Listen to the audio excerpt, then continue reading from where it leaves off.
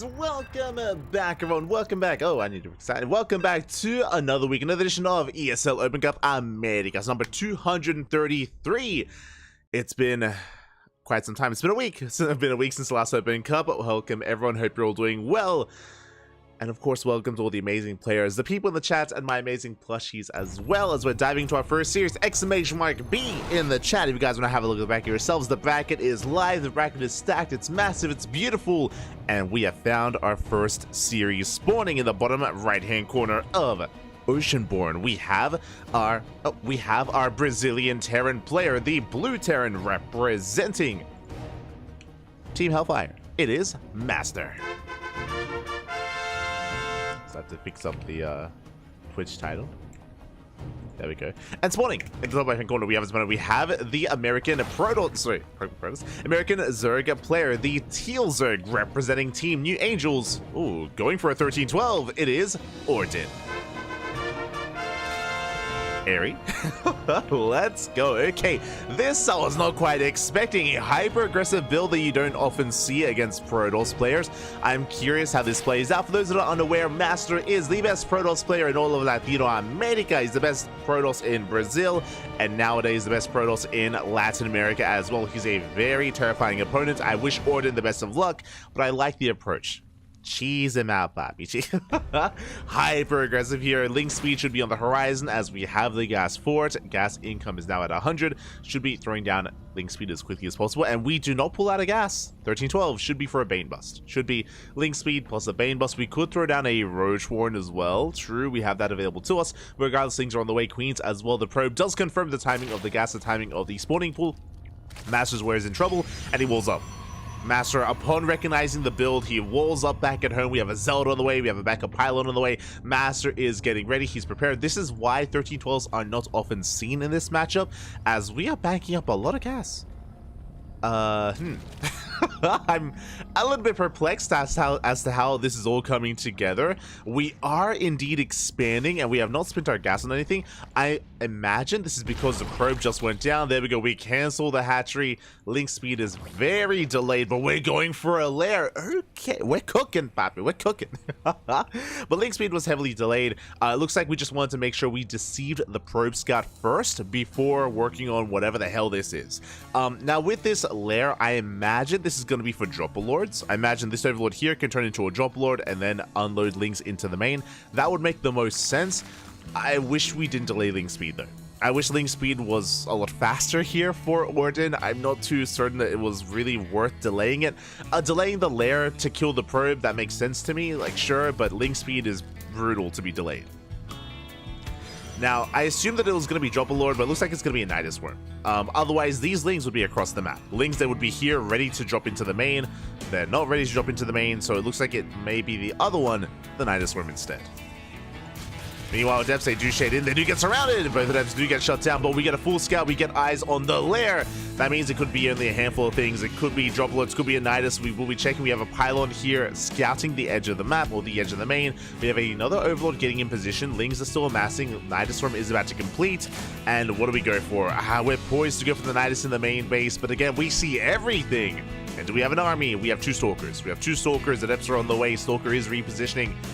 On patrol, checking for these Nidus Swarm locations. Again, Master, he knows that it can only be a handful of things. It could be a handful of options. And the Nidus Swarm is about to complete. Here we go. There it is. Does complete. Does finish. And where is it? Where is the Nidus Swarm? Here we go. We throw it down in the main base. Again, it is immediately scouted. It is confirmed. And Master does respond. It's going to be rallying everything into his main base. A couple of boys are being pulled as well. Looks like the Nidus will finish, but we have an army. Is it enough? No shield battery. No shield battery in the main, but there's no transfuse. Yeah, the Nidus Worm is going to go down. Nice kiting here out of Master. Nidus Worm falls. We do get a handful of probe kills. 5 probes go down. But the Stalkers are in position. The boys are being pulled once again, preserving these Stalkers. We do middle walk past. One Stalker goes down, but only the one. And we will clean this up. We will clean this up. We do get 11 probe kills because we have a second Nidus. Second Nidus into the natural. Shield battery overcharge is popped. And can we hold the line? Shield battery does get targeted down. Now we're going for the Stalkers. 11 probes are full and not too bad. Nidus in the main was cleaned up, but again, we have the backup Nidus Swarm here at the natural base. Stalkers are amassing. Yeah, Stalkers are amassing. GG gets called. We hold the all-in. And Master takes game number 1. GG. Let's go. GG, well played. Master does take a lead in this series. And on the one hand, to be expected, you know, Master is the favorite player coming into this. He is the best Protoss in all of Latino America. But Orden, he posed a threat. He did pose a threat here. You know, I like the approach of going for an all-in. It was a very unorthodox all-in as well, going for a 13-12 into a delayed Nidus Worm. It was crazy, but hey, it came together and we were able to get some damage done. Wasn't quite able to kill Master, but I'm sure it would have worked against a lesser player. Shout out to Master, of course, to be able to defend on both locations at once, to pull the boys, to kite back, reduce service area. Very nicely handled there by Master. Now we're getting into game number 2. Getting ready for the remainder of the series. The pressure is on. Again, it is going to be an uphill battle here for Orden. We're going to be loading into Crimson Court. This game number 2. Let's go. Let us go. We'll go over the brackets once we wrap up this series. We'll have a little bit of downtime so we can take a moment to try to catch up on everything that's been going on and figure out where we are. Oh, also, I apologize. At a game, there's a little bit of a bug that we have, but there it is, Protoss. Sometimes by default, the first series of the day shows random. So Master's not a random player. He is a Protoss. I apologize if that showed incorrectly for a time. But here we go. We're getting into our next game, into game 2. And spawning in the top right-hand corner of Crimson Court, leading the series 1-0, representing Team Hellfire. It is Master. And spawning in the bottom left-hand corner, we have the Teal Zerg player, the Blue Zerg. Teal Zerg. Representing Team New Angels from the land of the Americas, it is Orden. Okay, despite the name, despite my assumptions coming into this series, game 1 was wild, going into the 13-12 into the 1-base all-in. What do you have for us this time? What do you have in store for us here in game number 2? My eyes appeal there on Orden. From the side of Master, I expect standard play. I expect Hatch gas pool. I expect a gate expand into Cybercore, into a Stargate, maybe a Glaive Adept opener, but in general, I don't expect anything too crazy early on. No proxies, no 2-gate opener, for example, as the Probe Scout is coming in, and this time Orden is going Hatch first. Okay. It's going to be Hatch gas pool this time out of Orden. I appreciate that we're seeing a little bit more kind of variety here out of Orden. You know, we're being introduced to him for the first time. Orden is a more amateur player. He's on a competitive team, but is more of an up-and-coming amateur player here. I'm sure he does compete for New Angels in some of those team leagues out there, like Chobo Team League, or I know there's some Latin American team leagues as well for amateur players, for Diamond players and Masters players and things of that nature. So I'm sure he's not too unfamiliar with this competitive setting, but yeah, that's why I'm curious to see what we bring to the table here up next. For now, everything's looking as it should. We're soon going to be throwing down our tech of choice. Once the Cybercore is done for Orden, we'll keep, for Master. Not confusing at all that both of them are blue. At least they're different races, right? At least we got a Zerg and a Protoss. Could be worse. You know, they could be both double Protoss or double Zerg. We've been there before. But now, though, again, we're keeping an eye on our tech. As Cybercore is now done, we do start up Warp Gate. Interesting. My eyes are definitely on Master here. Pylon thrown down. Yeah, we're going for a Twilight Council. Let's go. Ooh, I say that we cancel the Warp Gate in the end. I assumed we were going to be completing it, but no, we do cancel. Stargate gets thrown down behind the mineral line. This is very suspect. Very suspect. Usually you do not hide the tech in such a way if it's a Stargate opener. Usually you have it a little bit further out just so you can reduce the time it takes for the Oracle to get across the map. As a result, I'm curious if this is going to be an Oracle opener or if we spice things up and go Void Ray. If it's a Void Ray opener, that does unlock a bunch of possibilities that we can go into. Keep an eye on the first unit of choice here for Master. As the Overlord is poised for a scout, there we go. We're diving right into the main base. Full scout here for Orden. Across the map, third base is on the way. We're saturating our bases, getting some safety lings, making sure the Adept is zoned away. Everything so far looking as it should from Orden, despite the chaotic nature of Game 1. Here in Game 2, things looking normal. And okay, it's going to be Oracle first.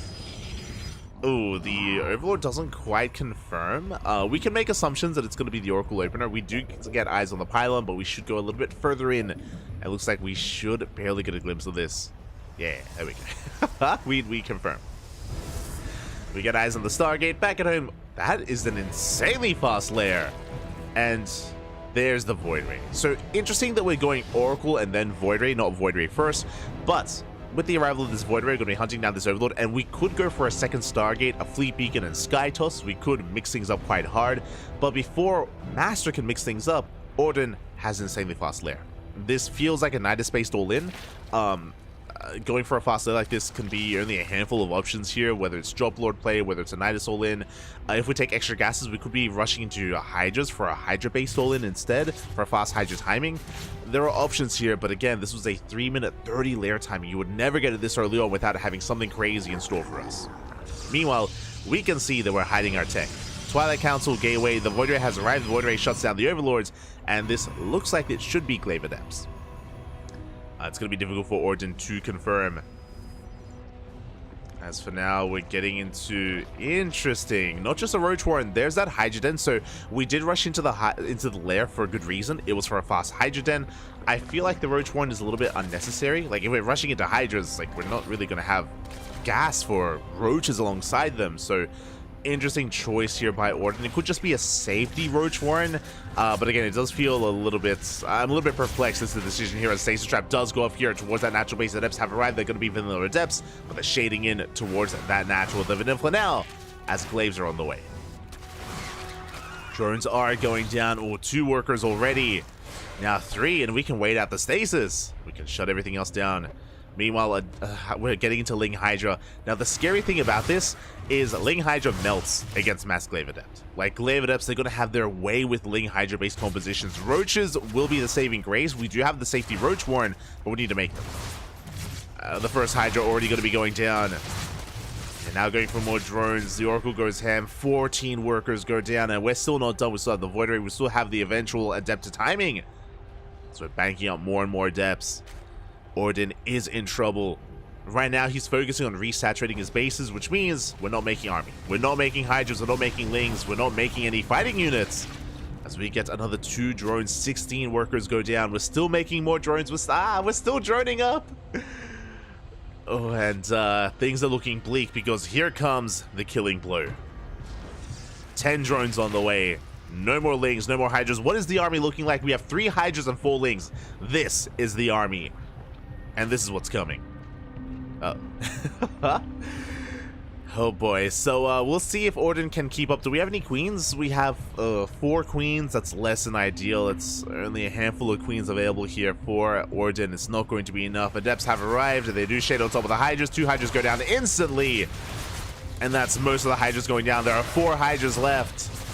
We get into the mineral line. We focus on the queens. Honestly, we can just fight the main army. We can pick off these Hydras if we wanted to. Instead, we shade into the main. We do give Orden the opportunity to build up that Hydra count, as we did not dive on top of them, not yet. That's 14 workers going down. We're crippling the economy. Hydra's trying to keep up. This time we do not commit. We take down the Queen, we take down the Spore. And back at home, we're working on a Blink transition.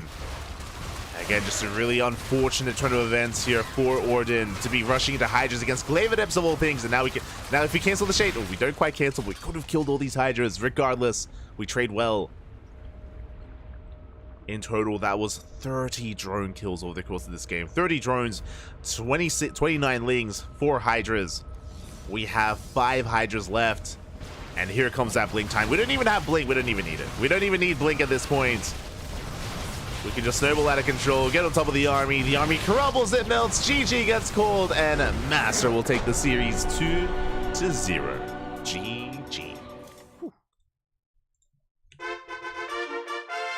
GG, well played. Congratulations to Master as he'll take the series. In the end, he was the favorite player coming into this. He was the heavy favorite, but a shout out to Orden for mixing things up and having some spicy builds up his sleeve.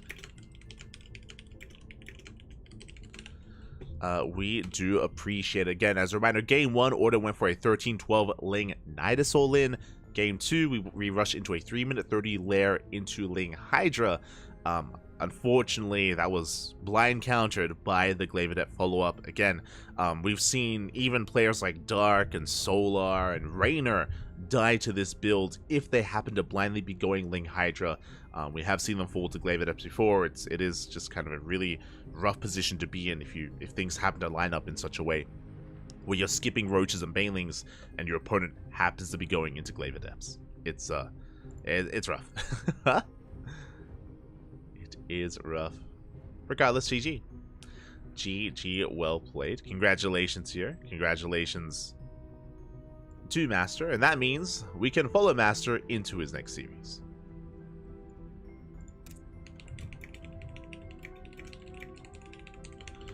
I'll just let him know we can switch our scenes over and catch up on what's been going on in the bracket.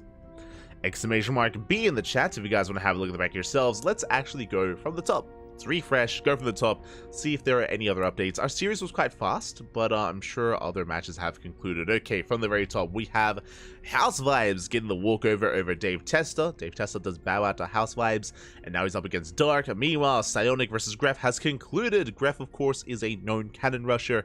I'm sure that was a very fast PvP. Psionic survives the cannons and will take the series. So Psionic waiting for, most likely, Dark in the next round. Dark is poised to make a deep run here in the tournament. I expect to be catching some Dark later on in the morning. In the broadcast, I expect to catch some Dark. Scrolling down, we have Foxer going up against Hardwell. Just in, Hardwell did take down Ninja 2-0. So Foxer up against Hardwell. Foxer is favored to go into the next round. Meanwhile, we have Status versus Creature into Geralt, into Foxer. And Geralt is going to be the favorite player. We'll see if Creature or Foxer can slow him down in the lead up to the face-off against Dark in the quarterfinals. Best of luck. Scrolling down, we have Skillis versus, waiting for the winner of Sort of and Bumps. Honestly, I was tempted. I was very tempted to jump on Sort of versus Bubs into Skillis. Skillis has been on fire as of late. If you are unaware, Skillis, he popped off already tonight, taking down a Clem, if I'm not mistaken, and becoming our most recent ESL Europe champion. Let me just double check that. I should confirm just in case. Yes, Skillis, he popped off. He knocked the hell out of Clem and many other top-tier European players, and he is our most recent champion. Again, Skillis is an amazing player. He's been doing very well for himself, and I do wish him the best in this bracket. And I look forward to catching him later on in the bracket. Scrolling down, we have our series. We have Mastery 2-0'd his opponent up against Estrella in the next round. It's going to be a PvP. PvP between Estrella and Master.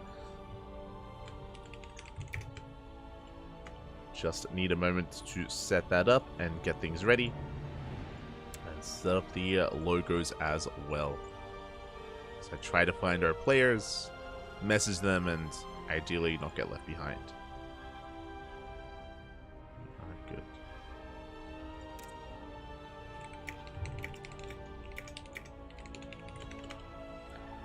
So just going to be messaging our players here as we settle on down. Scrolling up, we have Hatsu versus Megatron into Inexorable, into the winner of Master and Estrella. So we're going to be following this portion of the bracket, leading into the quarterfinals, which will most likely be Skillis. I glossed over it. Azura is here. Balmiolj is here. Facebooka is here. From Bolivia. Papi from Bolivia. The Protoss player from Bolivia. So they're going to be facing off. Skillis is going to be the heavy favorite to face off against Estrella. We'll see if either one of them can be stopped on their road to the quarterfinals. Best of luck to Inexorable, Master, Azura, Facebooka, sort of. Best of luck. Scrolling down, we have the lower half of the bracket. That was the first half. Now we have the other half. We have Björn waiting for the winner of Mute and Harimang. Björn poised to make a deep run. We've got Kaiju player Dash as well. Shout out to Dash, recently joining Black International Gaming, or Blacklist International. That's it, Blacklist International. Shout out to Dash. Björn looking to make a deep run. Scrolling down, we do have Lancer. Lancer, if you're unfamiliar, he is the Chinese Protoss player. Lancer is Cyan. Cyan has name changed to Lancer, so Lancer is looking to compete, looking to make a deep run here in the bracket. I'm sure he will. He's poised to face off against Björn in the quarterfinals. We'll see if anyone can stop him. Scrolling down, I was very tempted to jump onto this. We have Holden versus Zero into Epic. into Dolan. This was the other portion. I was having a very hard time picking and choosing. The one thing that made me step away from this second half of the bracket is Holden into Epic, into Dolan, into Clem, into Björn. That's a lot of TVTs. That's I was tempted, but I was like, do I want to cast nothing but TVTs, or do I want to like diversify a little bit? So I did opt to go for the upper half to avoid the TVTs for now. We might be able to catch them later on. Best of luck to all these amazing players. Best of luck. And looks like that's us catching up. That's us catching up with the bracket. Again, our next series is Master versus Estrella coming up next. Vetoes are done. We're getting ready to dive in. We are getting ready.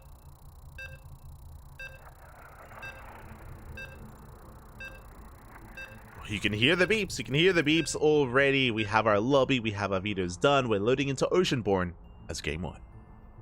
Let's go. Oh, we're off racing. It's not a PvP. Let's go. It is not a Protoss versus Protoss. It is going to be a Protoss versus Zerg. Let's go. As spawning in the bottom right hand corner of Oceanborn, we have our Brazilian Protoss player, the blue Protoss representing Team Hellfire. It is Master. And spawning in the top left hand corner, we have usually the Protoss player, but here he is playing Zerg, dabbling in the light side. The red Zerg representing Virtus Pro, it is the American Hope, Estrella. The NA Hope himself, picking the Zerg race. He knows who's casting, he knows what we want. We want some diversity. Let's go. Now, this is not the first time we've casted Estrella off race. If you are familiar with the channel, if you've been following the CranKy Ducklings, you would know that especially when both Estrella and Future were in Korea, this was last year at this point. My god, it's already been a year, but this was last year, first half of 2023. They faced off many times in tournaments, and whenever they faced off, they would often off race. You know, you'd have Estrella playing Terran, you'd have Future playing Protoss, you'd have Estrella playing Zerg, and Future playing Pro. Yeah, they'd have fun with each other. They'd mix and match, not just in whenever they face off against each other, but even in other tournaments as well. Estrella, he often does like to have fun and off race whenever he sees an opportunity. I think famously, Estrella off raced played Terran against Pig, and I think Pig beat him. This was like in 2021, like relatively recently, but still a couple of years ago. But yeah, like Estrella, he's always willing to off race and always willing to have fun here. There's a reason why a lot of Estrella, he's got the nickname, you know, like the clown of NA. Like, he embraces NA more than any, and it's like he doesn't take things seriously. He does, like, don't get us wrong, clearly, like, he's a serious competitor, but he likes to, you know, mix his business with his fun whenever he can, and we appreciate him for it. Do appreciate him. And I'm sure if he takes a loss in game 1, then he will switch to his main race. I'm sure he will. We'll see. We'll see. As he is allowed to. He's allowed to. For now, it is going to be Hatchgas full standard opener out of Estrella. Meanwhile, across the map, Master is opening up with a gate expand into Cybercore. What I will say is that even though Master is a very strong player, Estrella, his off races isn't too bad. When it comes to both his Zerg and his Terran, I believe he is GM with both Terran and Zerg as well. So definitely something to be respected. Now, clearly, and obviously because this is his off race, Estrella has less experience with certain scenarios. He's not the most well-versed when it comes to his Zerg. So it's going to be, I would say, an uphill battle for Estrella. I do want to give the edge to Master, but I'm only really saying that because it's been a while since I've casted Estrella's Zerg. I think it's been like a year. Unironically, I think it's been like 12 months, maybe even more than that, since I've last seen Estrella off races Zerg. I think I've seen his Terran more recently.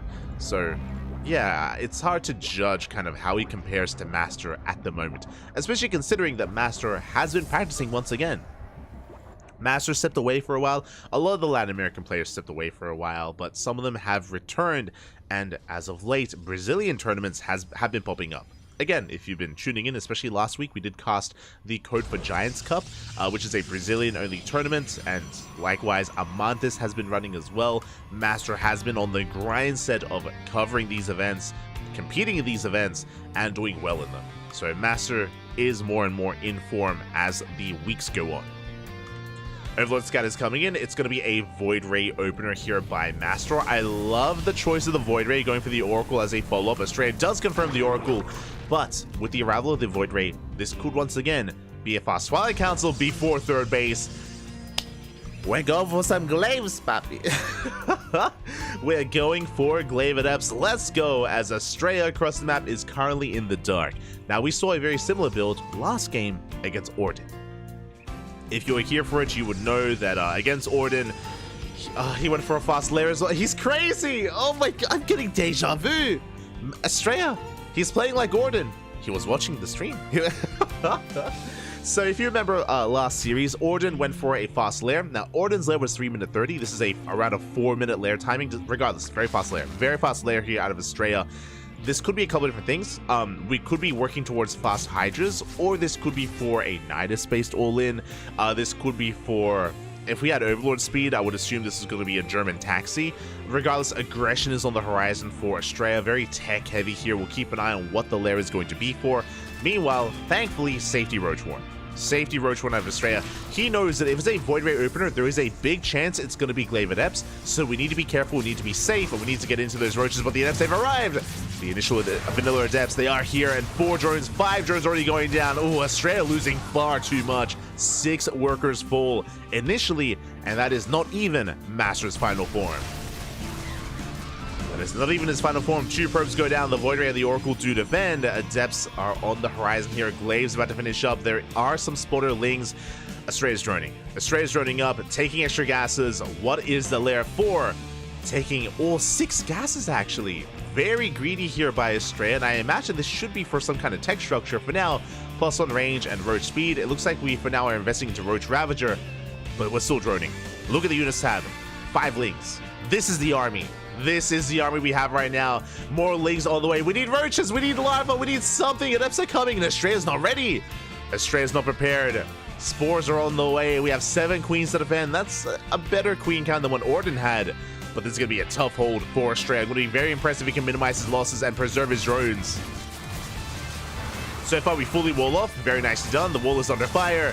And yeah, we're busting down the door. We're busting our way in. That's a kill, not a cancel on the Evo chamber. We get into the mineral line. Estrella, he's in trouble. We do get our first drone kill. Shading backwards towards the third base. Once again, getting 10 drones. We do not quite fully wall off. We can threaten the shade. 11 drone kills so far. Not bad. And Adepts, ooh, they have denied that shade. The shade is denied. We can try to focus on some of these roaches, but Estrella, he's holding, again, very clutch control here with his wall-offs. In total, we've lost 17 drones, but it could have been worse. It could have been worse here. Again, if Master had shaded towards the main instead of towards the third base, I think we could have gotten even more damage done. And we still get 2 more drones, but looks like the pressure is being alleviated. The Adepts are being shut down. Estrella has held, but at what cost? The reality is, Master has an economic lead. Master, he's ahead economically. He's already saturated on 3 bases. He's got better saturation than that of Estrella, and we're working towards our Blink follow-up. Muta's on the way. Spire tech? Ooh, well, now we know what the lair was for. Now we know what the gases were for. It's gonna be Spire. I assumed it was gonna be Hydras, but Spire instead.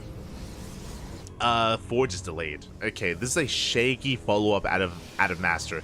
This Forge should have been a little bit faster in line with the Blink timing, so +1 is going to be later than usual. Blink is done, and we gotta go. We gotta push here and now. We have to punish Estrella before this Spire gets up and running. And here comes that punish. What does Estrella have to work with? He has 19 roaches, as many roaches as there are Stalkers, but we also have the Oracle to help fortify, or the Oracle to help support. We have the Void Ray as well. Here comes the Risen. We catch the queens. 1, 2, soon to be 3 queens going down. Third queen does survive. We can still engage. We have Blink. We can still engage. We catch the roaches. Stasis trap does go off. Master stasis here for Master. Reinforcements on the way. Master pushing in. Estrella, he's in trouble. Estrella is in trouble. We have no starter +1. Again, Master back at home. He is struggling a little bit. Wouldn't be surprised if Nurs were a bit of a factor. Boys are being pulled. They have to be. Stasis trap is baited out. Not ideal. The other roaches, they do pop out of stasis, and Estrella, he's getting on top of this. Getting on top of the army. We're missing some blinks. Another additional warp in, though, and it looks like we have too much. It looks like the Stalker army is overwhelming Estrella. Roaches are falling. Lings as well. Master, has he barely done it? It looks like he has. Yeah, the defensive line of Estrella, it's falling. The hatchery, it's going to go down as well. Boys are being pulled away in a desperation move to save them. Lings are trickling in. You have Ravagers on the way. Maybe we can pile down that Prism. Potentially. The Lings, they're coming in from behind, forcing out a blink. Oh, that was a big blink from Master. Not ideal. Stalkers are getting locked down. Can we focus on the Ravager? The Vials, they take down the Prism. The Prism goes down, unable to avoid the Vials, and Estrella's holding. Estrella is holding on again. Master, he did slip up with his control. Remember, he did skip out on +1 attack, so upgrade-wise, he's falling behind. Again, the execution here from Master was a little bit shaky, and as a result, Estrella, he is still in this. It's still not a clean game out of Estrella. He's still not out of the woods yet. Once we're able to catch out some of this army. Master, suddenly he's pretty committed. He's pretty all in. He's going to attempt to expand here. Who is it? No! Now it's not the time. You're so close, Master. Game paused. Looks like a bit of latency, and hopefully everything is okay. There we go. So we're getting back in. Now, Estrella, he has double expanded, or he has a backup 4th base that he's now saturating. Ravagers did finish up. Corruptor's coming in to help support and not mutas. Oh, and the longer this goes on, the better it is for Estrella. He's got +2. He's got +2. He's now got better saturation than the Protoss player. He's getting a 5th base. No hive tech, no further tech whatsoever, but yeah, the longer this goes on, the better it's going to be for Estrella. Master, he's got to go. He's got to send it. Now going for +1, now going for the Temple Archives. This could have been thrown down in the midst of the attack, but again, we just weren't able to. We didn't have the breathing room to throw down that tech and throw down those upgrades. As a result, Estrella, he's getting away with it. Hasn't gotten away with it yet. As Lings go for a counterattack to force a defensive warp in, they force back the army for a moment as well. We do catch a Corruptor, but again, we got to keep on pushing. Things dipping in. We do blink back. Oh, the Vials! Yeah, the Void Ray goes down. Master unable to blink in time. Or again, he just overreacted with some of those blinks. Lings, they get ready for a surround. Yeah, once again, we blink the entire army. We're getting caught out. Yeah, massive catch here for Estrella. He's getting us around with these Stalkers. And Stalkers on their own against Ling Ravager, you can see how much they struggle. We need Zealots. We need Archons. We need some kind of anchor point here for the army. That's what the Templar Archives was for. Is what it was for. Adepts, they can help. Adepts, they do help with this. We avoid the Vials. We're gaining ground. Now we do have something to fall back to. Going for the base. The hatchery will fall. Once again, the drones will escape. Drones will evacuate. They're going to be rotating over towards the backup 4th. From here, we can rotate over as well. But we catch a tumor, but not quite the active tumor. We did miss it. Did miss the tumor in the end. I would love to see some Archons. Hive Tech is on the way. Archons are moving in. We got Adept towards the left-hand side, and the Candace Stray split up his army. We do cancel the Shade. Lings are caught out. I believe Archons have been morphed in, but they're defensively back at home. Mastery is looking quite exposed, actually. We can't collapse on this. Yeah, we're deep on creep. We're going for the surround. Oh, Master, this is not what we need it to be. We anticipate the blink. Archons are not here. We need the Archons. And Master bleeding out a lot of Stalkers. At the same time, we do shade behind the mineral line. We're getting cleaned up by the Lings. Not ideal trades here for Master. At least there's no Lurker tech. Because of that, Master still has a chance. Like, I don't want to count Master out yet. Just because, you know, the quality of Estrella's army is still Ling Ravager, which means we can still fight back against it, especially with things like Storm and Archons. I believe there is no Storm researched. Yeah, there's no Storm. We have +1, +2 is still halfway done. Estrella's maxing out. That's a lot of Ravagers. There's a lot of Ravagers here for Estrella. I'm not sure 3 Archons will be enough to really make up the difference here. Archons are being targeted down. The Vials. So far, nice splits here out of Master. The Lings are going down. We have the overcharge as well. Yeah, we clean up the Lings. The Ravagers are exposed. We have to punish this. Do we blink on forward? Not quite. Yeah, the Ravagers, they survive. We bled out Lings. As soon as the Lings went down, Estrella backs off. Like, he's playing this quite well. Where he's preserving his Ravagers as best he can. He knows that these Ravagers, without them, he will just fall over. The Muta's on the way. Infestor for Fungals. It does feel like we need more urgency out of Master because he has no further attack. Like, if he had Disruptors or Colossus or Immortals, then I'd be okay with sitting back. I'd be okay with us just chilling and expanding and being more defensive. But with what Master has right now, like, we gotta go. We need to be active. Mutas are revealed. We shut down the Prism. Storm is on the way. We are getting ready defensively here with Sack Defense. Greater Spiral on the way for Estrella.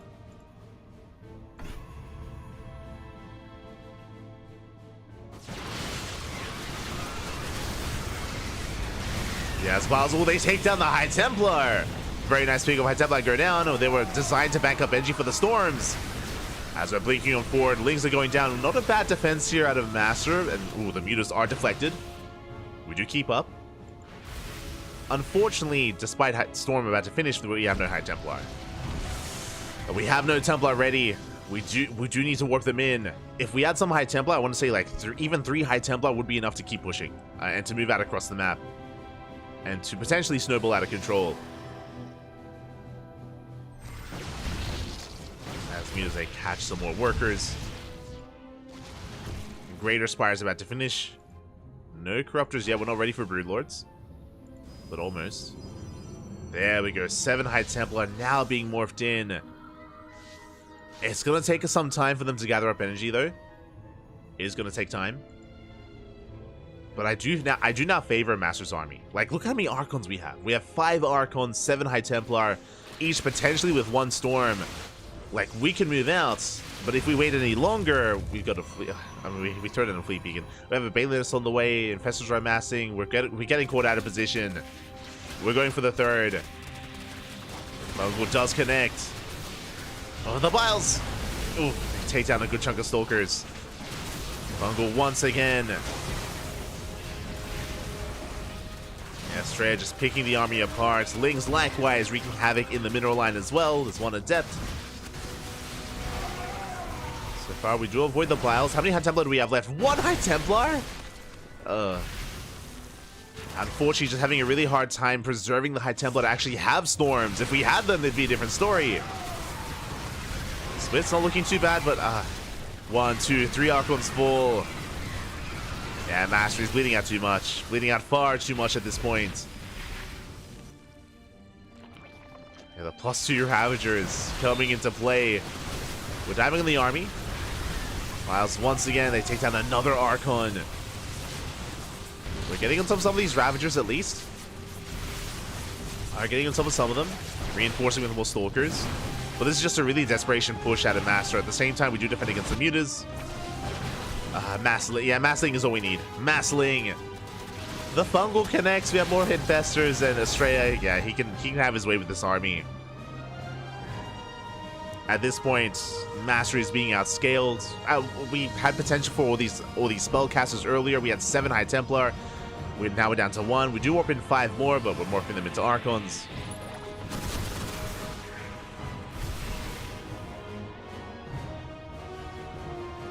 And Estrella looking a little more comfortable now. Shout out to Master. Again, he almost brought Estrella down multiple times in this game. He had a lot of potential.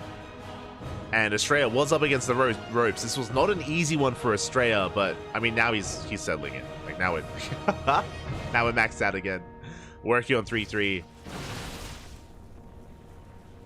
The biggest moment here for Master is going to be if he can somehow feed back all these Infestors, avoid the Fungals, and storm the army, then sure. Things can go Master's way, but there's a lot of criteria that have to be met. A lot of things have to go right here for Master. As both players are maxing out, Mothership is on the way. That'll help. It is a good supportive unit. Massively counterattacks. Delta in position. The wall is a wall. Likewise, Zelda around my head towards that 4th, or I guess 5th. Getting into a mineral line for the first time in a long time. Drones are going down. Likewise, that's a lot of Bailings. The Bailings are rolling in, Bobby. Okay, thankfully force field to defend. Master is ready for it. But that's going to be so many Bailings here with the main army. Oh my god. Jesus. Australia looking quite comfortable here. We're getting into carrier production, but we only have one Stargate. We're making one carrier at a time. The Skytos transition is not quite what it needs to be. The goal here is to crash into those High Templar. So far, we do land a fungal. Likewise, storm on the Ravagers. Ooh, the fungals are insane! The Vials connect! Oh my god, and we're just picking the army apart. And once again, the Vials, they graze the mothership. It looks like we do break through the initial line of a Ling Ravager. More Lings are on the way. Infestors do survive. Australia backs off. And Australia can remax. Master cannot. As long as you have... Ooh, we haven't been injecting. We have been missing injects. There we go. Speaking of, as soon as we say that, we realize we're out of lava. So, oh my god, we're injecting very hard right now. Just mass injects. Layered on top of each other. Because of the lack of lava, Master's pushing forward. Master can still pull this off. Uh-oh. Yo, the lack of lava, the lack of injects may have just cost Australia. Feels macro, man. Can we keep up? That's still a lot of Ling Bane. That's still a lot of Ling Bane. Straight getting ready for us around. Likewise, we need some juicy storms. The High Templar are exposed. And how good are the storms going to be? Ooh, 2 High Templar go down. And likewise, so do the rest. Yeah, the Bane connections are too good. And no storms, or just the one storm. And with that, Master, he gets cleaned up. Sure, we have some units in the sky. We have a carrier, and we have the mothership. True. But we can rebuild with Corruptors. We can get anti-air. Master's still trying to break through. But alas, he just doesn't have the army, he doesn't have the supply. Here, the soup does not lie. And well played gets called. Australia takes game number 1. GG. Oh my god. GG, well played. Australia will take a lead here in this series, but this was not an easy one. You can see here actually as we have a look at the graphs, the blue line is the Protoss line. And you could see this is when we were going with Glaive Adepts into Stalkers. Like there was a big opportunity for Master to break Australia with that Stalker aggression, but we missed it. We did kind of miss that timing. Australia survived it. If you remember, he was able to dial down the Prism. He was able to force some inefficient blinks out of Master. And even though Master had a lot of momentum, had a lot of things in his favor, had supply in his favor even, was not able to make use of the army. And Australia, he was able to eventually stabilize. The pendulum swung from one player to the other. Did swing from one to the other. And with that, Australia did take the series. It was close. Oh, sorry, did take the game. It was close. It was very, very, very close between them. There were still, even in those final moments, there were still opportunities for Master, but just a really rough position, and GG. GG, well played. Here we go. You were this close to being a real animal if you were trying to inflict nothing but TBT on us for 3 hours. True, true. Oh my god. You're not wrong, Bob. You're not wrong. I stayed away from it. I stayed away from it. It was tempting, though. It was tempting. Just to cover Dolan. Just to cover Dolan. As it looks like Game 2 is going to be on Crimson Court. Let's go.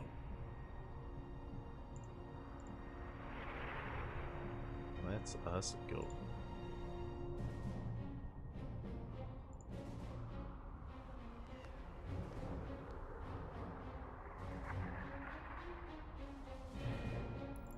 As we are going to be remaking that lobby. Are going to be setting it up. We can go over the bracket once we wrap up with this series. We'll get there, we'll get there. As this time it looks like our lobby is correct. Our server is correct. And we're getting it. Are settling in. Let's go. So welcome Setsuna in the chat. Welcome Alfonso as well. Alfonso. Ya, papi, ya. ¿Qué tal? ¿Cómo estás? Good to see you.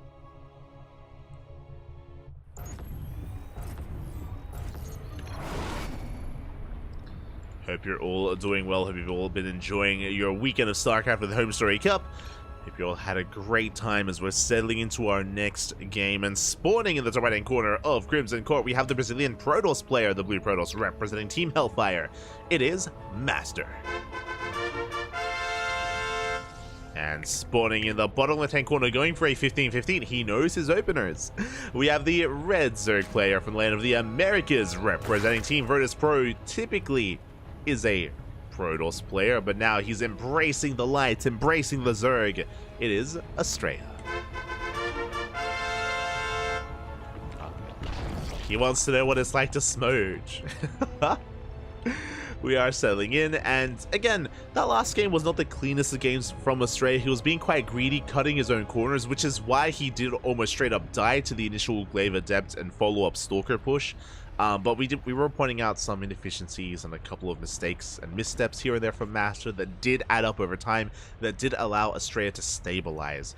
And that was a brutal moment because Estrella, when he stabilized, he was ahead in upgrades, he was ahead in economy, ahead in tech, he got away with so much and got ahead in so much, and yeah, that's why Estrella was even able to take up into a Greater Spire quite early on, and a Hive quite early on, despite not really making use of those tech structures. He could afford to kind of spend his resources in such a way. But we'll see how Master will adjust and will approach this. I'm not gonna lie, comparing how Master executed the build against Estrella and comparing how he executed it against Orden earlier today, it was the same build. It did feel like Master was a little bit nervous. I think it was nerves just because he forgot his Forge, he forgot his upgrade. If you remember, he eventually threw down the Forge, even though it was late, and he didn't start +1 for a long time. +1 was heavily delayed despite having the Forge as well. Like, it did feel like Master was hyper-fixated on trying to push in and trying to, potentially having kind of the win within his grasp against Estrella, that things kind of fell by the wayside. Or the execution of the build fell by the wayside, so we got to tighten up, man. We got to tighten up. And I do want to believe that we can force an ace match. Based on that last game, it does feel like Master's Protoss is comparable to Estrella's Zerg, if not even better, if Master's, you know, kind of in the driver's seat, or if he's comfortable.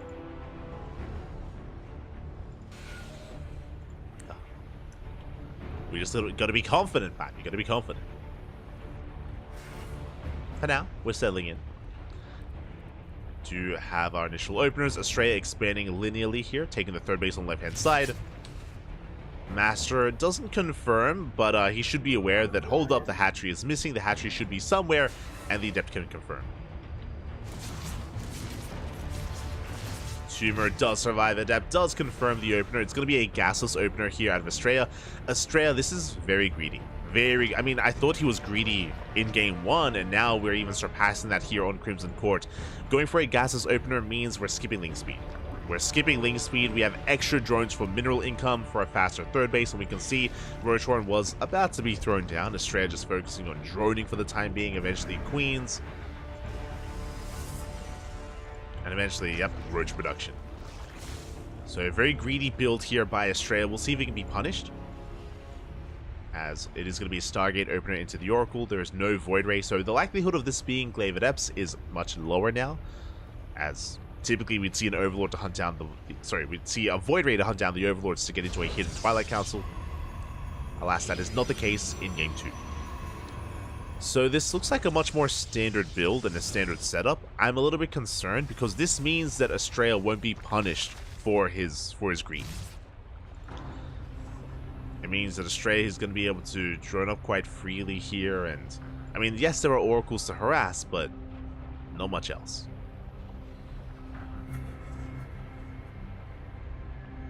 So the Twilight Council has been thrown down, this time alongside the Forge. This should be for +1 and Blink. This should be for Blink. So we're getting in towards the mid game. Oracles are harassing. Astrea's cutting workers. We're going for an all-in. Here we go, Astrea. He's not droning up the third base at all. We should have recognized that. The Oracles, they just saw the lack of saturation despite the greedy opener, which means one thing and one thing only. We're going all in. Astrea, he's going all in. Now we confirm with the Queens in the center of the map. We have to get ready back at home. We need shield batteries. We need stalkers. We need units as quickly as possible. We need an army. I don't see shield batteries. There we go. Cannons and shield batteries on the way. They're in production. We need a stronger response here, though, from Master. He does throw down additional gateways just so we can reinforce. Now the rocks are being knocked down. We have a stasis trap here just to try to buy some time. I had no shield battery set up here on the right-hand side. Now we do throw them down. It's going to be a tough hold here from Master. We'll see if he can pull this off. Yeah, the other thing I'm concerned about is that these stacked defenses they're quite stacked together. Files can knock them down quite efficiently. Oracle taking a lot of hits. How many do we have? We have 7 stalkers. 7 stalkers so far. No blink. No research. No upgrade.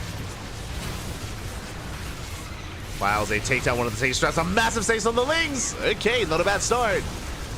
We do stace the Lings. Overcharge is popped. Files, the Artistic Pylon! Oh my, okay, we have a second pylon. We're all good. Do have a secondary pylon.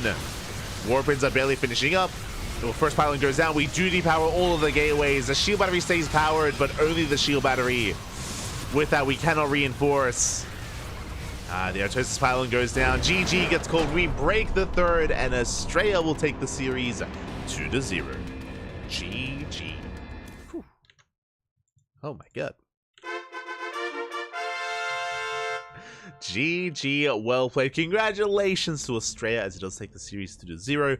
Again, was able to go for a gasless opener into a 2-base all-in. Master did confirm when he saw the lack of saturation at the third, but unfortunately just wasn't really set up to defend. Had a late reaction as well. Had already invested into his Forge, and his Twilight Council wasn't able to make use of that. And GG.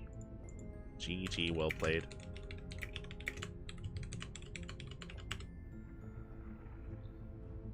Congratulations, and yeah, with that, Astrea does take the series. My condolences to Master, but he, held his own, especially in game 1. In game 1, it was more of a back and forth. Here in game 2, Astrea was in control. Astrea was in control of game 2. Congratulations, and with that, let's catch up on the bracket and figure out where we're headed. Where are we going, Bobby? Where are we going? From the top. From the very top, we have Dark. Dark is up against Psionic in the round of 16. I expect Dark to advance on, but best of luck to Psionic. He is a French Protoss player, so best of luck in that PvZ. Scrolling down, Creature versus Geralt, currently mid-series. Ooh, status. Status? Did take a map off of Creature. Impressive. I was not expecting that. Winner goes up against Foxer in the next round. I'm unfamiliar with Hardwell. Unfamiliar with the American player here. Scrolling down, Skilla still waiting for his opponent? No shot. Apparently still waiting for his opponent. Hopefully we get some updates soon with what's going on there. We have Balmyolja up against Azura in the round of 32. We have Hatsu up against Inexorable in the next round as well. Looks like they're mid-series. Okay. Hatsu and Inexorable, they are currently mid-series. Winner goes up against Astrea in the next round. In the round of 16, we will most likely be following Hatsu versus Inexorable into Astrea. That's going to be what we focus our attention on. Scrolling down, we have Bjorn versus Mute. Winner goes up against Dash. Dash takes down Kaiju 2-1. Not bad. Congratulations to Dash. He does make a deeper run here in the tournament. Waiting for most likely Bjorn in the next round. We have Optimus Carrot. I was like, what? We got Optimist looking to face off against the winner of Perry Crunch and Lancer. Lancer looking poised to make a deep run here to face off against Bjorn in the quarterfinals. We'll see if anyone can stop him. We have Dolan versus Diorge in the round 32. We have Zero versus Epic. Zero takes on Holden 2-0. Congratulations. That's a big win for Zero.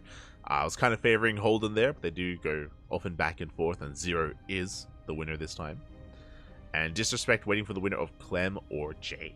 Okay, so for the most part, the first round has concluded. We're still waiting for Sort of and Bums to wrap up, or to announce the results. And the second round is getting underway. As I mentioned before, we're most likely just going to wait for Inexorable and Hatsu. I would like to follow that into Estrella and into hopefully Skilless. Okay, we just have confirmation. Sort of takes down Bums 2-0, and Sort of is about to start his series versus Skilless. Which means I could hop over. All roads lead to Rome, and it all leads into the same area. I could cover Sort of versus Skilless, but I do want to feature Inexorable if possible. It's a tough. It's rough. No. Like in the end, we're headed towards like potentially Skilless versus Estrella. Like that's kind of what we're focusing on. But that is a really nice match though. We'll hop over. We'll hop over. We'll see if we can catch him. We'll do it. We'll do it, man. We'll do it. We'll see. If I'm too late, I'm too late. If not, we'll see.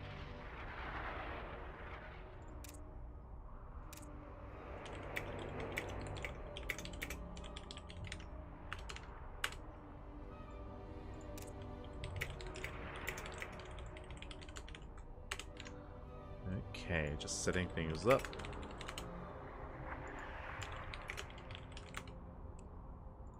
Yeah, we'll catch him. We'll catch him. Okay. So, Sort of versus Skilless is going to be coming up next. It's going to be a fresh series, a fresh ZVP. We're at least still staying in the same kind of section of the bracket. And no one else is casting this, so I feel like it should be casted. I feel like this is a series worth covering. Just a little bit. Just a little bit. And we'll be catching up with Estrella down the line. We'll catch up with him. We'll catch up. Don't you worry. Don't you worry. We'll get there. For now, I guess we're going to be going on a short break. I'll catch up with everything else.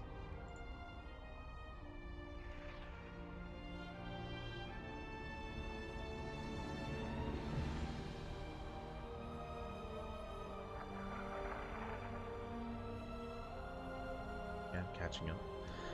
But yeah, okay, we're going to be going on a very short break. When we return, we will have our next series. We'll have Skilless versus Sort of. After the break, take this moment to drain your disruptors, to hydrate your hydras, massage your marines, get some snacks, get some food, and get ready for some PvZ. See you soon.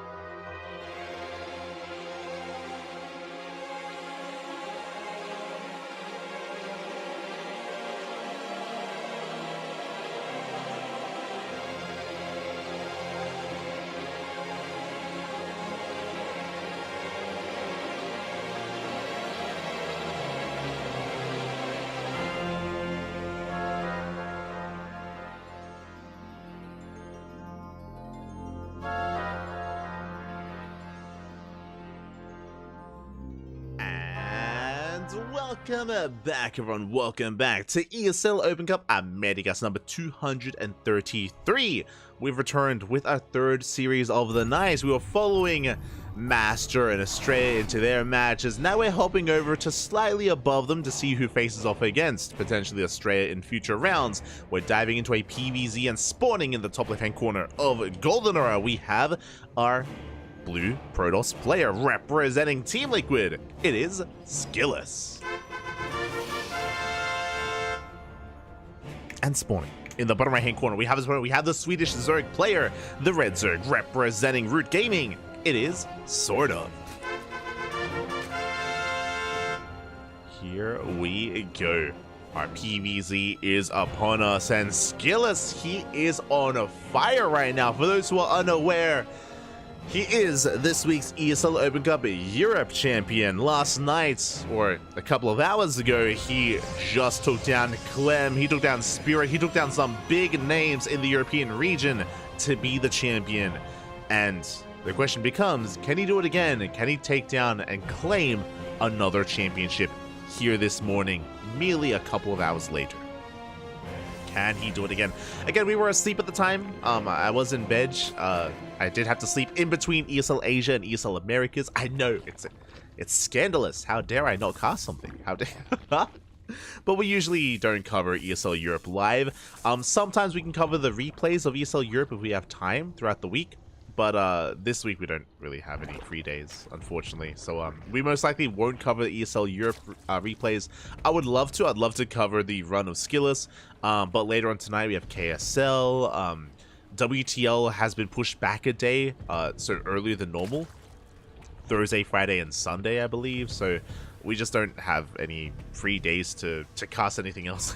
So we most likely won't be covering European replays, but maybe next week. Maybe next week we can catch up. For now, we're settling in. It is going to be a hatch gas pool opener here out of Sort of. Everything looking as it should, forsake the unnatural natural. Meanwhile, Skillous across the map going for a gate expand into Cybercore. Everything looking standard from both the Protoss and the Zerg for the time being. But we'll keep our eyes out for any hidden tech, for any fast gas, for anything a little bit more unusual. We saw plenty of that in the last series from Astrea and from Master. We'll see if Skillous and Sort of embrace that as well.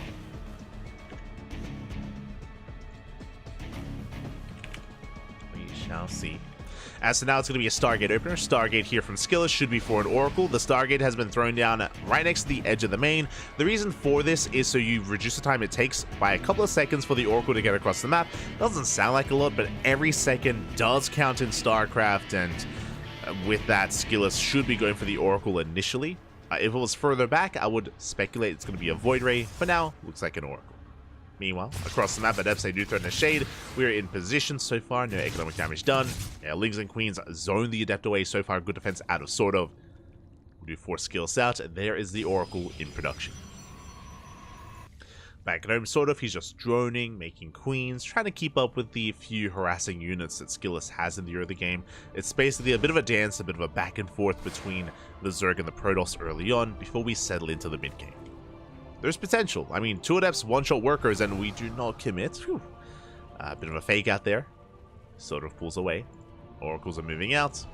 And honestly, it's really important to preserve these Adepts. If these Adepts commit and if these Adepts go down, suddenly the third base is exposed. Suddenly the third base of the Protoss is exposed and you can shut it down. Speaking of, we go for this around. And can we catch the Adepts? One Adept goes down and the other will as well. Massive pickoffs here from Sort of. At the same time, Oracle dives into the mineral line. 2 drones go down, but that was a big win for Sort of, and immediately we counterattack. We just mentioned it. If those Adepts fall, you can counterattack and you can try to punish a third base. Third is on the way, but you can see here, nothing in position, but we have the Oracle. Just in time. The Oracle has arrived, but this is already good damage. Sort of, he does force the Oracle to stay at home and to waste his energy on Lings, not on drones. So already a nice win here for Sort of. At the same time, Overlord confirms additional Oracle production. We have 2, soon to be 3 Oracles out for Skillous. And Sort of is aware.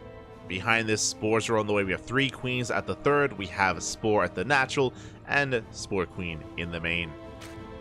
We have the tools to defend, but can we piece it all together? Can we bring it all together here? We have a follow-up tech. It's going to be Twilight Council on 4. It should be +1 and Blink on the horizon here for Skillous. +1 and Blink. The Oracles, they threaten to dive into the main. Ooh, catching 3 drones. 3 3 drones go down, not too bad. The oracles, they get out. Lair is now on the way. Standard lair timing here for sort of. And we do manage to pick off 2 of those tumors. And that's we can commit, we do! Yeah, Ling's not in position. Ling's not where they need it to be. 4 drones go down. Ling's engaging with the adepts. The cleanest of trades. We should shut this down. At the same time, oracles, they dive back in. Transfuser clutch. The queens will not go down, but the drones will. 5 drone kills. Oh my god, that oracle is so low. Barely to escape with it. We barely get away. 6 drone kills in total. How many has it been? 8. 8 worker kills, 15 Lings, 1 queen. And the oracles can always recall. And behind this, we have +1. We have Blink, Gateway Explosion. Now, if Skillus has... If he determines that he's dealt enough damage, we can skip our gases. We could skip our gases, we could skip a 4th, and we could just double down and get up to 8 gateways. We have how many gateways so far? 6. 6 gate setup. We're expanding. Never mind. We are looking to expand. We're not going for a 3-base all-in. We have the option, but not quite. I see someone asking in the chat, has anyone won all 3 ESLs in 1 week? I believe no. Players have won 2 in a week. That has happened. But from my recollection, I don't think anyone's won all 3 of them. I know MaxPax, he's won Europe and Americas. I know Clem has won Europe and Americas, but I don't think they've won that consecutively alongside Asia. I would say potentially back in the Zest or Rogue. I'd have to look into it. I'd have to look into it. But off the top of my head, I don't think anyone has. As Lings, they get across the map. 3 drones go down. Very nice damage. 3 drones do fall. And we're looking for a cancel here on the front, on the fresh base. Oh, that's a kill! That's a kill, not a cancel. Ay. 300 minerals down the drain. Not like this. The base does fall. Skillus pulling back.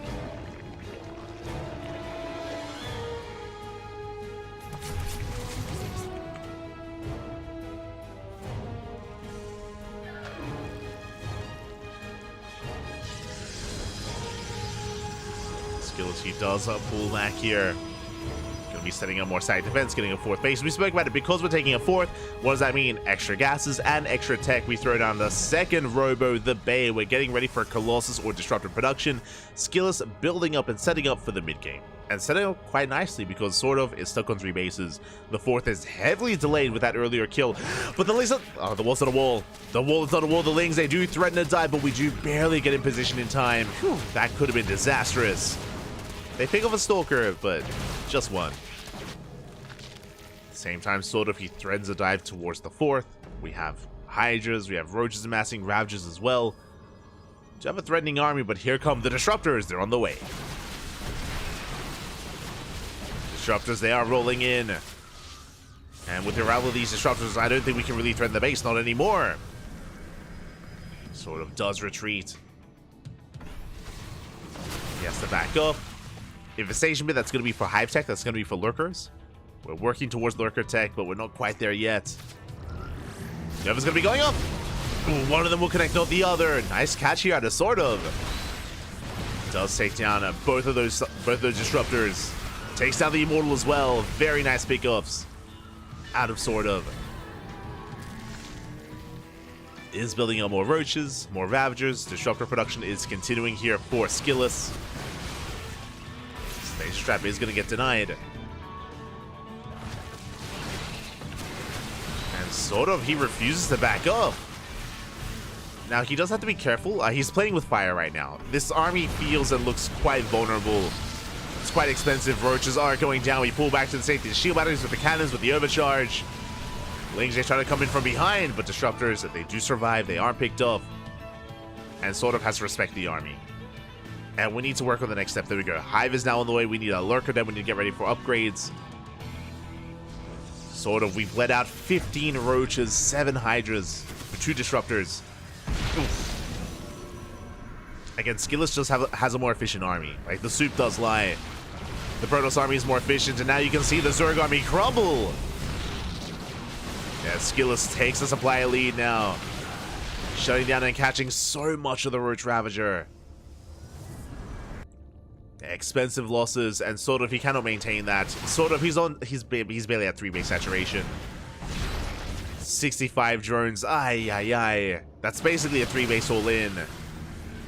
And sort of he just can't sustain himself. He just now droned up to 73, up to 4 base saturation. That's better, but we haven't been mining for too long. We even have drones in the mix in the main army as well. Things getting chaotic. And Skillis' army is looking more and more terrifying. Lurker Den is halfway done. Even when it finishes, we have to buy time for upgrades, for Vipers, for energy as well in the Vipers.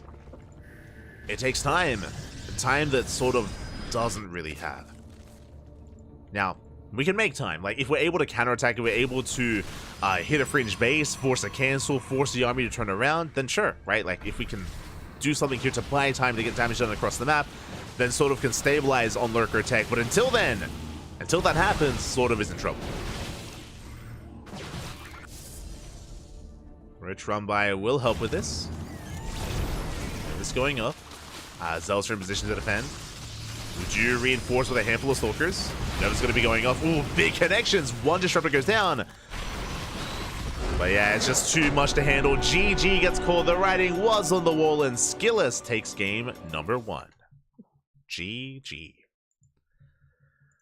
GG, well played. Unfortunately, there was no kind of like major final fight, but we mentioned it that Soda was he was falling behind. Like, his economy just wasn't where it needed to be. Likewise, his tech and his army wasn't what it needed to be either.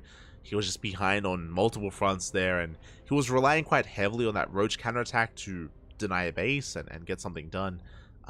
Alas, wasn't able to in the end. GG, well played. Skillis takes the lead. Skillis does take a lead. Has Bjorn won an ESL Europe? You know what? We have the technology. We can double check. Can double check. Has anyone won all 3 in a week? Let's have a look. Bjorn. I'll have to check all time. Not this season.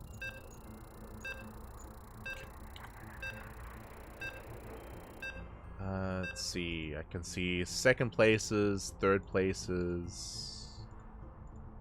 Yeah. I don't know. I don't know why we had some people say Bjorn. Bjorn has never won an ESL Open Cup Europe. Has MaxPax ever won an ESL Open Cup Asia? That I'm curious about. As we're settling in, again, I'll look it up on my other monitor. But spawning in the bottom right hand corner of Oceanborn, we have our blue Protoss player representing Team Liquid, leading the series 1-0. It is Skillis. And spawning in the top left hand corner, we have his opponent. We have the Swedish Zerg player, the Red Zerg representing Root Gaming, down in the series, looking to bounce back in game 2. It is Sordo. MaxPax has won a singular ESL Open Cup Asia. That was 186. Interesting. So if MaxPax won 186 Asia, did he win 186 Korea and Americas? He did not. Okay. So not Bjorn, not MaxPax. I'm curious. Hold on. There's an easier way to do this. I'll head on over to Europe. Europe. Overview. Zest. Alright. I look it up in between series. For now, we're settling in. It is going to be, once again, Hatchcat's full standard opener out of sort of.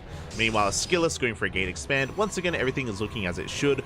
We're not going for any 15-15s. We're not going for any kind of gas first or pool first or anything like that.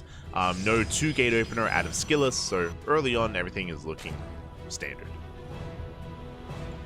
I put this out just because there are more aggressive openers and more aggressive variations, which I just mentioned, like 2-gate openers or earlier gases or earlier spawning pools, but that is not the case here, not in game 2 at least. Again, sort of in Skillis, they usually thrive in the mid game. Even if they do go all in or if they're hyper aggressive, it's usually off of 3 bases. So we don't expect too much deviation early on. Once again, Pylon gets thrown down towards the edge of the main. Once again, it looks like a Pylon for a Stargate opener. And speaking of, we do go to the edge, and it is going to be a Stargate for, I imagine, Oracles. So Skillus is not really deviating too much. Really, my eyes are on sort of. Now, we're spawning into Oceanborn, and Oceanborn is a map that is very common for 3-base all-ins from Zerg players. The reason why we see a lot of German taxis, or, Nidus-based all-ins, or just like Queen walks across the map, there's a lot of all-ins that occur here on this map. The reason for it is because, unlike other maps, this third base is a lot more vulnerable. There's no ramp, there's no like high ground advantage at the third. There is a ramp here, but it's quite large, it's quite wide, I should say, so it's difficult to force field and to get a concave on. Likewise, if you're ever here in position, you can just rotate over up here. To get onto this point of elevation, at the same point of elevation as the third, you actually push up the ramp here towards the center of the map. And if you can get up this ramp, then you can pull off your all-in. So it can be quite difficult for Protoss players to defend. I bring this up just because it's possible that sort of will embrace some kind of all-in here on this map. We'll see. I feel like it's maybe a little bit likely. We'll keep an eye on sort of. Like, especially after what happened in Game 1. We may try to end the game earlier on. As the Adepts do threaten a shade, link speed kicks in, sort of does hold on for the time being.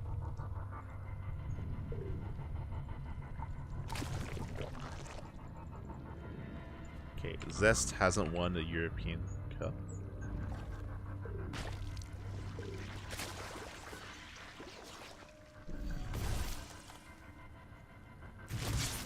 Oracle dips into the bases. Ooh, gets one drone kill so far, nothing too major.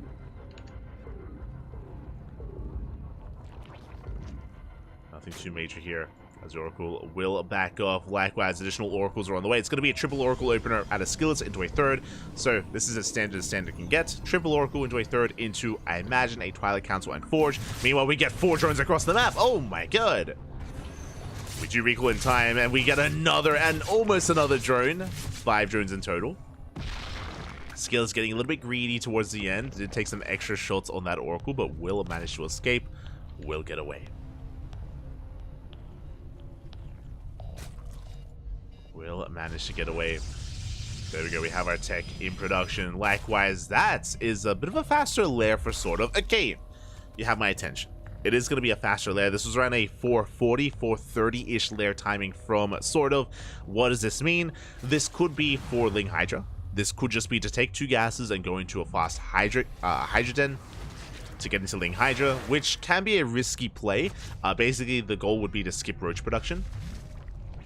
Otherwise, this could be leading towards something a little bit different, but I spell 3 gases. Yeah, we have 3 gases here for sort of Evo Chamber on the way. This is not for an all-in. This does look like we want to rush into either Hydra, or the other option would be Spire for Mutas. If it was a Spire, I would expect to see a 4th gas geyser there. Like, in my mind, 3 gases mean Hydras and 4 mean Mutas. Speaking of, far more gases are being taken. Let's go. Getting up to 5 gases. Oracles rock up, and we do force a cancel on the 4th base. And there's the Hydra that we spoke of. There is the Hydra Den. Again, we have the option to potentially go into Muta play, but that is quite risky, and I mean, even rushing into Hydras like this is risky, as our army is going to be quite vulnerable, and quite vulnerable is the best way to put it. Very much so a glass cannon kind of army, as Queens do zone the Oracles away. The Oracles taking a lot of hits, actually, a little bit unnecessarily. A lot of damage dealt to the Oracles. And this also means because the Oracles are low, less chances to scout, less chances to realize what exactly sort of is building up. Meanwhile, back at home, working towards Blink, +1, Temple Archives on the way for, ooh, Storm. Okay, I like the idea of rushing into Storm. Against Ling Hydra, that would be ideal. We will keep an eye on Skillus. We'll keep an eye on him. Likewise, Adepts are threatening a shade. They do not quite commit, but we do get eyes on the Hydras. Big scout here for Skillus. He's now aware of what's going on. Recalls back home. Up until now, he did not know that Hydras were amassing, and now we pull back. Yeah, immediately we pull back home. If we had been aggressive with Blink Stalkers against Ling Hydra, we would have been completely shut down instantly. We have Storm in production, Robo as well. Skillus is getting ready. Until then, sort of has map control. Sort of has map control. Again, Ling Hydra is ideal against Blink Stalkers. Charge is on the way. We're trying to work towards a bit of a tech switch with the army. Rock's about being knocked down, and we're going for the 4th. And can we save the 4th? Can we save it? Yeah, we're going for the dive. Revelation on the main army. And so far the Stalkers are trading well, but Lings, they're getting on top of the Nexus. Side defense about to finish.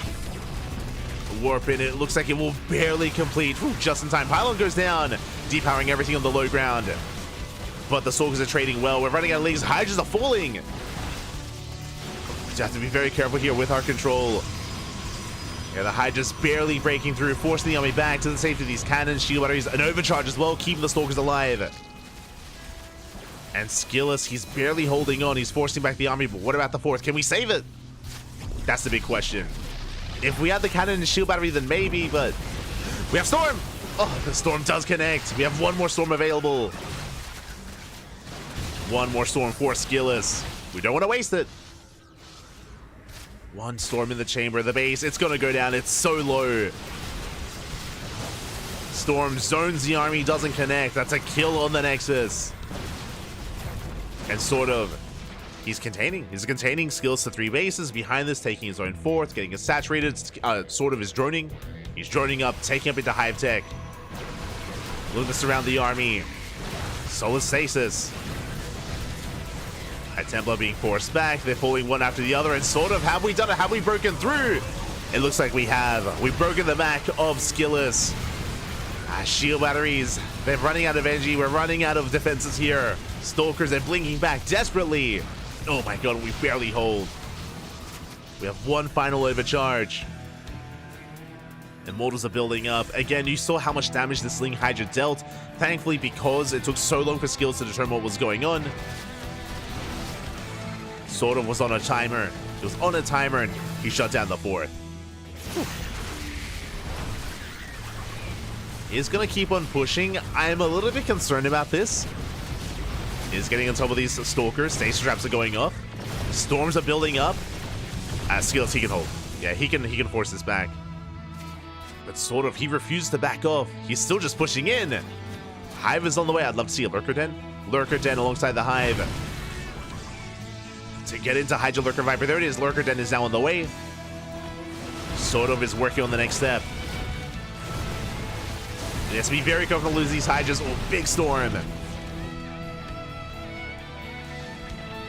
If sort of bleeds out too much, then we can expand, take a 4th base, and stabilize. Sort of has to be very careful. Like, he's done enough. Like, we've done well. Sort of has done well for himself. Taking down the 4th. Now we can just back off, calm things down, taking a 5th base. Hive is almost done, getting ready for the Lurker upgrades. We're almost there. We're almost there. And Skillus has to be the defender. And his hope was maybe to have the Zerg player overextend. Sort of didn't. Sort of is ready for a Ling counterattack. The wall is open. The wall is not a wall. There's a stasis. Ooh, and it does catch the Lings. At the same time, massive storm on the Hydras. Skillus doing well for himself. Again, sort of has to be very careful not to bleed out too much before the big fight. Lings are cleaned up.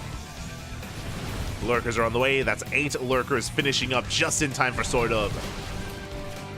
Lurker upgrades aren't done yet, but the Lurkers themselves have completed. And we can't push into them. Ling run by is denied. Skillus now has map control, moving out, taking 4th base behind this. And Skillus is hoping to catch some of these Lurkers out of position. The Lurkers are amassing. Ling counterattack hits the 4th. And we'll force defensive warp-ins. And Zelt's struggling, and Skillus, does he turn back around? Oh, we have the overcharge. It looks like we will hold. Skillus does hold on. Another Ling Hydra counterattack. We're gonna have to force a recall. There's no saving this. And now with Ling Hydra, we can knock down the base. At the same time, we get on top of these lurkers. Uh-oh. The lurkers are exposed. And the lurkers on their own, they're going down. Half of them do, but not the other half. And Skillus is being pulled apart. Having a hard time keeping up. Rotates over. The base is under fire. Probes are going down. Good storms, but the Lings, they're wreaking havoc. Oh no. We cleared the Hydras, we lose every single probe. 17 probes go down. All it takes is a couple of seconds at the same time. Lurkers coming in from behind. Skillus still struggling to hold on. Still struggling. It's impressive that he saves the base, but he lost all of his workers. Oh. No, the lurkers! No, sort of. Leave them unattended. Oh my god. Please, that 1, 2. That could have been so much worse. That could have been every lurker. It almost was. Almost was every lurker, but Skillus still fighting back. If he can get this 4th base operational, then he can make a game out of this. Once again, getting on top of these lurkers. Ooh, we have 4 storms. 4 storms left here for Skillus. We have to be very careful with how and when we use them. Reinforcements on the way. Skillus has potential with this army. Does catch 2 of these lurkers, but he bleeds out a High Templar. Now down to 3 storms. Ooh. Okay, he has to be very careful with how he does use them. Takes down another base, takes down a hatchery at the same time. Lurker counterattack denies mining. We're going for the surround. There's no escape. Lurkers from one end, Ling Hydra from the other. We collapse on the army. Storms are being forced out, and it looks like sort of he collapses. He cleans this up, shuts down the main army. There's nothing left.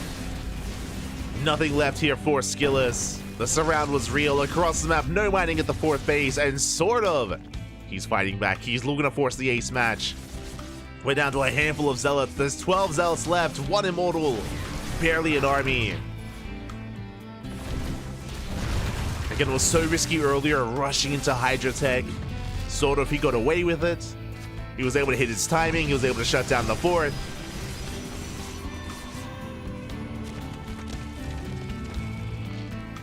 And with that, Skillus, he's up against the wall. We have more High Templar morphing in. We have Archons as well.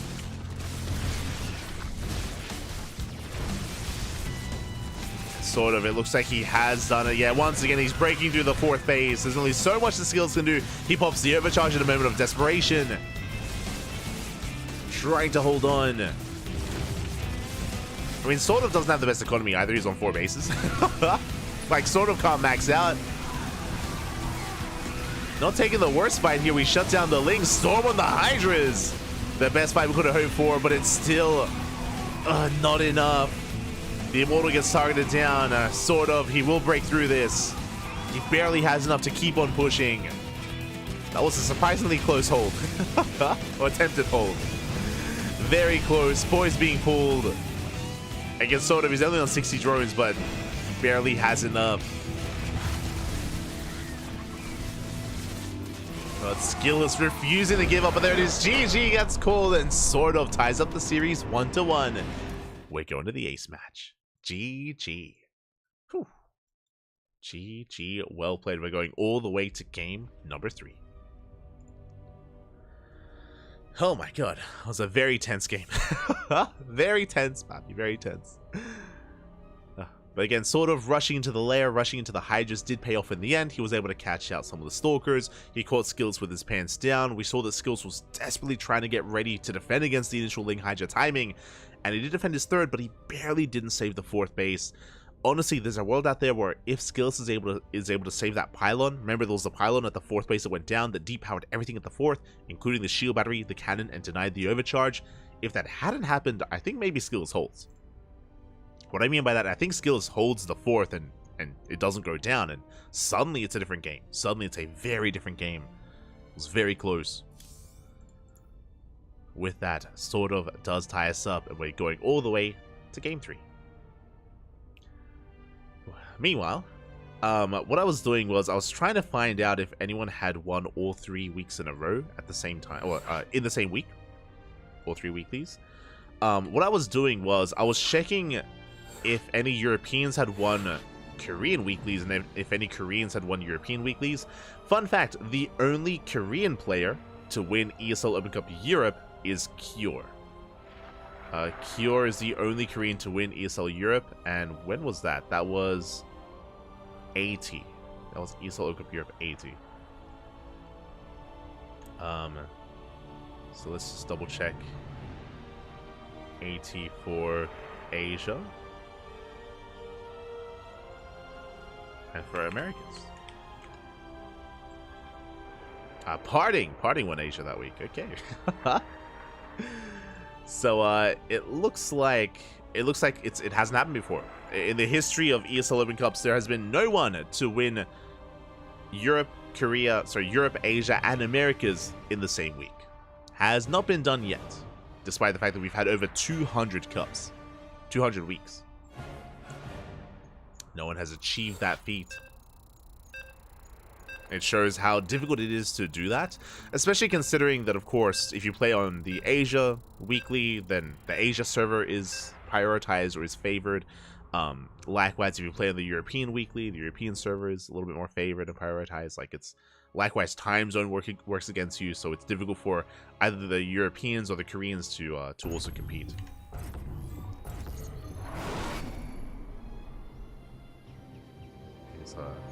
Is a difficult thing to do. But here we go. We're settling in. We're settling into our next series, into the finale of this series. My apologies. Sorry, I was a little distracted by looking at Wikipedia. But sporting in the top left-hand corner of Site Delta, we have our blue Protoss player representing Team Liquid, being forced into the ace match. Can he bounce back? The reigning ESL Open Cup Europe champion. It is Skillous. And spawning in the bottom right-hand corner, we have as opponent, we have the Swedish Zerg player, the Red Zerg representing Root Gaming, tying up the series, forcing the ace match. And the king himself, it is Sort of. Let's go. Let us go.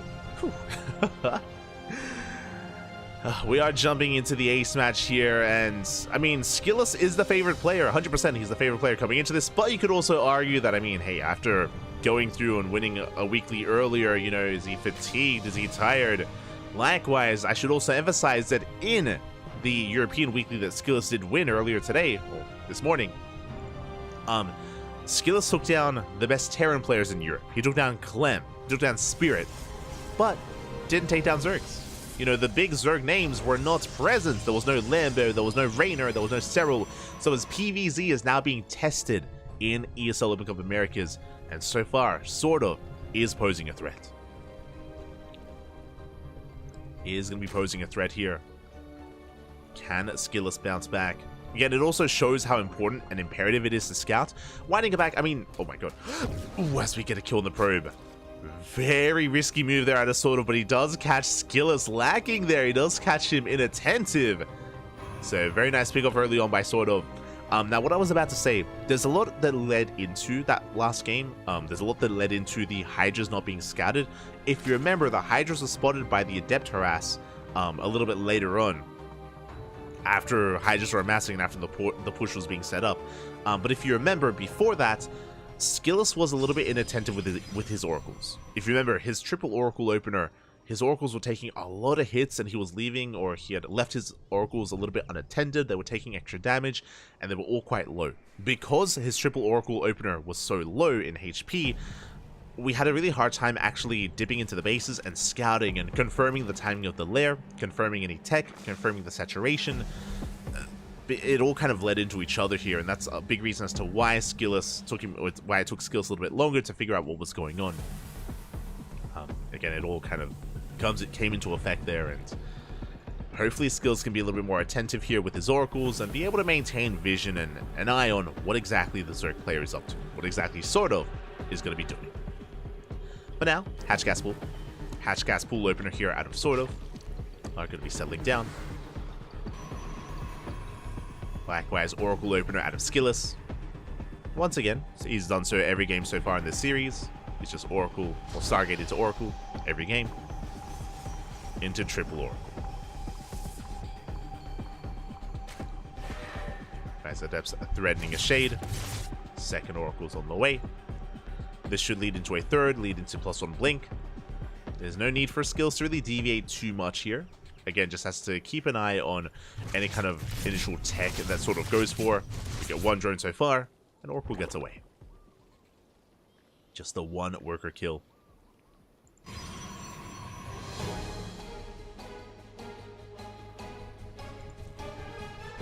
Behind this, it is going to be a faster Evo Chamber. Okay, 4-minute Evo Chamber out of sort of. This should be for +1 melee. This could be for a Bane Bust. It's really early to call that, but this could be for really fast +1 melee for a Ling Flood into a Baneling Nest. We'll keep an eye on sort of here. As we do pull the Queens away, 3 drones go down. Nice setup here from Skilless. Catching 3 workers. Meanwhile, once again, does leave the Oracle a little bit idle, but doesn't get punished. Oracle will get away. And we have our standard follow-up. Forge, Twilight Council, +1 and Blink. Third base is on the way. But really, my eyes are on sort of. There's that +1 melee that we spoke about. So really fast +1 melee here out of sort of. Remember, it was thrown down around the 4-minute mark. I think usually when it's a Ling Flood into a Bane Bust, we throw it down at around sub 4 minutes. I'm talking like 3-minute 30-ish or 3:40. So we'll see how hard we commit to the Lings. Now there it is! There it is, Bane Bust. I was like, am I calling the Bane Bust too early? Nah, we got it, Bob. We got it. The Baneling Nest has been thrown down. Sort of, he's going for a massive Ling Bane timing here. The goal is to break the third, and not just break the third, but kill the third base entirely, and then we can drone up. This is like very committed, borderline all in from sort of. Meanwhile, the Adepts, they do commit to the shade. They get surrounded. Adepts are being shut down. Oracles likewise. Ooh, taking a lot of hits. One Oracle does fall, and the scary thing about all this, Skilless has not seen the Evo Chamber, has not seen the Baneling Nest, doesn't know what's coming his way. Oh boy, we are in a bit of trouble here. Baneling Nest is now done. Lings are flooding across the map. And show us the Banelings. Show us those Banelings as Lings, they are amassing. More Lings on the way. Macro Hatchery as well, let's go. But do we have enough? Again, we're still waiting for more additional Lings, additional reinforcements.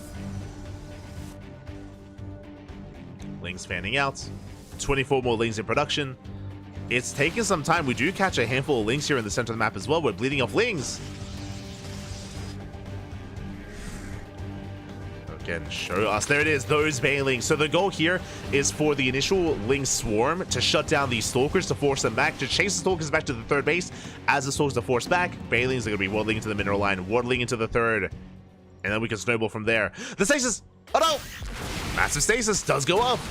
Good catch here from Skilless. Meanwhile, Banelings are waddling in. And we're still flooding Lings. 28 more Lings in production. Late reaction! No reaction! No reaction whatsoever. The mineral line goes down. A good start, but we did bleed out a lot of Lings. And the base stands strong. Remember, the goal of this build for sort of is not just to kill the probes, it's to kill the base. It's to kill the Nexus. We have yet to pull that off. That's why sort of is still massing more Lings. It looks like he can at least deny the fourth. More Banelings waddling in. There we go, this time from the north. Banelings are on the way. Banelings are on the way. We're headed for the fourth base. Is under fire. Banelings are waddling in. High Templar in position. No storm! No, there's no storm! We're getting in! We are getting in from both angles. The probes, there's no way out. There's no way to escape. The boys are going down. Once again, 17 probes fall. At the same time, the fourth base stands strong, but the Stalkers are barely holding on. Lings, they keep them busy. We go for the fourth Nexus. Archons have morphed in. That's 35 probes already going down. Ay, ay, ay. We get on top of the Nexus. Nexus getting low, but we'll save it. At the same time, we're still flooding Lings. We're still just hammering down that Z key. Finally, sort of is droning. And he throws out a Roach Warren. Hits the third base. More probes going down. No static defense. Lings splitting up between the third and the fourth. We're going for the Nexus. No shield battery. No overcharge. The base goes down. And that's what we needed. That's what we were looking for. A kill on the third. And now we can back off and amass roaches. There we go. 14 roaches on the way. Right now, sort of is buying time. Now, when it comes to the main army, I favor Skilless. Ah, yeah, he knows. I was gonna say, Skills can't waste his time. Fourth base goes down, Skills is all in. He lost the third, he lost the fourth, we're completely all in. And sort of is massing roaches, queens, Bailings as well. He's getting ready for the all in. We have an army. Yeah, Bailings, they crash into the zealots. There's not enough Protoss. There's not enough here. Sort of, he's holding. He's forcing this back. So we have so many queens, so many transfuse. And Skillis has no longevity. He has no longevity here in this game, not anymore. There's no economy. Aye. Again, so important that we mentioned earlier that we kept the Evo Chamber hidden, the Bailey Nest hidden as well. We were able to hide the Ling Bane aggression. Skillis caught unawares. And now Skillis, he's in a rough position. Now we're taking a third base, but things are looking bleak here for Skillis. He did well for himself when it came to the initial hold and resaturating, but then came another Bailey bust and another Bailey bust. More Lings. And how does Sort of approach this? We could go one of two ways. Sort of could drone up to like 80, take another base, and get up to Hydra Lurker Viper, or we could do what we're doing.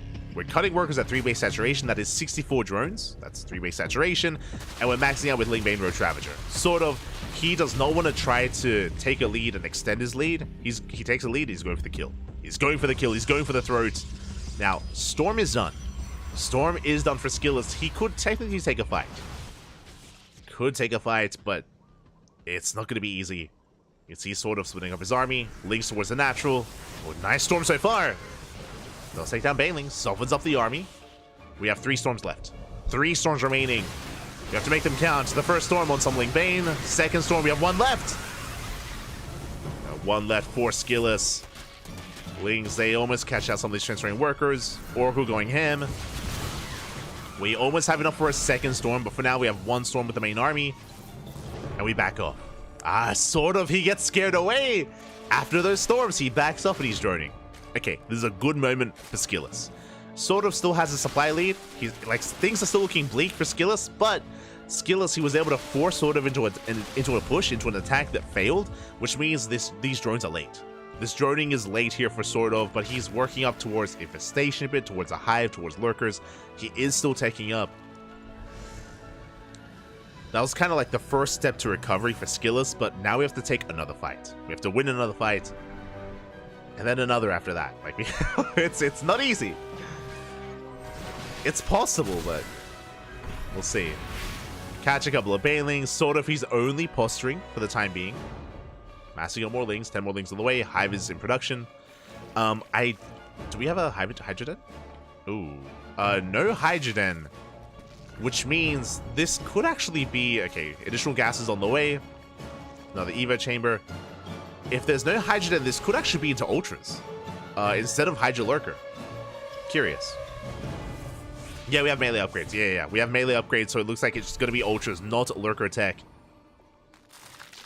Which can be quite expensive, and does take a bit to get into, to work towards kindness plating. Now Skillis is now taking a 4th base. Shaving off Lings, baiting them out. Efficient trades here by Skillis. Takes down 14 Lings, 2 Roaches for 1 Zealot. So again, efficient trades, but we still need more. Sort of rotates over towards the 4th. Trying to catch out the army. Yeah, he's going for the 4th base. Skillis out of position. The 4th is going to go down. And that's all Sort of needs to do. When I said earlier about Skillis fighting his way back into this, we need the 4th. The 4th was a big part of that. Goes down. Skillis supply blocked as well. And there's that Ultra Cavern that we spoke about. Ultras are on the horizon. Before Skillis can think about Skytoss with that Fleet Beacon, Ultras will hit first. Now, Sort of is maxed out, so he's going to have to throw away some of these Roaches. But Sort of is going to be a hit first, and Skillis needs to weather that storm. Do we believe that he can do it? Can we weather the storm, Papi? With our own storms? Potentially. We need to expand, is the problem.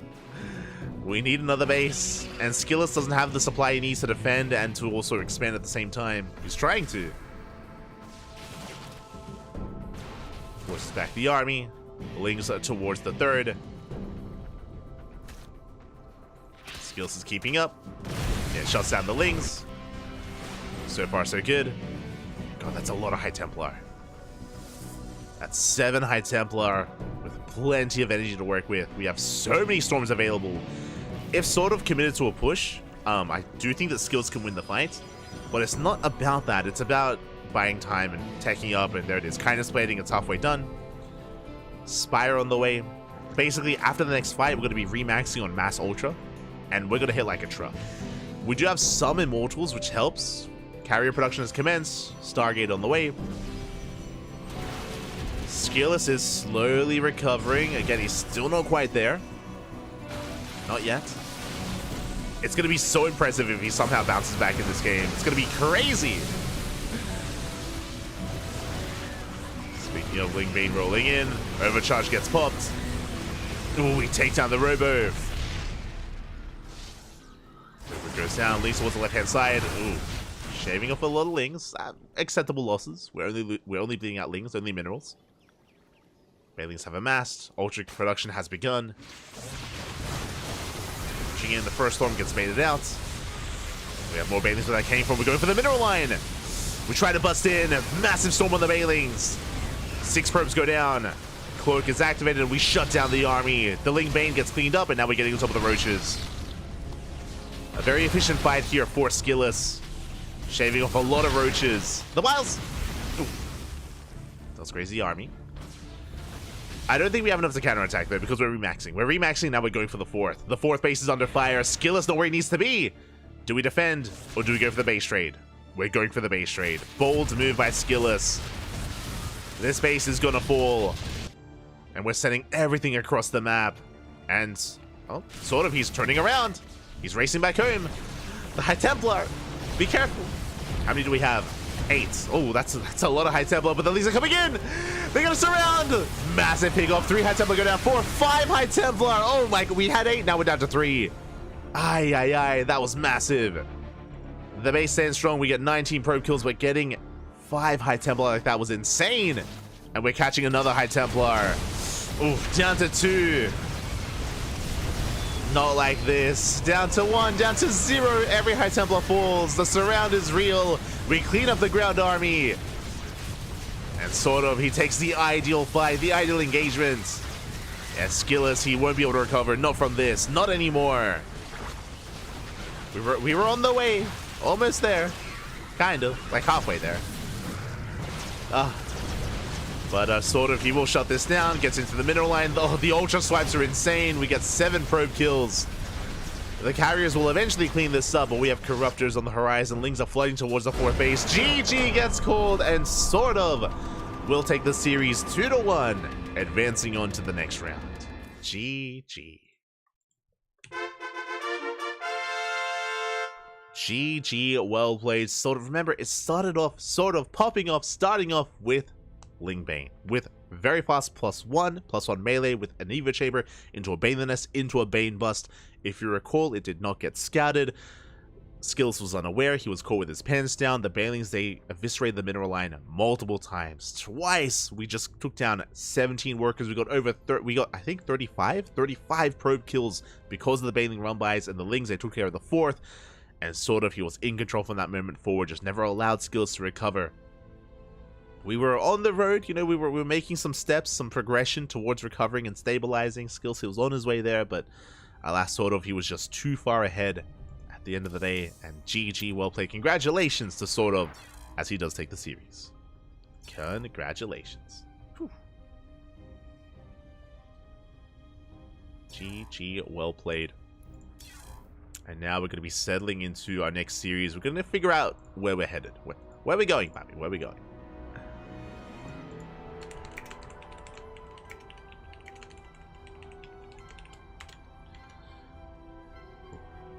Here we go. Exclamation mark B in the chat. If you guys want to have a look at bracket yourselves, let's switch on over and have a look at the bracket from the top. I say from the top. Okay. Dark takes down Psionic 2-0. Dark advancing on to the quarterfinals. As to be expected, Dark is the heavy hitter in tonight's tournament. We'll see if anyone can bring him down. Geralt takes down Creature 2-0, and Geralt, he's waiting for the winner of Foxtrot or Hardwell. I'm unfamiliar with Hardwell. Not too familiar with him, but best of luck. Best of luck to Hardwell. It is series. Geralt is still the favorite player. The potential Dark versus Geralt in the quarterfinals is going to be a banger of a PvZ. Scrolling down, we have our series wrapping up. Okay, we have... Oh, we missed out on the best of 3. We have our series wrapping up. Okay, we have sort of advancing on to face-off against Azura. Versus Azura. In another ZVP. I just have to find Azura. But yeah, Sordo versus Azura coming up next.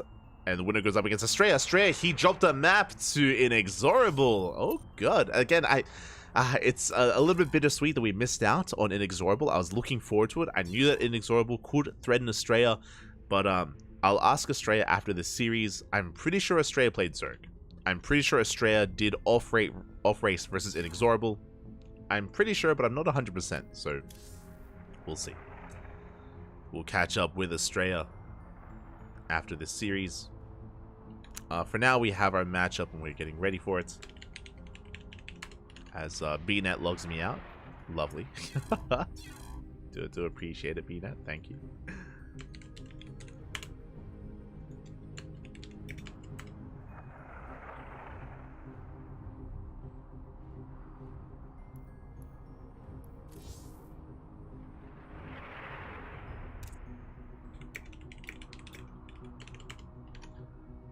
I'm just relogging and catching up, and let's quickly head back over to the bracket.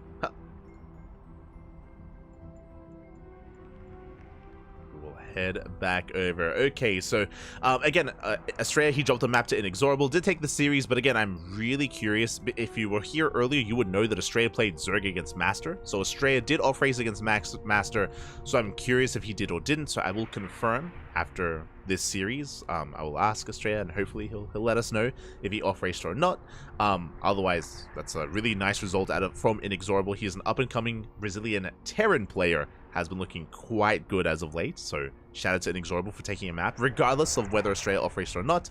But again, we're going to be casting Sordo versus Azura into Estrella. Scrolling down, Bjorn takes down Dash 2-0. Bjorn is up against Cyan, aka Lancer. I should reiterate, Cyan, the Chinese Protoss player, has name changed to Lancer. That is his new official ID. So Lancer up against Bjorn in a PvT. Scrolling down, ooh, walkover? Oh no. Oh. Hopefully everything's okay. I was looking forward to it. I was looking forward to seeing Dolan versus Epic. But Epic takes down 0, 2-1, and Epic gets the walkover over Dolan. I hope everything's okay with Dolan. Everything's okay. But Epic is up against Clem in a TVT. Clem likewise took down Disrespect in a TVT. Epic took down 0 in a TVT. A lot of Terran. A lot of Terran down here. The TVT galore is upon us. And Clem is poised to face off against Bjorn in the next round for purely TVTs. This is why earlier someone called me out and said, like, Bobby, you would have been an animal if you went to the lower bracket and forced us to embrace all the mirror matchups. And it's like, ah, true. I mean, a lot of these matches are really good, but it is purely TVT down here. There's a TVP at least with Bjorn versus Cyan, or Bjorn versus Lancer, but a lot of Terran matches going on. Best of luck to all of them. Best of luck in their TVTs. Our attention is focused on the upper half of the bracket. Going to be following sort of into Azura, into Estrella, into the winner of Dark and Geralt. That is the plan. Again, just trying to diversify things and trying to, you know, embrace some other races, some other matchups before we embrace the Terran eventually in the semis or in the grand finals. We'll get there. We'll get there. Otherwise, we're getting ready for our next series. Let's go. Let us go. Just catching up on the bracket. Or just catching up in the chat. Hardwell is an American Protoss, around 5.5. He's beaten Mixu in a series. That's really impressive. I've never heard of Hardwell before. Okay. 5.5 to 5.8. That's actually really good. You've piqued my interest. I'm gonna look him up. But thank you for letting us know. Thank you. I appreciate it. Let's see. He's been playing in ESL Open Cups 2v2 tournaments. A lot of 2v2 tournaments, actually. Yeah, so looking at Hardwell, he's played in mainly 2v2 events and a handful of ESL Open Cups. He played in Battle of the Americas back in the day. Have I casted this guy before? Played in the Mixed Cup. Batalla de las Americas, papi. Hardwell, he took a game off of Tabo. This was back in 2021. Okay. Interesting. Yeah, my attention. But now we're focusing on our ZVP, and spawning in the top left-hand corner of Oceanborn, we have our Swedish Zerg player. The blue Zerg representing Root Gaming just took down Skillus in a best of 3 and poised to make a deeper and deeper run. It is sort of. And spawning in the bottom right-hand corner, we have his opponent. We have the Italian Protoss player, the red Protoss representing Bing Bong Exports. It is Azura. Let's go. The PvZs do continue. Now, what I will say regarding the last series is that sort of did rely on some cheeky builds. If you remember, the 2 games that he beat Skillus with, it was in game 2 where sort of rushed into a fast lair into a Ling Hydra timing where he desperately fought to kill the 4th base. Eventually he broke the 4th and then he could gain momentum from there. And in game number 3, he went for very fast Evo Chamber into +1 melee into a Bane Bust. Likewise, also hyperfixated on breaking the 3rd and the 4th base. Eventually he did, and he was able to pull off that aggression. But again, hyper-aggressive builds is what sort of did rely on. Likewise, the lack of scouting or lack of realization of how much danger we were in is also what did cause a lot of our Protoss players, or at least Skillus, to struggle against the aggression of sort of. We'll see if Azura can remedy that. We'll see if Azura can get eyes on sort of and figure out what kind of builds he's up against, how much aggression he's going to be under, how much pressure he's going to be under with things like, you know, fast Hydra Den, or a fast +1 melee into a Banely Nest, into a Bane Bust, or a Roach based all in. We'll see if Azura can keep up, or if sort of gets out of control. We shall see. We at least have a bit of a better idea of how sort of is approaching these ZVPs. What I will say though, in general, is that in a standard macro game, it's also possible that maybe sort of against Skillus didn't favor himself in a standard macro game, which makes sense. Skillus is one of the best Protoss players in Europe, so that may have led into the decision making of sort of, and why he was hyper aggressive and went for these committed builds and borderline all-ins. It's possible that against Azura, maybe sort of is more confident, and maybe he's more willing to play standard. That can also be another factor, as Azura, he doesn't have as much prestige in the upper echelons of the European region as, you know, Skillus or Showtime or Max Packs, for example.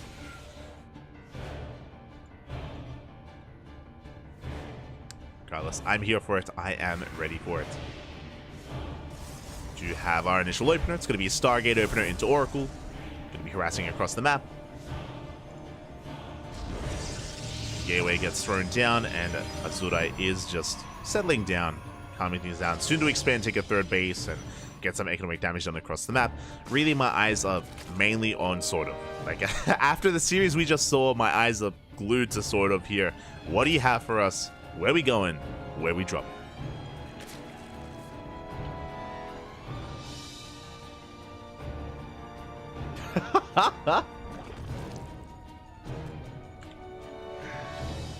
See in the chat line, why is this Duckling bouncing? Because it's excited. It's excited. It's me when I'm excited. Shaking my head.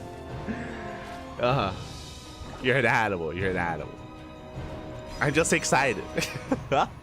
As we're going for a Twilight Council and a Forge in the main base, standard follow-up here out of Azura.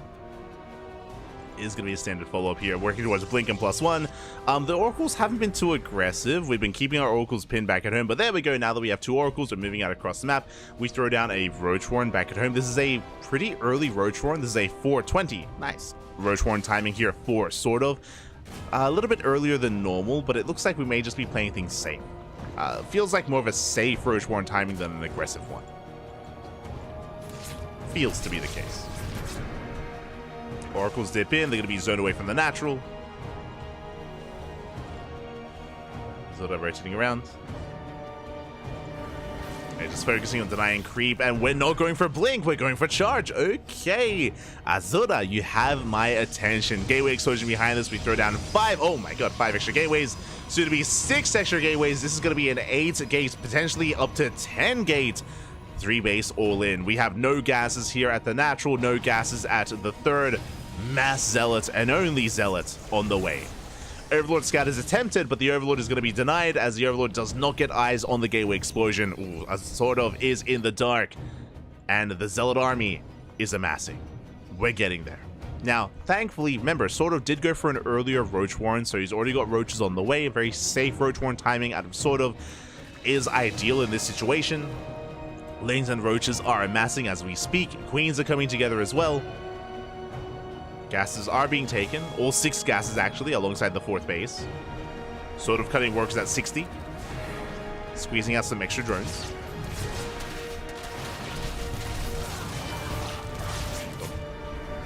As Lings are forced back. To shave off some of these Lings initially. We're droning. Uh-oh. Sort of, he's droning up. He throws out an infestation, but he's teching, he's droning, which means he throws out a Hydroden as well. He's investing into things that aren't an army. And here come the mass charge lot. The charge lots, they have arrived. And how much damage can we get done? We do have a decent amount of Roaches. And is this going to be enough? It's going to be close. It's going to be close, but it looks like, yeah, we have enough Roaches. We can defend. Azura, he doesn't even try to engage. He shuts down some of the Lings. Commits on some of these Queens, but yeah, we have plenty of Roaches here again. Sort of, he played it safe. He has an army. He deflects the push, which means he gets away with all this. He gets away with the Hive tech. Hive is on the way. We're getting ready for Lunkers. And the Charger army gets forced back. Behind this, we take 2 gases, 2 robos. We're working towards Immortals. Immortal production is on the horizon. +2 is on the way. But Azura, we need a 4th. We need a 4th base. We need to maintain our economy as well and keep up with the Zerg. But right now, sort of has map control. He shuts down the Adepts. The Zealots have yet to deal any damage. We do split up our units. We do have a Zealot force on the left, a Zealot force on the right. We are moving out. And we'll see if Azura can split sort of apart.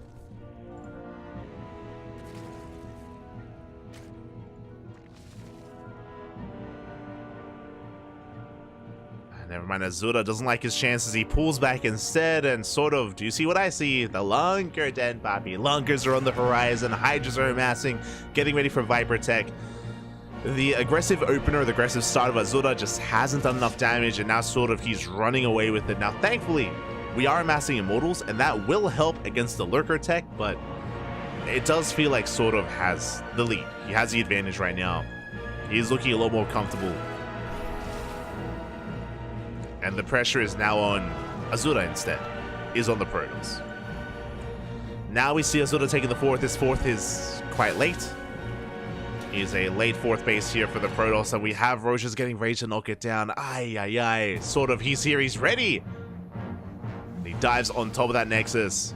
Oh, the probes, oh, we catch the transferring workers. Probes are going down, Zealots as well. No, the High Templar exposed. We get 1, we get 2. We're gonna get all 4. 3 High Templar fall, at least 1 survives. At the same time, Zealots, they hit the 4th base. Sort of not quite in position. We are gonna get some damage done. 1 Queen falls, but only the single Queen.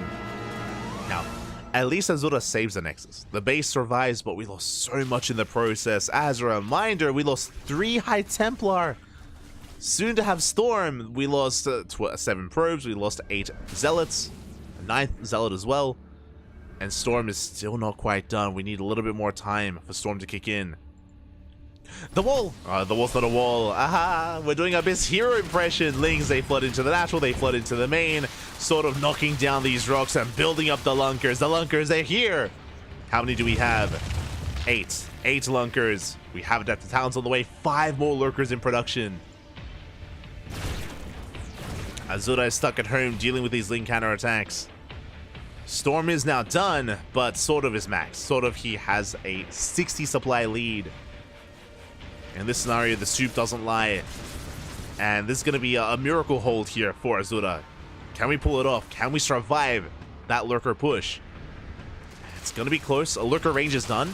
Adeptus Talon's still a couple seconds away, so sort of doesn't want to hit an anti-timing. Just pushing in nonetheless. We're 10 seconds off. Storms are coming in. A decent storm does zone away the lurkers. Roaches and Lings, they hit the fourth. Army rotating in. Very careful movement here. Sort of at the same time, Ling Roach hits the natural. Distracting reinforcements. Keeping back those zealots. At the same time, these High Templars looking quite exposed. And we're pushing in. Oh no! The High Templar! The storms connect, but we shut them down. Decent storms on the Roaches. Very nice storms here on the Roach Army. The Roach Army crumbles. The Immortals are getting some of these lurkers. We have to escape. We have to get out of here. The lurkers, they're going down. Yeah, the lurkers are being cleaned up. Very nice fight here from Azura. Lurkers on their own. They're so vulnerable. They're so exposed. At the same time, Zealot Runby does take down 6 drones. Not bad. But again, so important that the Ling Hydra was being kept back at home. The reinforcements, they weren't able to get across the map, and sort of he did not evacuate those lurkers. We had to get the hell out of there, and we didn't. And now suddenly, Azura, we're in this. We defended against the Roaches, we shut down the lurkers, we have a good immortal count. The supply might be in favor of sort of, but Azura has a lot more potential with this army. Has a lot of potential. Again, mass lurker can be deceiving. Like, you do need either roaches in front or Ling Hydra. You do need some buffer and some support for it, otherwise it just falls apart, as we just saw.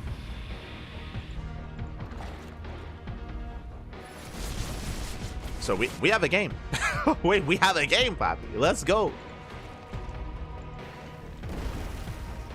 Do have a game here. Getting up to 8 lurkers, soon to be 11. But the lurker count was reset, so we buy a lot of time. Azura building up more energy here for storms. Shuts down the changelings. How many immortals do we have? 8. We have 8 immortals. Almost as many immortals as there are lurkers. Which is crazy. So we have massive amount of immortal. We have archons. We have storm. I would love to see a fleet beacon. Like, now would be a really... would have been a really good time to throw in a fleet beacon. But I guess we're hyper-fixated on just building up our army. Keeping up with sort of... as he has remaxed. Here comes the second wave. Now, if Azura can survive this second wave, then, I mean, the comeback is real. Not gonna be easy. Lurker shots going up. Oh! Storm on the Lings. 2 storms are spent. We still have 3 more storms in the chamber. We can see Azura getting ready for a flank, getting ready for a surround. Revelation on the lurkers. And this time sort of backs off. At the same time, Lings hit the natural. 11 birds go down. 11 workers do fall. Very nice damage dealt there at the natural base. Ooh, the Prism falls 2 immortals as well. Ay, ay, ay, that was a big pick off. Again, without immortals, we cannot get on top of these lurkers. Pushing forward, you do force the on siege, the on burrow. Lurkers back off. Lurkers do retreat. 6 more lurkers on the way.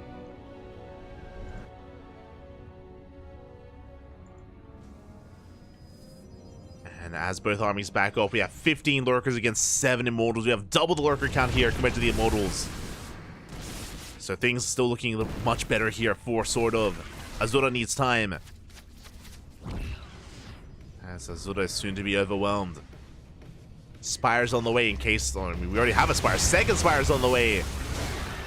Nice storm on the Lings. Still no fleet beacon out of Azura, going for a massive Ling counter... sorry, Zealot counterattack. Hit stop right. Spine Coolers are holding on. We do have a defensive Spine Cooler. Sorry, a defensive lurker, thankfully. Revelation on the army. Morphle barely escapes.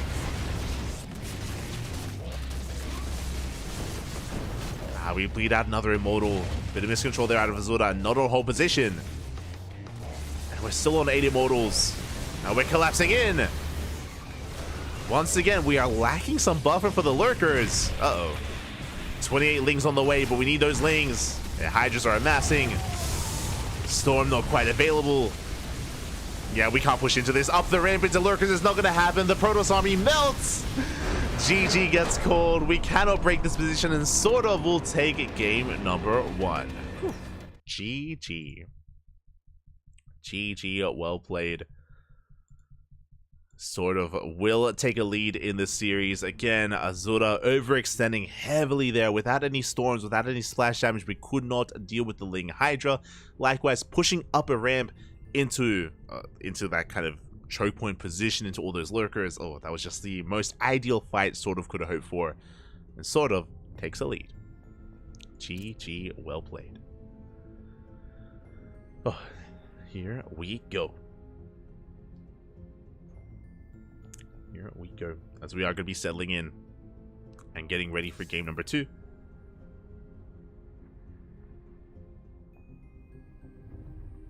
Guaranteed turn in the finals. That was always guaranteed, Papi. What do you mean?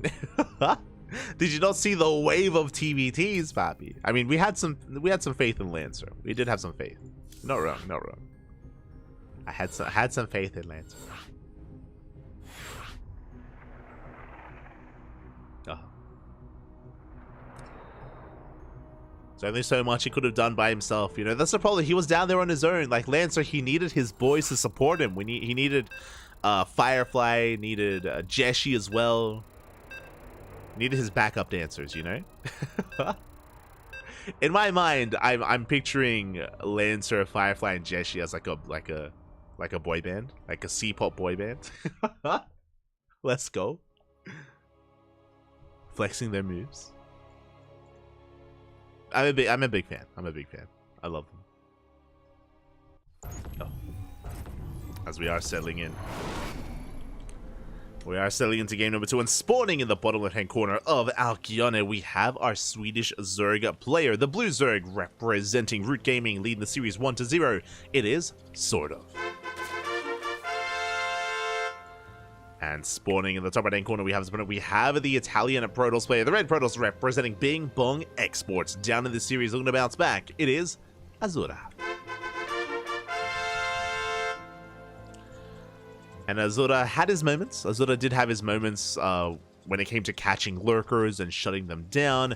Unfortunately, and also minimizing economic damage as well. I was impressed. I was impressed with Azura's ability to defend his natural despite things getting very chaotic. But there were some earlier losses that were brutal when it came to bleeding out High Templar, bleeding out Immortals, bleeding out the Warp Prism, being denied the 4th base initially, and of course the final fight as well. It all culminated in that final fight. But we'll see if we can bounce back. We'll see if we can bring this to the ace match. I'm hoping we can. I'm hoping we can. I'm hoping we can, you know, get all 3 games out of this, but we'll see. We shall see.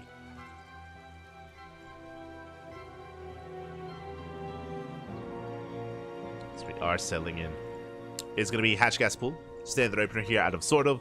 Likewise, we do have Azura getting into a gate expand into Cybercore. Everything looking as it should. Everything looking as it should. Yo, shout out to Rila Kuma in the chat. Papi, what are you playing? What are you playing in the next ESL Americas? I rarely see you in the bracket, Rila Kuma. I rarely see you in the bracket. Shaking my head, shaking my head.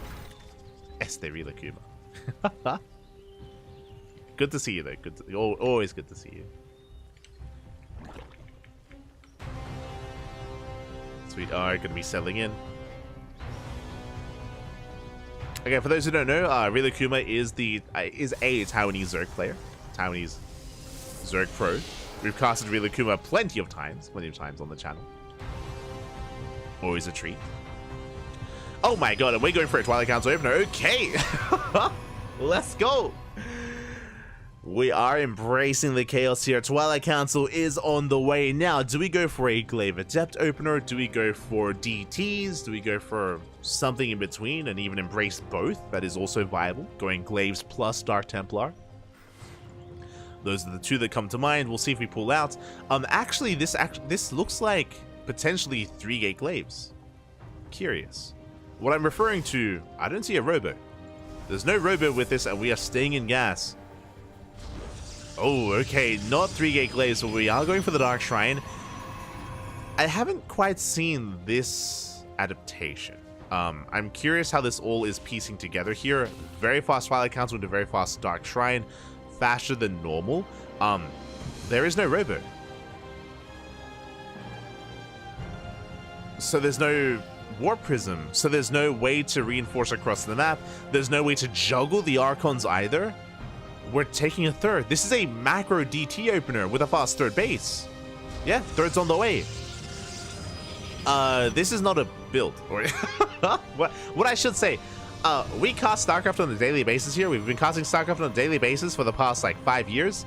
I've never seen this opener before. It's very unique, very unique. Okay, so winding it back a little bit here. Because there's no Robo, there's no War Prism, there's no way to send out our DTs across the map too quickly. Robo is now thrown down after the Dark Shrine is about to finish. So it's going to be a wonky DT timing. Likewise, Archon Drop Harass is going to be delayed, as there is no Prism and delayed Robo, but very fast throw. You know, because of the delayed tech and the lack of gateways and the lack of, you know, of support, we're able to expand faster. So this is a quote-unquote macro DT build, like a very, very macro DT build. The downside is that these DTs take a long time to get across the map. Spores are on the way. We have a spore at the natural, we have a spore at the third, we have a spore in the main, we have detection everywhere. The DTs, they rock up hoping to catch the Zerg player off guard, but we have plenty of detection. Lings, they get across the map. We have no Oracle to defend, we have no Adepts to defend. The third base is under fire. We can see kind of the holes in this opener and the reason why we don't see it too often, but the base taking hull damage, oh my god. It shouldn't go down, but it's getting close. I am concerned. The base is getting quite low. We do recall back home. Do have a Robo follow-up into +1 into Immortal production. So, okay, no Archon Harass, period. With this build, there are Archons, but there's no Prism. There's no way to harass across the map. So, sort of, he can freely drone. Like, he can freely drone, he can take a 4th base, he can take up into Roaches, which he's already done. Lair is almost completed as well. I mean, Azura's cooking. Like, he's been cooking, Pipe. He's been cooking, but, yeah, this is an interesting one. So now we're going for a delayed Archon drop across the map. Gold base is on the way for sort of. Okay, we'll see if we can get away with it. And we are going to settle down. I do prefer Sort of's position, but because Sort of was a little bit afraid as to what was going on, because it was hard to read, because of that, the droning is not ideal. We're still embracing Roaches. Archons are met up with, we can focus them down. The Archons are forced back. Rocks are being cleaned up, and we will gain access to the gold to help defend. Azura is aware of the gold base, and we can apply some pressure. We can chip away at the hatchery. Oh, I like this. Infestation's on the way. I'm pretty sure sort of he's thinking Swarmhost. We speak about this all the time. We've been seeing a lot of Swarmhost recently in PvZ. The reason why is if you ever get a read, if you ever realize ahead of time it's going to be Charged Archon, and it is Charged Archon, if you ever realize it's not Blink Stalkers, then Swarmhosts are ideal. Swarmhosts are ideal. We saw this out of DRG last night versus Trap. We see this like on a weekly basis, you know, at least like once a week sort of thing with this dynamic. Ooh, okay, no Swarmhost. We're going into Hydra Lurker Tech instead. Okay. No Swarmhost play out of sort of. I wouldn't be opposed to it, but instead we're just going into Hydras. It's a little bit more secure. It's more secure. It's more macro oriented. At the same time, we do hit the gold. The gold is exposed. There's nothing here. Nothing at the gold base. Drones are going down. Oh my god, we do miss a volley there, but 7 workers fall, and we get on top of the base. The force field is real. No Ravagers. And no Ravagers knock down the force field. The base goes down, and from here we can either walk back home or recall. And we go for the recall. Very nice pickoff here by Azura. Denies the 4th. We're on even bases. Azura has a solid immortal count. And after that pickoff, I want to favor Azura here. Now, because of the tech, I'm pretty sure sort of does not intend to commit. We're posturing, we're moving out, but... Oh, roach speed just started. Yeah, roach speed is late. So it might not be the wisest of choices to go for a counterattack. Sort of is going to be stuck at home. Yeah, he's stuck at home, he's stuck defending, he's going to be building up. This does mean that Azura could be greedy. Azura, we can, throw down 2nd Robo, 4th base, 2nd Forge, double upgrades, throw down the Fleet Beacon if we so chose to. And Azura won't be punished. Azura won't be punished if we did be hyper greedy. We're going for a Temple Archives, okay? We're not rushing into Sky Toss, embracing a ground-based army instead. We're getting there. Are getting there. Meanwhile, the Hive is done, getting ready for Hive upgrades, Lurker tech.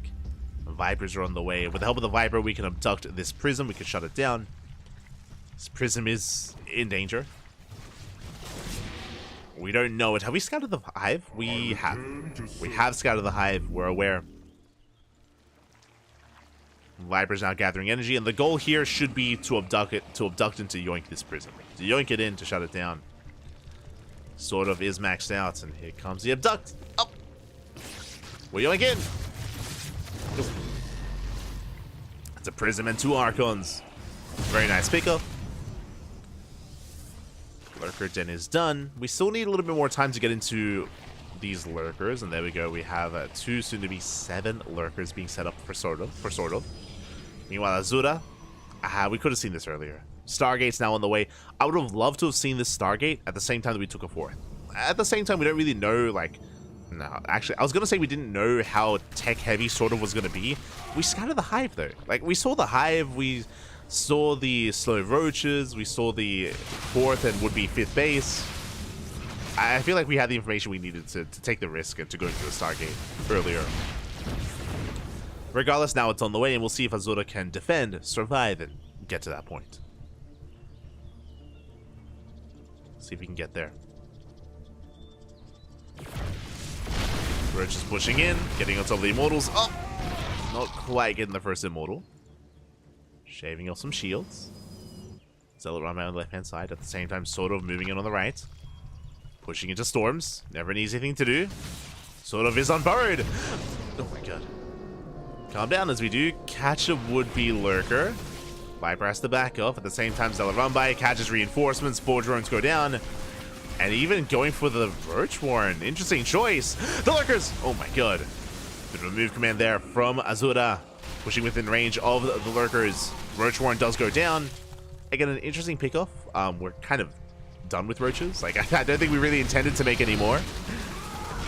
It's all about Ling, Hydra, Lurker, Viper at this point.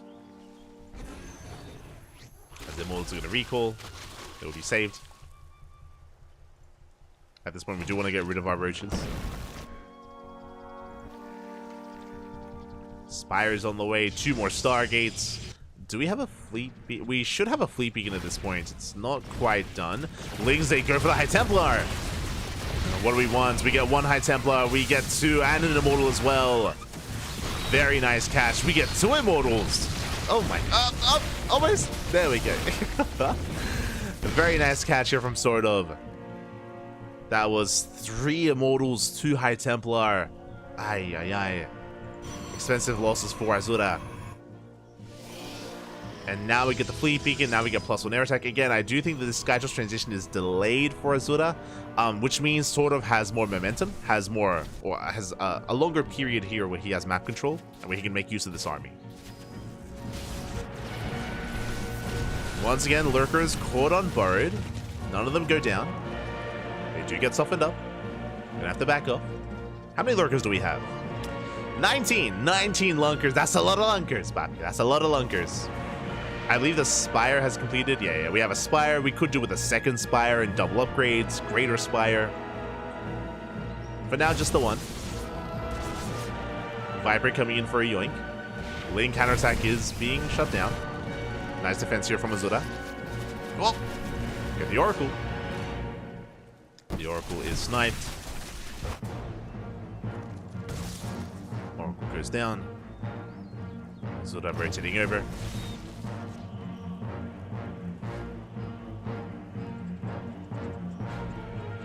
So rotate over likewise. Azura maintaining himself. Carrier production has begun. Still just begun though. Both players are maxed out. Ooh, the spine shots though. Those lurker volleys are insane. Getting within range of the base. At the same time, we're going for a big counterattack. Headed for the natural. Can sort of keep up. We have no detection. Lurkers are going ham. At the same time, the base is under fire. Spine shots going up. Azura pushing into these lurkers. Oh, this is not the play. We take so many shots to the face. Ay, ay, ay. Yeah, Azura just underestimating just how many lurkers there were. At the same time, the counterattack gets cleaned up. Lings, they come in for a surround. And we don't quite get an Immortal, but regardless, a very nice defense here out of Sort of. And he's gaining ground. We're getting on top of the base, and the Nexus will fall. We're even catching another Immortal. Azura bleeding off too many units here. The base goes down, and now we can get the hell out of here. We just unburrow and waddle away. At the same time, a Ling Hydra pushing towards the natural. We're pulling Azura apart. Out of position. If you recall, Recall is on cooldown, and Lings, they're flooding into the natural, they're flooding into the main. Lurkers towards the gold. And Azura just can barely keep up. Nice storms. Very nice storms on the Lurkers, but we get 19 probes and counting. These are cracklings. I mean, they've got Adrenal. They only have +1 melee. Not ideal Lings, but regardless, 23 probes go down. Lurker into the right-hand side. Goal base is denied. And we're just pulling Azura apart. She just cannot keep up. Not anymore. Unable to get into Sky Toss. Sort of just having his way with him. Meanwhile, Corruptors are now on the way, getting ready for the eventual carriers. Ultra Cavern as well. We shut down the Immortals. And we're going on top of the fort. There's barely an economy left. Now, we do respect these carriers. We back off. The carriers have arrived. So sort of, he backs off. He's waiting for reinforcements, waiting for those Corruptors. And Azura's all in. At this point, there's nothing left here at the fourth. There's barely any saturation here at the third. Nothing in the natural, nothing in the main. We have to commit. One way or another, the game is about to end. And it's not looking too good here with the Protoss. Corruptors, they go for the dive. Powerbomb on the carrier. GG gets called, and sort of will take the series 2-0, advancing on to the next round. GG. GG, well played. Congratulations. Sort of will take the series 2-0, advancing on to the quarterfinals. My condolences to Azura. Had an interesting opener at the start of the game, is what I will say. Very interesting opener, and had some moments. He had some moments both in game 1 and game 2, but was unable to bring it all together in the end. Sort of did pull Azura apart. Azura did feel like his Skytoss transition was quite late, was quite delayed, so it was never able to really embrace the Skytoss, and in the lead up to it, again, was pulled apart by the more mobile army of the Zerg of Sort of. GG. GG, well played. Congratulations. With that, Sort of does advance on. And do we have an opponent ready and waiting? I believe we do. I believe we have our next series getting ready for us. Just need a moment to set things up.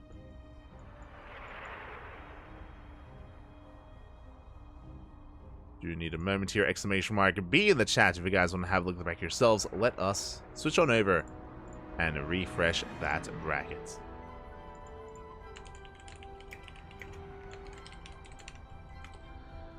Let us refresh. And from the top, do we have any updates with Dark? Let's find out, as Dark is up against Geralt in a ZVP. Geralt took down Foxer 2-0. Foxer took down Hardwell 2-1. Nicely done here at Hardwell to take a map off of Foxer. Very impressive. Again, I am unfamiliar with Hardwell, but apparently an up-and-coming player from the Americas. So interesting to see them taking down some big names. Do look forward to seeing more of Hardwell in the future. But we do have that quarterfinals match underway. Scrolling down, we have... My apologies. Yeah, okay. I was going to say round of 16? No. Quarterfinals. Sort of takes down Azura. Sort of is up against Estrella in the next round.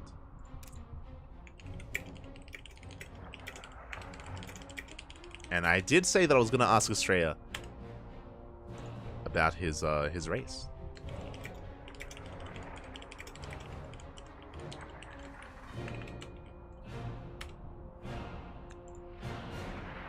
We'll ask Estrella whether or not he off-raced against Inexorable, but that is the next series. It's going to be another ZVP. Here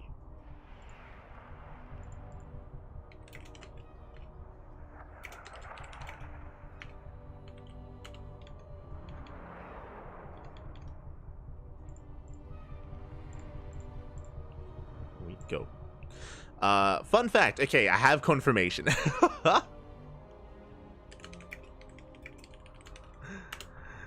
Okay, I have confirmation. So Estrella did off-race against Inexorable. He played Zerg game 1 and lost, which is what I assumed would happen. So Estrella played Zerg game 1 against Inexorable, did lose, and then played his main race game 2 and game 3. And Estrella was able to beat Inexorable with his Protoss.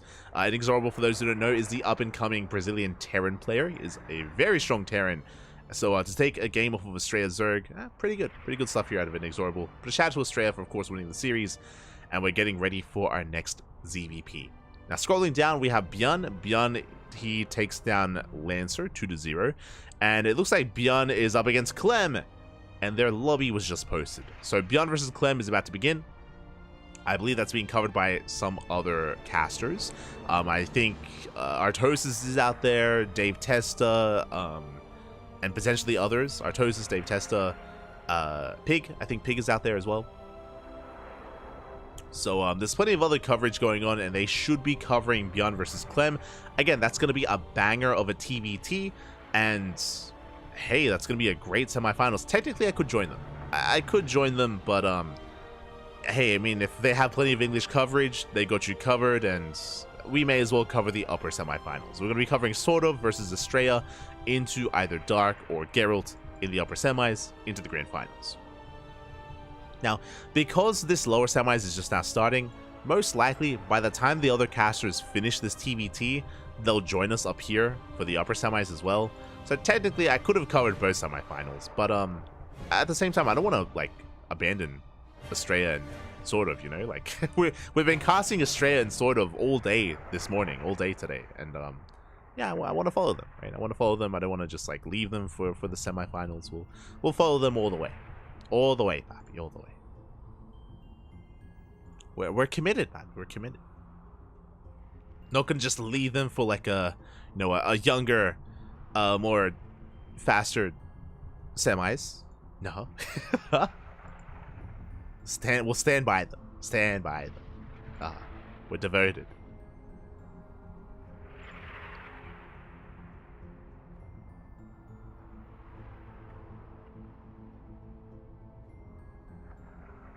I'm catching up.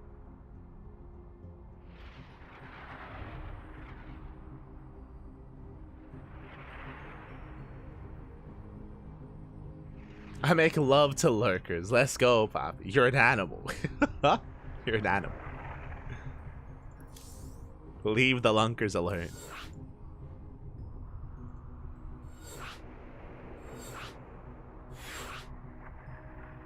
So I feel like I can complain too much about Clem versus Beyond. It's going to be a good series. It's going to be a good TBT. It's going to be a very nice TBT. I think I saw Zest do this in 2016. It's possible. It's possible. My memory of Zest builds in 2016 is hazy at best. So, it is quite possible. They're practicing the Korean.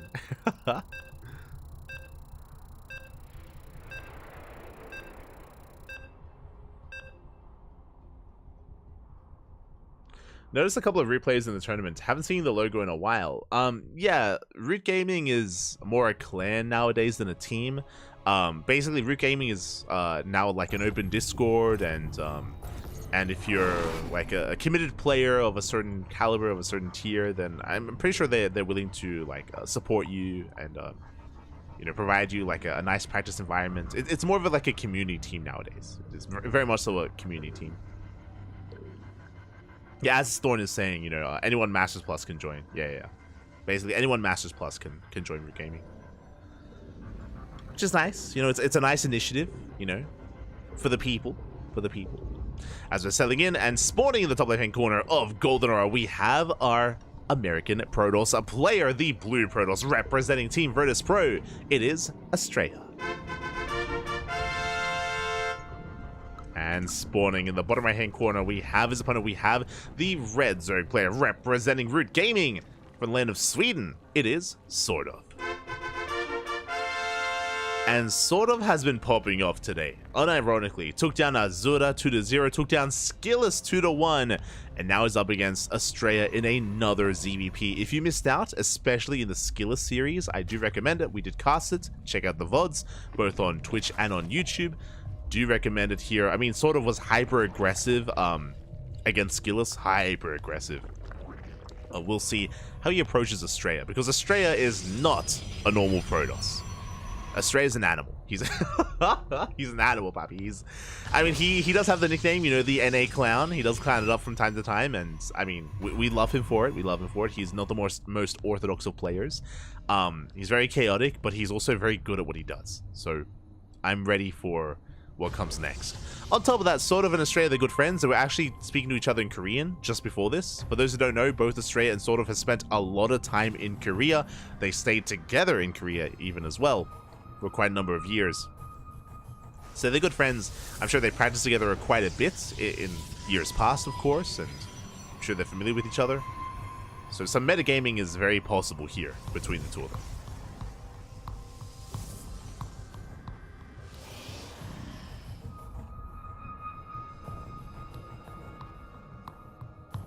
Here we go, as we are settling in.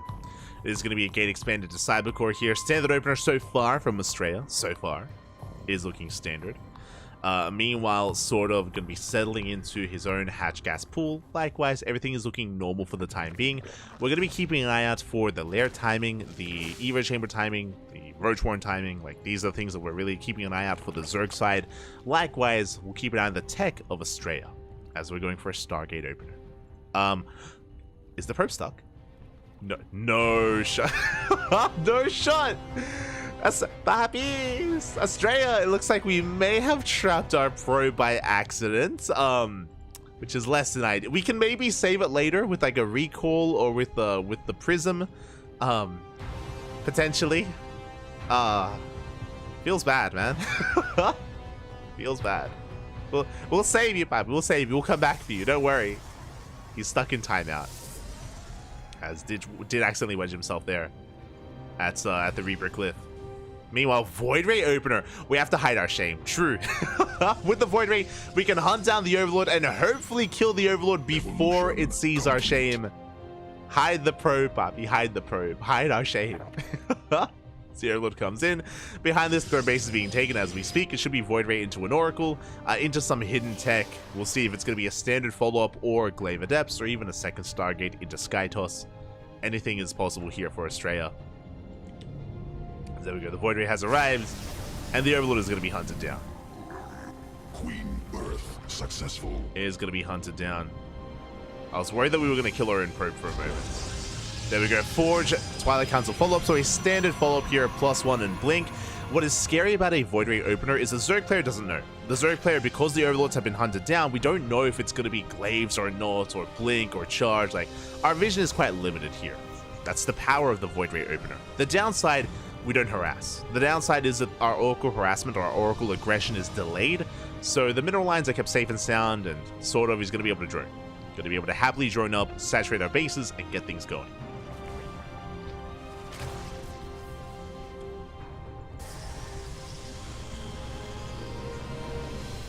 So we are settling in. Oracle into the main. Picking up a drone. Oh! Getting one, getting two workers so far, not bad. Also, it may have been Nexus first, my apologies. You just reminded me that Australia does enjoy going Nexus first from time to time, so it's very possible that he did go for it. I did miss it though, I wasn't quite paying attention. So I apologize, I did miss whether or not it was a Nexus first. Meanwhile, behind this, we're throwing down additional gateways, setting up 3 bases. Double Oracle now out on the map.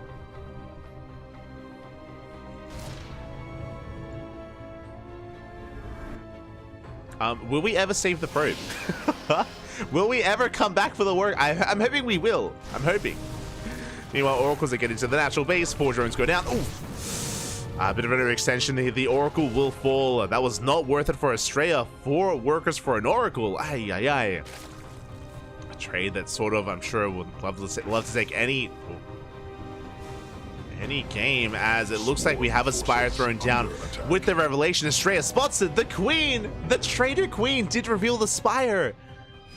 Australia is aware we have a cannon on the way here at the 3rd base. 4th is in production. Do we throw down site defense in the main and in the natural? Has Australia pieced together what's going on? He does confirm. Yeah, he does confirm. Is fully aware.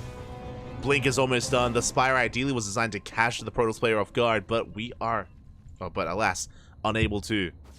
Yeah, we have the fleet beacon. Australia settling to Skytel, so we go more site defense on the way.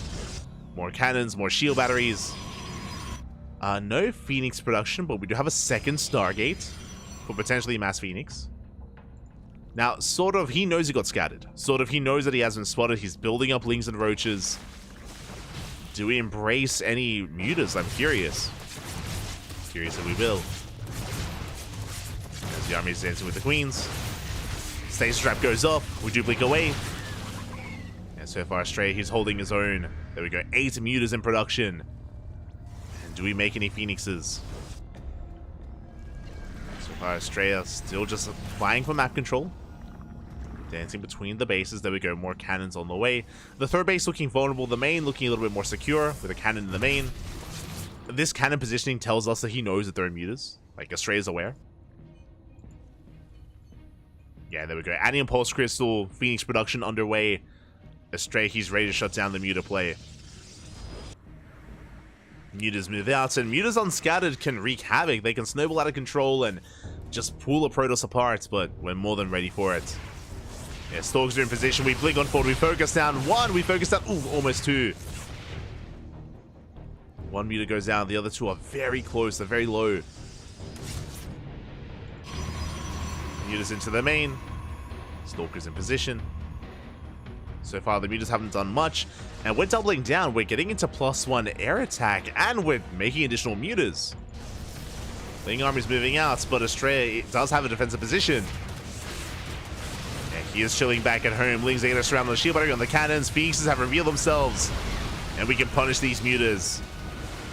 The Void Ray does fall. Lings are getting on top of the Stalkers. The ground army struggling.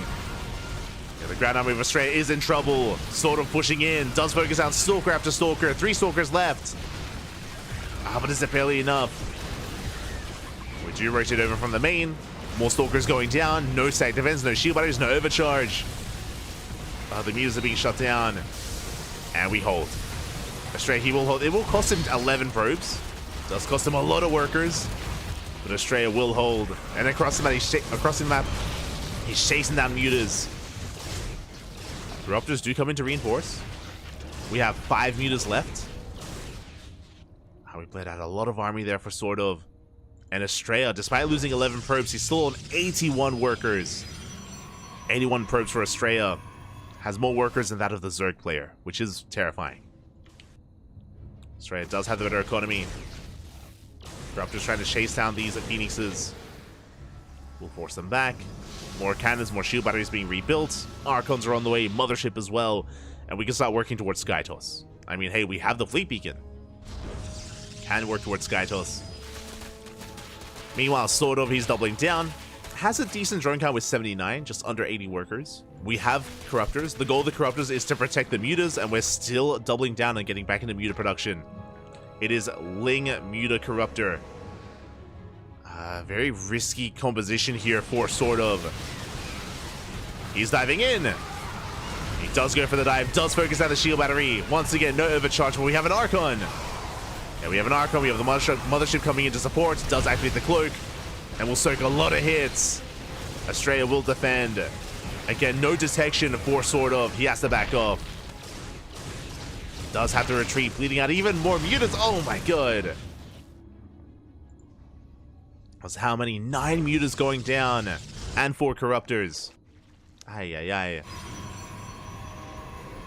Yeah, Stray even with a wall of cannons behind the mineral line. Sort of rotating around. But again, we've just bled out so many mutas. It's been such an expensive composition here for sort of, and it hasn't been worth it. And Estrella, now he's expanding. Now he's taking a 5th. He is taking a 5th base. We blink on forward. Yeah, we're bold enough to blink. We have enough. The Lings are going down. Mutas as well. And Estrella, he's snowballing out of control. He's taking a massive fight. And sort of is in trouble. He has to pull back. Does have to pull back home. Hydra's on the way. We're getting ready for a switch into Hydra Tech, into Lurker Tech. But it feels a little bit too late. Like, Hydra Lurker Viper is so far away. We're stuck with mutas a little bit longer, and they just haven't paid for themselves. It just hasn't been good enough. The Phoenixes do miss the mutas. Oh my god, we have a wall of cannons! What can we do? Mutas are revealed. Again, it was so important earlier that Estrella was able to confirm the Spire, get eyes on it really early on. And be so prepared, so ready for it. Hydras getting picked up one after the other. Three Hydras go down, and here comes the main army. Here comes the killing blow. Australia with a death ball of an army, with slow lots, with Archons, with Blink Stalkers. We jump on forward. Mutas coming in from behind. We focus down the Queens, one after the other. And Mutas, they can barely engage. The mothership survives. Oh, there we go. Gets focused down, but we take down every single mutant in the process. And Estrella, he's snowballing out of control. GG gets called, and Estrella takes game number 1. GG. A solid game out of Estrella, a risky move from sort of. Again, Spire Tech in ZVP is heavily reliant on hiding it, on keeping it hidden, on making sure that the Spire goes unscattered for as long as possible. We saw that the Spire was scattered before it was even done, before it was halfway done. Estrella had eyes on it, which is why he had the cannons ready, the fleet beacon, the second Stargate. He was more than prepared for those mutas. The initial push was getting damage done. Remember, the initial push killed 11 probes. It was 11 probes, and most of the Stalkers went down as well. Like, it was not necessarily a bad attack. The problem is that we had to get more damage done. That's what's scary about that position, is that we did need to cripple the economy a little bit more, either take down the base, reset the army. More damage was required, and without it, so we just got out of hand and out of control. Oh.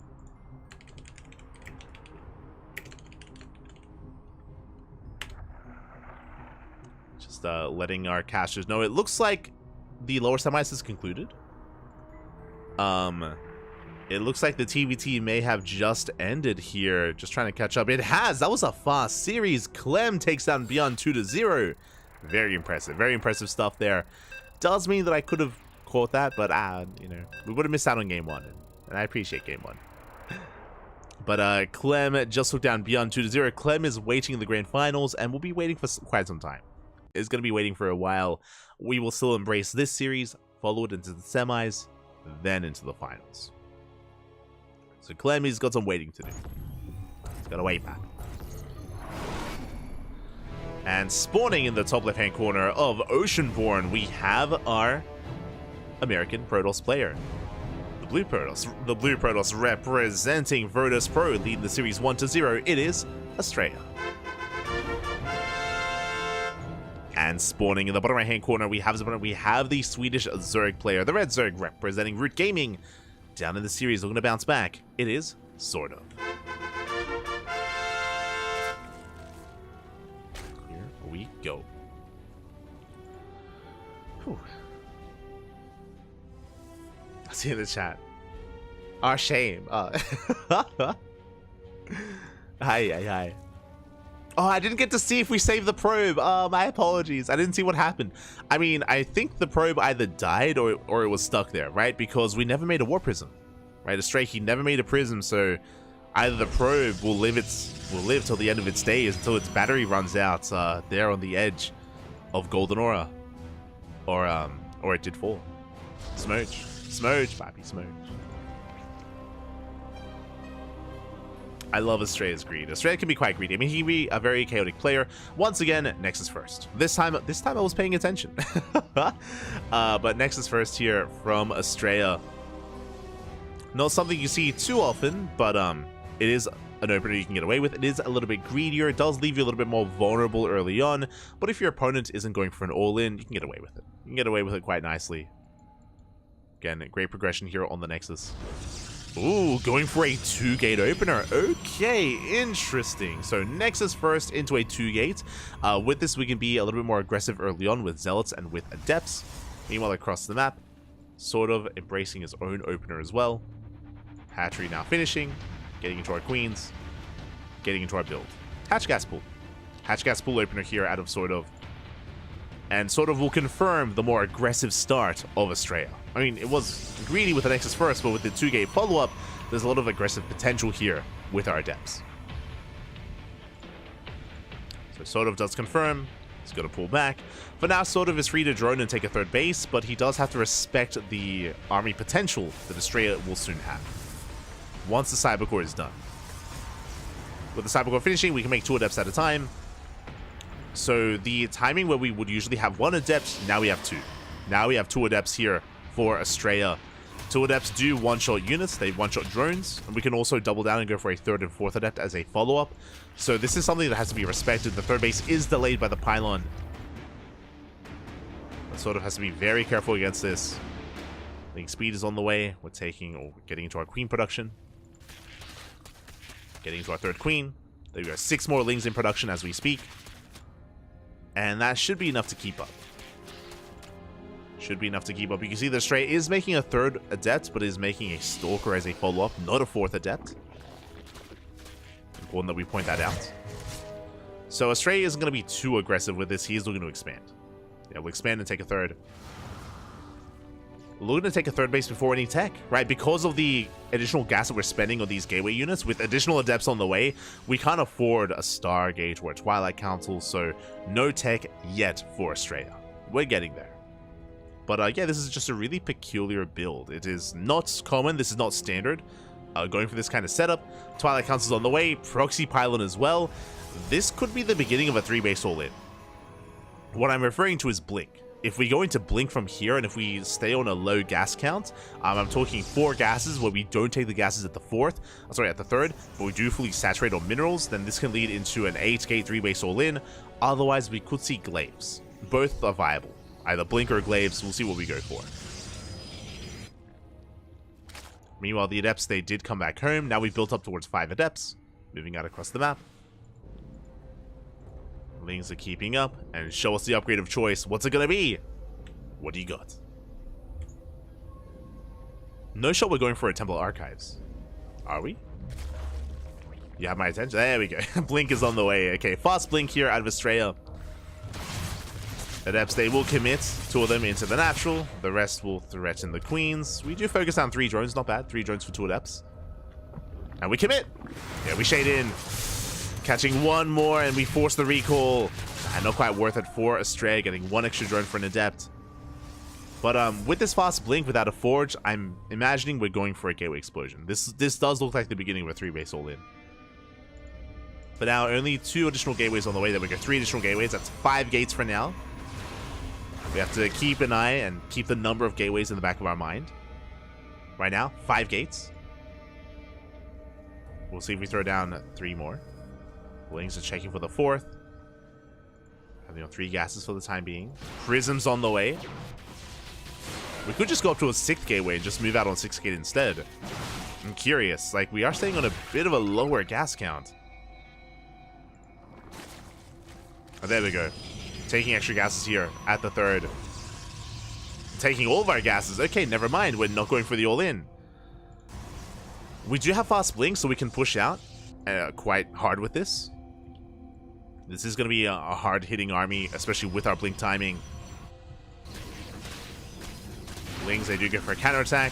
Knocking down the front door. Stalker's under threat. But it does hold on. Stalker does survive. Prism already moving out, sort of working up towards Hydras. Did have a safety Roach Warren. Estrella, there we go. I was like, where are we spending our gas? Upgrades. There we go. Now we have double Forge in a bay. Again, it's not a 3-base all-in. Estrella is finally taking up. But moving out with an earlier Blink timing. Blink is now done. We clean up a lot of Lings. The Lings are falling. And we could even threaten the 3rd base, or threaten the 4th. And rotating around, knocking down so much of this creep. 4th base is now under fire. It does finish, so if we knock it down, it's going to be a kill, not a cancel. Roach is trying to keep up, but the base is getting low. We do have a Transfuse. Plus Transfuse on the hatchery. Roaches are trickling in, but Roaches are going down. Oh, even with the Transfuse, these are rough losses for sort of. So many Roaches fall, and that's going to be a kill on the hatchery. That's how many Roaches? 6 Roaches going down. The base as well. We spoke about it. This was a really early Blink timing from Estrella and sort of wasn't ready for it. The base falls. We just didn't have enough Lings to help support the Roaches. And now Estrella can settle into his own 4. Estrella, he's up a base. 4 base versus 3 base of sort of. Now the 4th is on the way. And that's all that Estrella needed. From here, he's working up towards double Colossus production. So again, these upgrades, the Forge upgrades were delayed in favor of denying the 4th, and now catching back up in upgrades.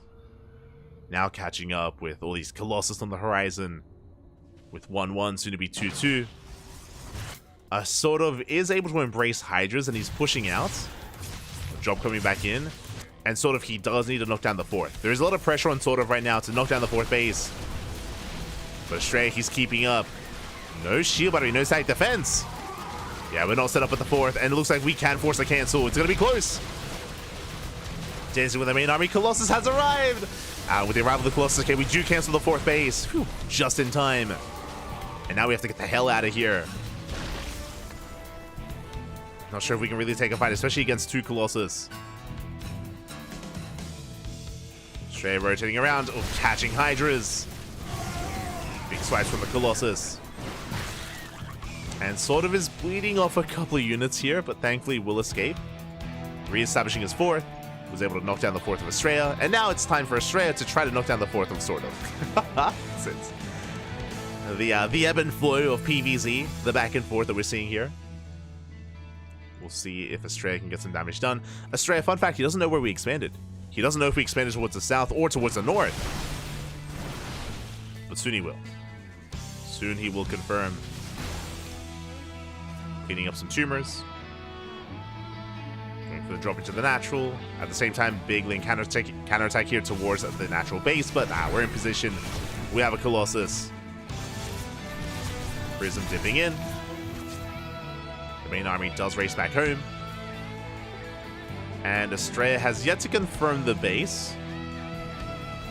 But he's more concerned about expanding and actually holding onto the 4th. There we go. A wall of cannons, wall of shield batteries. The 4th base will now stand strong for Estrella. And sort of is able to get away with Hive Tech and with Lurkers. Again, because of how active he was earlier, he does force Estrella to be pinned back home. And now we can take up. At the same time, Zealot run by from Estrella confirms that there is no 4th base towards the south. And now he knows where it's been retaken. Now he's aware of the location of the 4th. Oh my, that is so much static defense. Calm down.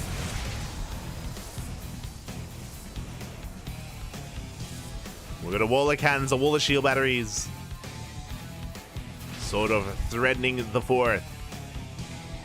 Estrella able to keep up. Now to 3 Colossus. We have a Skytoss transition for Estrella. Let's go. We are getting ready. At the same time, the Ling Roach push towards the left-hand side, but Estrella, yeah, we're in position. We force back both armies. Do we have a fleet beacon? Ooh, not quite. All right, that's our first Stargate. Of course. It didn't click in my mind that we just didn't even have our initial Stargate yet. So Stargate first, then a fleet beacon, then 2 more Stargates. Estrella is getting ready to embrace the Skytoss. Is getting ready for it. Meanwhile, Lunker Tech getting up and running. Zealot warping into the main. Uh-oh, we're not ready for this. Aspire under threat as well. Sort of is pushing forward at the same time. Estrella moving on the left-hand side. Do we turn back around? The Lurker Den's under fire. Sazing finds it's not going to finish. It's going to be close. Not going to finish in the end. GG gets called as sort of he doesn't gain any ground on the right-hand side. And Estrella takes game 1. GG. So sort of his Lurker Den was being knocked down, and you saw it on the minimap, his main army just ran into a wall of static defense, so he was gaining no ground across the map, and Estrella at the same time was pushing on the left-hand side. It was just a losing position there for sort of. His push was denied. Likewise, his defenses back at home failed, and Estrella got out of control. GG. GG, well played. Estrella will take the series 2-0, advancing on to the next round. GG. I was hoping for a final battle at least. I was hoping for a final fight, but unfortunately, we weren't quite able to get there in the end. And you know, congratulations to Estrella. We'll take it. We'll advance on to the semifinals. And do we have an opponent ready and waiting? Let's find out. Exclamation mark B. Exclamation mark B in the chat. If you guys want to have a look at the back yourselves, let us catch up on what's been going on. Do we have an update for Dark versus Geralt? Not quite. Dark versus Geralt, it looks like they have not been updated on the brackets.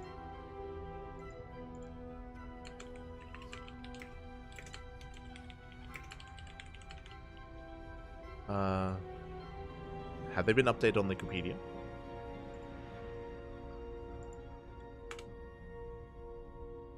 Hopefully we can find out. But it looks like Dark did win the series. It looks like Dark did take down Geralt in the end, but it has not been updated. It should be, I imagine, a 2-0, but it could have been a 2-1.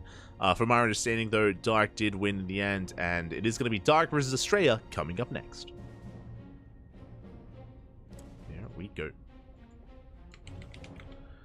Dark versus Estrella. Okay, we have confirmation. Dark did take down Geralt 2-0. Did bring him down. And getting ready for our next series. So we have 2 matches left. It's going to be Dark versus Estrella, and then the winner against Clem. So 2 best of series left.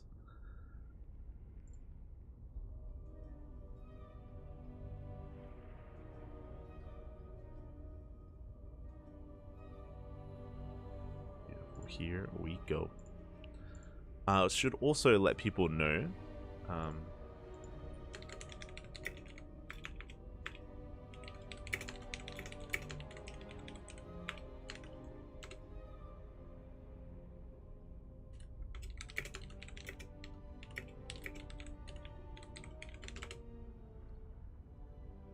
So let them know. So hopefully we can fix up Wikipedia.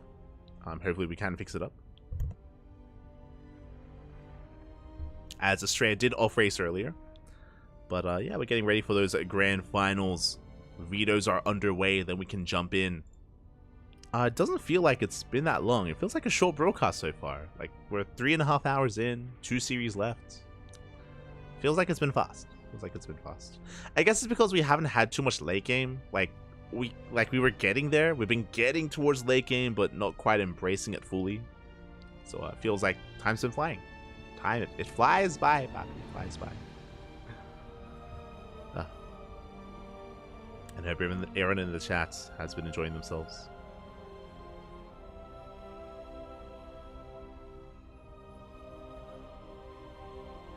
Just catching up.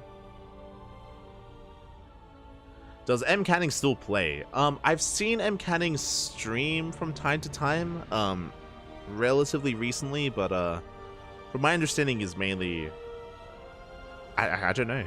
I'm not an avid viewer of M. Canning, so I don't know if he still streams, right? Question mark? Does he stream other games? Let's see. Ooh. Okay. M. Canning, he did stream StarCraft 15 days ago, so 2 weeks ago. There you go. 11 days ago, yeah. So M. Canning, he still plays StarCraft. It looks like he hasn't turned into a different game streamer. He still streams StarCraft, just not as active as he used to. Not as active as he used to be. His last stream 11 days ago. There you go. There you go.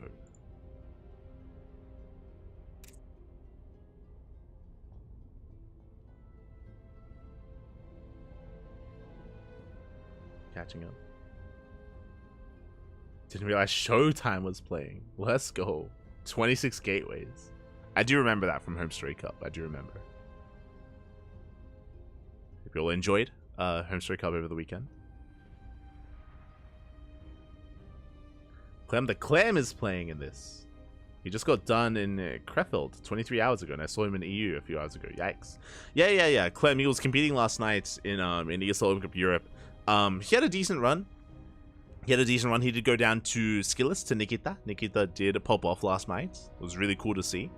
But Skilless, he was denied a deeper run here tonight. I was hoping maybe for like a Skilless Clem rematch or something, but Skilless did go down to Sort of earlier. Big win for Sort of, big win. And Clem is lying in wait in those finals. Looking to get his revenge for getting knocked out of ESL Europe. Looking to get his revenge. We'll see if he can. For now, it looks like we're going on a short break. And just because our players... No, never mind. I was going to say because our players are conducting the vetoes, but it looks like vetoes are done and the lobby has been made. We're jumping in. And because it's the semifinals, you know what that means? The Gamba, papi. Predictions will soon be open in the chat, so you can place your bets on who you think will be our finalist. Who faces off to who advances on to face off against Clem in the grand finals? Is it going to be Dark or is it going to be Estrella? Up to you to decide. Up to you.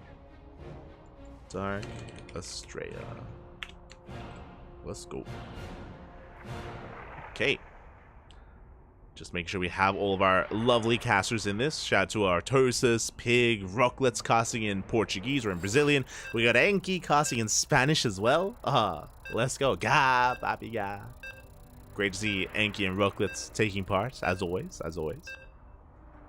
And now we're getting into our fresh best of 3, our semifinals. You can hear the beeps. Game 1, Oceanborn. Getting into game 1.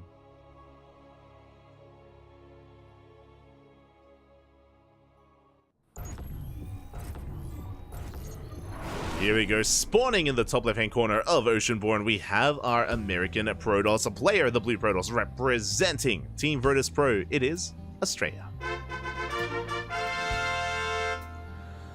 And spawning in the bottom right-hand corner, we have the South Korean Zerg player, the Red Zerg, representing Talon Esports, going for a 12 pool. Oh my god, calm down, papi. We just want to embrace you. It is Dark. Let's go. And if you're in the chat, predictions are open. Place your bets very quickly. If you want to get your Gamba going and earn some channel points in the chat, best of luck as predictions are open for a couple of minutes for who you think advances on to the grand finals. Predictions open.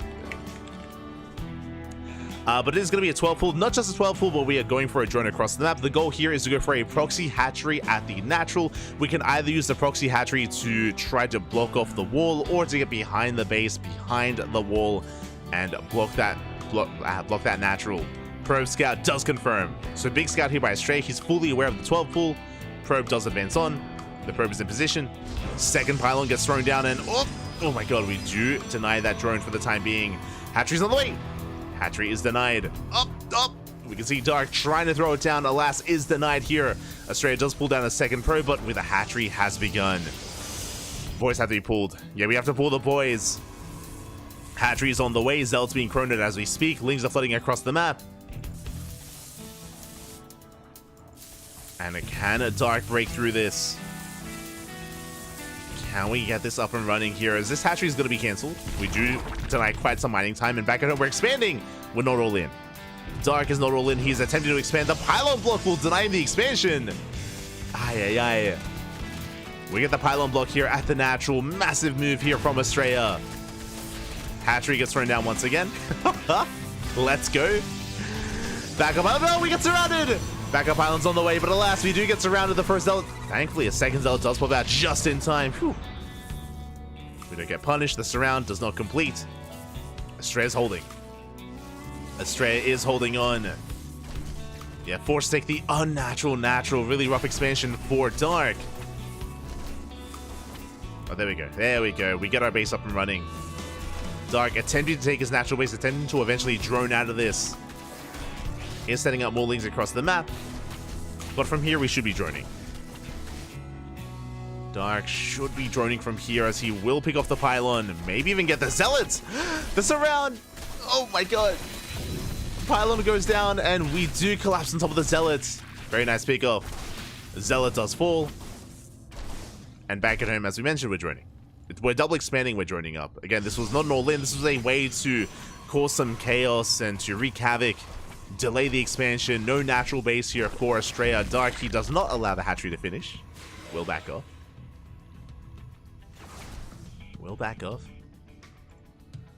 Whew. And yeah, this is just a really chaotic situation. No gases for Dark, so no link speed, no roaches. Again, we're just focusing on droning up. And now the ball is in Estrella's court. What I mean by that, Estrella now has map control, and now we can threaten mineral lines, we can threaten the drones. With our adepts, we could try to outposition Dark, but only one adept for the time being. Stargate now on the way, but everything for Estrella is so late. It's all so delayed. Dark is getting away with this. Okay, we do have 2 adepts. 2 adepts can one-shot workers. There's a lot of potential. There's a lot of potential here to wreak havoc and to get some economic damage done. We can threaten a shade. Oh, we do commit. Forcing out a spore. So far, no drone kills yet. Not yet, but we're getting there.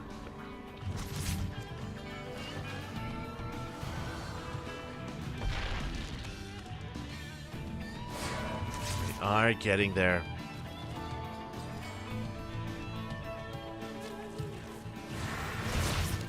Likewise, we shade into the main base, but Lings are in position. 2 drones go down for 2 adepts. We do get a 3rd drone. Okay, 3 drones for 2 adepts. A better trade for Estrella, slightly. It's okay. Likewise, we shade into the natural once again, getting another drone. Just the one. Force the recall. The recall doesn't complete. Oof. Trading 4 adepts for 4 drones. Not ideal. I mean, the drone count is still low for Dark, so every worker kill counts. But not the ideal trades that we were hoping for. Estrella now getting into Oracle harass. First Oracle's moving out. Queen's getting in position. Queen getting in position. Our queen count is quite low. We have 3 queens between 3 bases. 4 queens even. 2 with the natural. Oracle is forced back.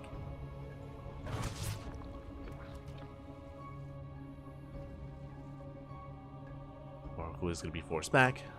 Does rotate over towards the 3rd base. Not quite committing.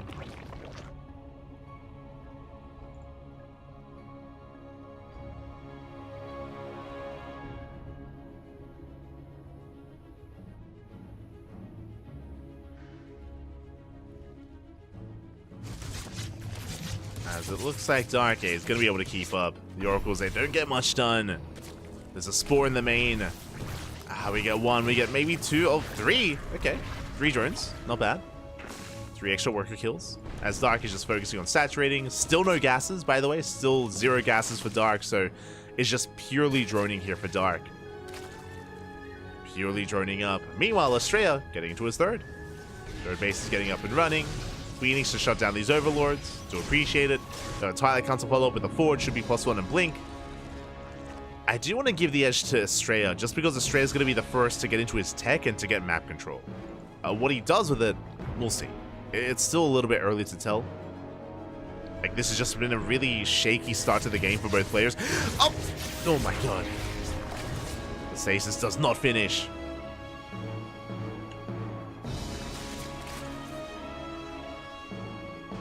Barely does not complete. Oracle rotating around. Unable to break through. Not Blink. We're going into +1 and charge. Okay, you have my attention. Getting into charge instead. That does give us an earlier charge timing. Likewise, working towards Archon production and Immortals. Building up a Death Wall of Army. Stasis trap here at the natural. Catches 2. Stasis in the main. Catches 4. 6 drones. Not bad. 4 in the main, 2 in the natural. Does add up. Straight getting damage done, abusing the fact that Dark's queen count was low because of the build, because of the early game. Likewise, Dark double expanding, getting a 4th and a 5th. We're still trying to get into the mid game. Both players are. Link speed finally on the way. Do we even have a lair? It's in production as well. Again, it's just been a really awkward game. But we're stabilizing. But Estrella is going to be the first to hit his stride. Will be the first. Prisms on the way. Additional Archons. Archons have been scouted. Big moment here for Dark. Is where he has to double down on additional Roaches. Getting into his Roach production. It's going to be the 4th base now on the way. Dark had a link to spot. 2nd rover for double Immortal production. We're building up. And we'll see how this all comes together. Another stasis into the main. Ooh, we'll catch 3 more drones. Again, very nice harassment here from Estrella. Still has another Oracle. Oh my god, we caught the Mineral Lion! I missed it, but a massive connection here at the natural. Ay, ay, ay. And here comes the push. We do catch out the Roaches. Roach speed not quite done. And Darky's committed. We do have the Lurker Den on the Lurker Den. Nidus Worm is on the way. Station bit as well. Dark building up. Getting up to full base saturation. And he's pushing. Dark sending everything across the map. We have Lings, we have Roaches, we have Queens. All being sent out. Pulling back. Okay. A lot of posturing here from Dark, and I was curious what was going to be done with the infestation bit. It's going to be for Swarm Host. Considering how low economy Dark is and how chaotic this game has been, I like the idea of Swarm Host just because they can be really efficient. Likewise, we spoke about this earlier today. If you do Scout Archons, you're aware it's Charger Archon, you're aware it's an immobile army. It's ideal to go Lurkers. This is typically the standard timing that we see Lurkers, sorry, that we see Swarm Hosts, what I meant to say. Swarm Hosts against this kind of composition. We see this all the time against Charger Archon. To go Swarm Hosts against it. The reason for this is because this army is quite immobile. There's no Blink Stalkers, there's no limited Oracles, limited Sky Toss. These Swarm Hosts, they can pop out, send out their Locust Wave, and pop back in. Like, they can just outposition the Protoss. Now the Nidus on the way. Locust Wave headed for the mineral line. We get the cannon, we get probes. Main army does pull back. But again, the immobility here of Estrella's army is being abused. Now the Nidus Worm towards the left-hand side. These Phoenixes will help. It will help out. Nidus Worm is denied. Now the Nidus here in the center of the map. Our second Locust Wave is going to be delayed because of all the dead Nidus Worms though, so it's been a little bit rough here for Dark. He is maxed. He's got how many? 16 Swarm Hosts. Swarm Hosts pop out just as the army rocks up. Very nice catch here from Estrella. Forces out the Locust Wave. We do have to kite back though. We cannot engage, not head on. Bleeding out sentries. Bleeding out Immortals as well. Regardless, despite being forced to Locust Wave, this was a better trade for Dark. Takes down an Archon. Locust Wave runs out. Oh, and now Dark is in trouble. Dark bleeding out a lot of Roaches. And what's important is that Estrella's economy is left untouched. That's what's important right now. Ideally, these Swarm Hosts, they would be knocking down base after base, mineral line after mineral line. That has not happened. Not yet, as once again, Estrella, he gets eyes on another Nidus Worm. Very nicely done. Estrella is aware. And takes down the Swarm Host, does focus on the Nidus. Army rotates over. Locust Wave forced to unload, forced to engage. Gets an Archon. Gets an Archon.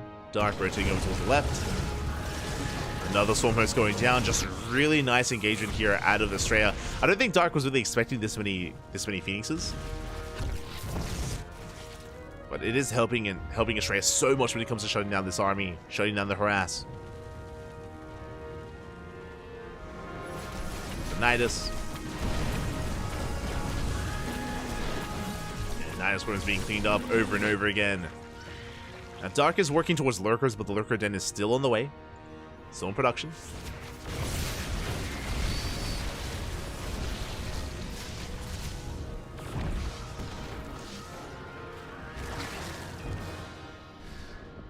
See Dark rotating around.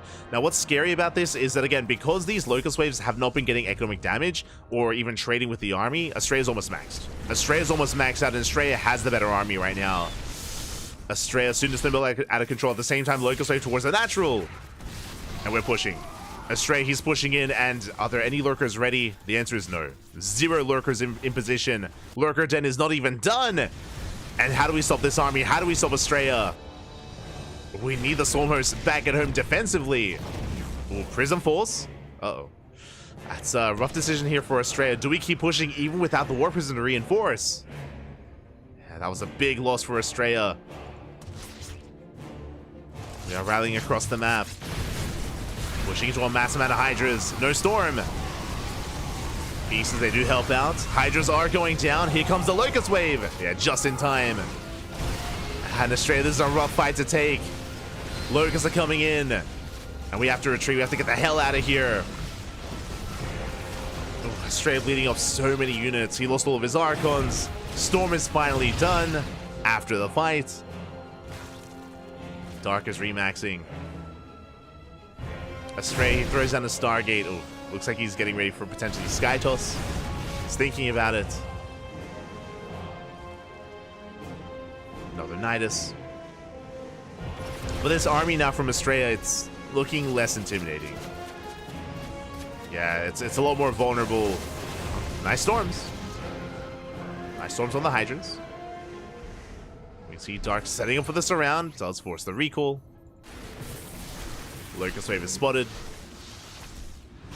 Fifth base being denied. Is going to be denied. I believe that was a cancel. Hydra's rotating over, catching the Cyber Core. Nice storms. Storms are not bad. Hydras are making their way to the mineral line, but they should be cleaned up. Not before getting a handful of probes. Not bad. Probes are going down. Dark rotates over towards the right. Now the Lurker Den is completed. Lurker upgrades are on the way. And Dark is just pulling Estrella apart. Going for the fourth. Catching some of these Phoenixes. 8 probes go down. And there's still no fleet beacon for Estrella. There's still no Sky Toss. Just trying to keep up with that ground army instead. Oh, the Locust Wave is coming in. We're going for the base and we're going to get it. This time the base will fall. Finally. The Nexus goes down. The Robo gets depowered. And Astray, he can't keep up. Not anymore. Ay, ay, ay. The army has potential, true. That's a lot of Immortals. That's 12 Immortals. 2 Archons and plenty of Storm. But we're ready. The Lurkers, they finished up. Earlier, there weren't any Lurkers. If you recall, earlier, the push from Australia was looking devastating. But he lost the Prism, he couldn't reinforce, and suddenly, Dark, he's holding. Just non-stop Locust Waves across the map. And as long as they're able to keep up with the rotation of Estrella, we should be fine. Dark, he's keeping up. Time and time again. Locust Wave towards the main. Lurkers in position, and the Ling Hydra just goes for a big counterattack, denying the next base, denying the 5th. Estrella just cannot expand. Goes for the recall. Recalling onto the Lurkers, though, on top of the Lurkers, and some of these Immortals go down. Oh my god, the Spine Shots are insane! And this was not the recall to take. Dark, he takes down, oh, so many Immortals, he even catches the High Templar as well. Brutal losses. And with the Locust Wave, we can clean everything up. GG gets called, and Dark will take game number 1. Whew. GG. A very chaotic game. It was back and forth. There were moments for both players, definitely. There were definitely moments for both Estrella and Dark. Dark was vulnerable before he had his Lurkers when the Nidus Swarms were being shut down time and time again, before the Nidus Swarms and before the Storm Host really got any damage done. But Estrella did miss his moment. He missed his timing. He tried to move out. He lost the War Prism. He couldn't reinforce. And yeah, he just could not keep pushing against the Hydra's Storm. If you remember, Storm finished after Estrella lost all of his Archons. It was a brutal anti-timing for Estrella. Did need those Storms to break through the Hydras. Without them, I just couldn't do much. And with that, GG. GG, well played. Dark takes a lead. Dark does take a lead in the series. And now we're getting into game 2. Getting into our second game. Let's go.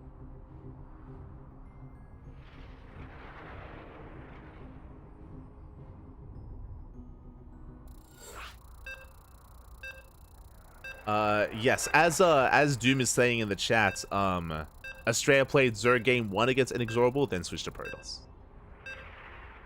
It's true, it's true. Recall needs to be instant. Kappa.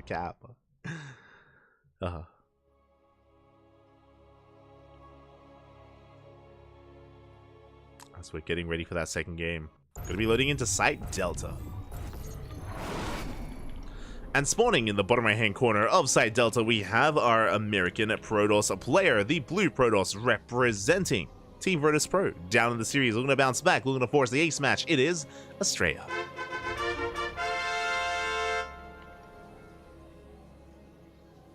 And spawning in the top left-hand corner, we have his opponents. We have the South Korean Zerg player. The Red Zerg representing Talon Esports, leading the series 1-0. It is Dark. Here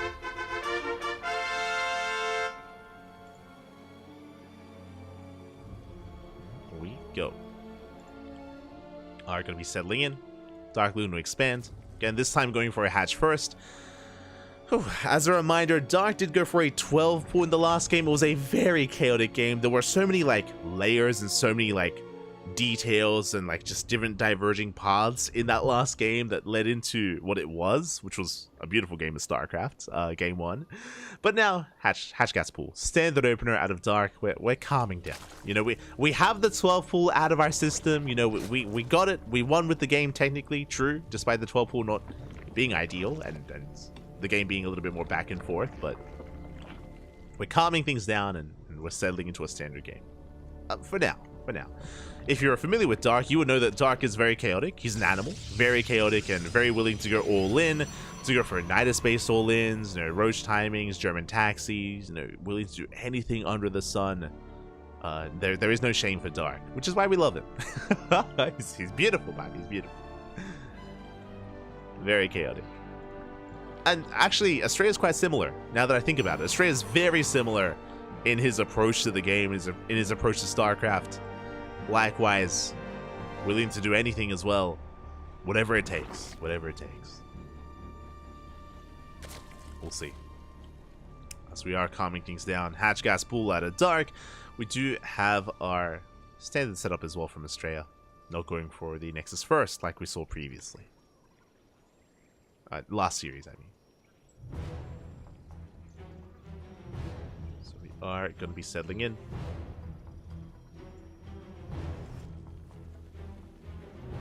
And Estrella's going to be going for a Stargate opener. Likewise, because of the standard build here from Dark, Estrella can settle into his game. Last game was just really chaotic and just a really weird setup going into the mid-game, just because of everything that had happened with the proxy hatchery, with the 12 pool, and all the nonsense. But now it's going to be a Stargate opener into a third. And we'll see if Estrella embraces a Void Ray or an Oracle. We'll see where we go. Shall see. We shall see. Oh my god, as I assumed it was going to be a Void Ray or an Oracle, but no, it's option number 3. I didn't even know it was an option. Phoenix. I mean, we have seen Phoenix openers. Exaggerating a little bit. We have seen Phoenix openers in the past. It is an alternate way to shut down Overlords, as they are faster than Void Rays, so they can zoom across the map and hunt down Overlords as quickly as possible. We could coincide this Phoenix with additional Oracle production. What I mean by that is that the Phoenix can lift a Queen, and then the Oracles, they can wreak havoc in a mineral line. You can bring them together and get some extra damage done if you combine forces. As Estrella is looking for the Overlord and will eventually hunt it down. The first Overlord, at least. First Overlord will fall.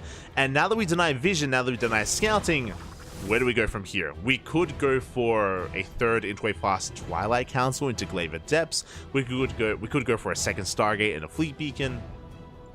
Could go for a fast Blink without a Forge, or even with a Forge. Show us what you got. Oh, that's a fast lair. That's a 4-minute lair. Oh my god. And we scout. Okay, big moment. Big moment here for both layers. So Estrella, he scouts the lair timing. Very fast lair here out of Dark. And what do you have for us? Is this for a Ling Queen Nidus all-in, or is this for something different? Are we rushing into Hydras to go into Ling Hydra? That's another viable option for Dark. I'm feeling one or the other. What do you have for us? The lair is halfway done. Lair is halfway done. Oracle's still being active. Again, Estrella, he's aware of the fast lair. Still trying to figure out what exactly it's going to be for. Lings are amassing. I'm feeling a Nidus. But we do usually take a second gas for that. Lings are still amassing. We're cutting workers here at 53. Sub 3 base saturation. That's a massive Overlord surge here from Dark. 6 Overlords on the way. Show us the Nidus Worm. What do you have for us? What do you got? There it is. Nidus is on the way. It's going to be a Link Queen. Nidus all in out of Dark. This is one of the many things that Dark is known for. He's going all in. And Estrella, he has a piece of the puzzle. He saw the lair timing. He knows that this is an option. This is a possibility. But it could still be, you know, Hydras. It could still be something quite different. Prism's on the way. Temple Archives as well. No side defense at the third, which is concerning. We need some side defense, Bobby. No shield battery in the main base either, or sorry, in the natural. Lings, they slip in. We got a full scout. It's going to be Charger Archon from Estrella. I don't think he's fully aware of what's going on. Nidus Swarm is on the way. Lings they're flooding out. They're flooding across the map. And again, 0 shield batteries. I'm a little bit in shock. No shield battery, no overcharge. Estrella, he's not ready. He's not ready for this whatsoever.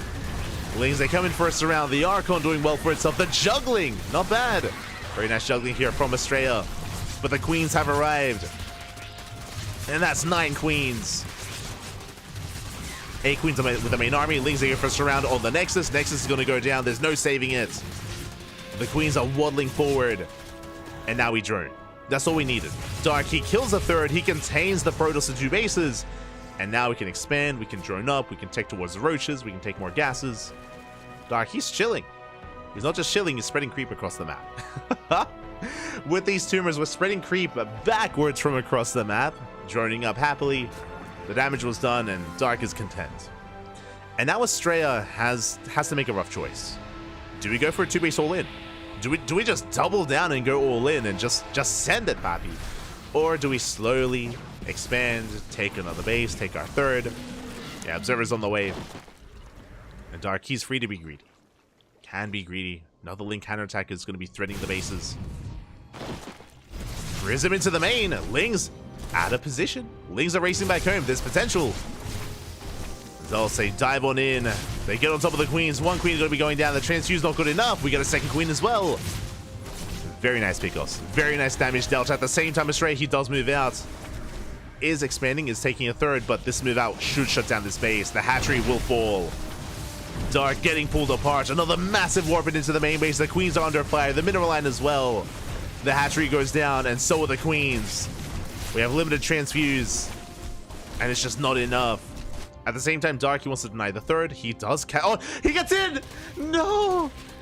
He shuts down the Immortal. He gets into the natural base. Probes are going down. We force a recall. Ay, ay, ay. 12 probe kills. 13! At the same time, we hit the third. Oh, things are looking so good for Estrella. Things are looking amazing, but he gets us around. And that should be a kill. That should be a cancel on the Nexus. Not like this.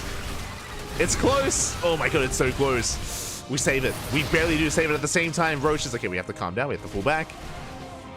Dark overextending a little bit here. We don't want to engage with the Immortals. We don't want to engage. We have to back up. We have to retreat for a moment, consolidating our army. More roaches are amassing. We save the third somehow, some way. The third is alive, but not up and running. And Estrella is going for his own counterattack. Estrella, he defends. His economy is crippled. True. But he's pushing. He's pushing out. What do we have? We have 6 Archons. We only have 1 Immortal. The downside is, if you remember, we lost an Immortal earlier. Lings once again. Oh, sorry, Roaches once again. Looking to knock down the base. But can Dark survive? Can he hold? Solid force fields. Ravagers do morph in. Ravagers, they barely morph in time. Zealots are going down. They're getting picked off one after the other. The Archons are struggling. Yeah, with only 1 Immortal, I don't think we have enough. The stasis does catch some of these roaches. Boys are being pulled. The boys are pulled. Archons are falling one after the other. There's 4 Archons left. The juggling is nice, but with reinforcements, I believe Dark should have enough. He does bleed out 12 workers. 12 drones go down. Oh my god, the juggling! We're taking down roaches. Roach after roach going down. But the stasis runs out, and it looks like we have defended. We clean up the army. The third base was killed. Estrella, 2 base all in. He's still 2 base all in, but he did retain the Immortal. Again, because of the juggling, we retain the Immortals. The Immortals, they do pack quite a punch. We can keep pushing. Oh, the Miles. Oh! Miles, they shut down the stasis. Pushing on forward. Miles almost take down the Prism as well. Oracle's going to be going down. The force fields are very nice. I mean, we clean up so many roaches here. Beautiful force fields. But time is working against Estrella. The longer this goes on, the better it is for Dark. As he's building up more Ravager. And if he can force this army back, he can get himself with the Prism. Speaking of, yeah, the Prism has to on siege. Files, ooh, will connect. We get an Arc, we get an Immortal. We do pick up an Immortal. But another Immortal has arrived. Still a very close fight. The Files, ooh. Bit of friendly fire, they take down the Observer. Army gets forced back. Dark, his own economy is not ideal either. Bear that in mind. Only 45 drones. This is still very close. It's very close between these two players. Files, once again, they shut down the stasis. Another queen falls. Once again, the force fields. We do pick up some of these roaches. Roaches and queens. Roaches and queens going down the prism. Ooh, saves the Immortal. Avoids the vials. More roaches falling. We're running out of roaches. Running out of support for the Ravagers. But we pick off an Immortal. Massive pick off. Immortal goes down. Estrella is expanding back at home. Trying to get a third base up and running. Trying to expand. Trying to have an economy. Dark has yet to take his own base. Force fields catch Ravagers. Very nicely done. 2 Ravagers go down. Down to 3 Ravagers. But Dark still has 11 more roaches on the way. Sentries are going down one after the other. Expensive losses here for Estrella. Losses he cannot afford. We've held. We have now held. We've reset the sentry count completely. And there's almost nothing left for Estrella. There's almost nothing left. We have a handful of gateway units. The Immortal Archon race back home. Queen does go down. But now Dark can drone. Now Dark is droning. Estrella, he has his own third base up and running. Okay, we're still in this economically. Actually, with this third base getting up and running, I would say that Estrella has the economic lead. Estrella has the economy. Meanwhile, Dark has... Oh, God, the Prism! No! One more. Doesn't go down. The Prism escapes. Swarm hosts on the way. Interesting. So, Dark has the army. You know, Estrella has the economy, Dark has the army with 7 swarm hosts. We have potential. We have potential to get quite a lot of damage done.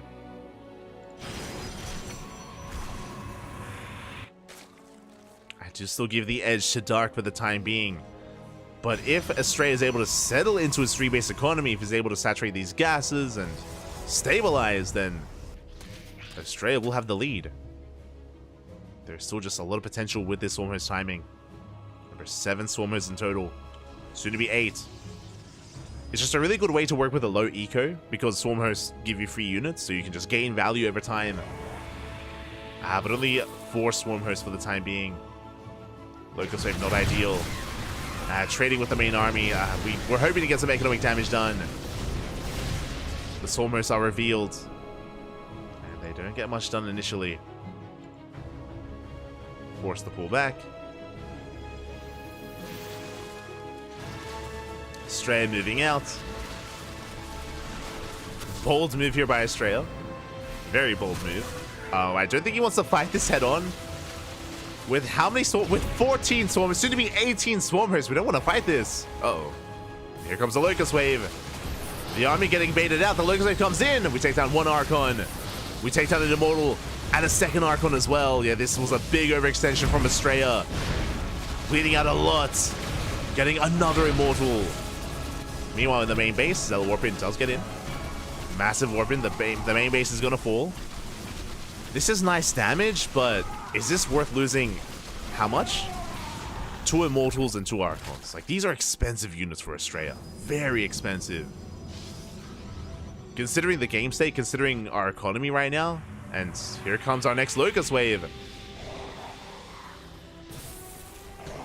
And whether we go for the army or the base itself, value here for Dark. Then we get another Archon. Putting out some roaches. Going for the 3rd. And the main army zoned away. Yeah, Estrella, he just cannot protect his 3rd base. It's not going to happen. We take down the shield battery, we take down the site defense, the Archons, the probes, everything. And how can Estrella engage? He just can't. He can't engage at the same time. Another Zealot warping across the map. 17 probes go down. 17 probe kills. The Zealots are being cleaned up. And it looks like Dark has done it. Dark, he's maxing out. He's still on 46 probes. The Prism falls. Like, Dark is on 2 base economy. But, I mean, he has an overwhelming army at this point. Building up those Swarm hosts to critical mass. Takes down the Cyber Core. There is a hidden base towards the north, but we cannot get there. We cannot saturate. Astray, he's getting pulled apart. And we're looking to make it to the finals. Like, Dark, he's looking to take this series and keep on going. Astray had his moments. Things were looking quite close between Astray and Dark in this game. But, I mean, it was a really rough start for Astray. If you remember, right, like he didn't quite read the Lin Queen Nidus all in, so he lost the third base immediately. He was contained for a long time. And here we go, pushing towards the natural. The final mining base of Estrella. I mean, we did recall towards the north, so I guess we have a ninja base. Immortals going for a counterattack. We have a Locust to defend. Yeah, the Locust wave comes in. The Immortals that, you know, microing their hearts out, but alas, there's just an overwhelming swarm of Zerg. Dark, he collapses on the army. GG gets called, and Dark will take the series 2-0, advancing on to the grand finals. GG.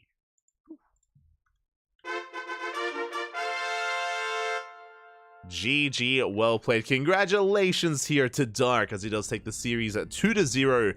Again, a chaotic game. He was stuck on 46 workers, but he was able to build up and accumulate that Swarm host count with just hyper efficiency, trading free units, taking down bases, catching Immortals, catching Archons, whatever he could, and eventually almost maxing out, even getting up to 180 supply towards the end. GG, well played. Congratulations to Dark. My condolences to Estrella, but Estrella did well. He did well making it to the semifinals here. It is not easy to make a deep run in these tournaments. Did take down some big names, and Estrella does bow out, but made it to the semis, so I'm sure not too upset with this performance. Bearing in mind, going down to Dark of all players, Dark is the best Zerg player in all of South Korea, one of the best Zergs in the world, so going down to Dark is, there's no shame in that. No shame in that whatsoever. GG, well played. I'm sure we'll be seeing more of Estrella in the coming weeks, and Dark will make it to the finals. Well, let's get ready for it. Let's get ready for those finals. Let's go.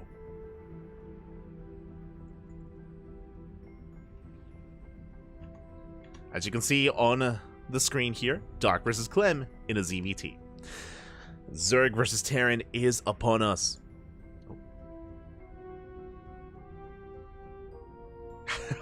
Este Cristiano. Shaking my head. It is going to be upon us here. Going to be a best of 5 grand finals. We're getting ready. Ooh, vetoes are already done. Vetoes are done. Just catching up.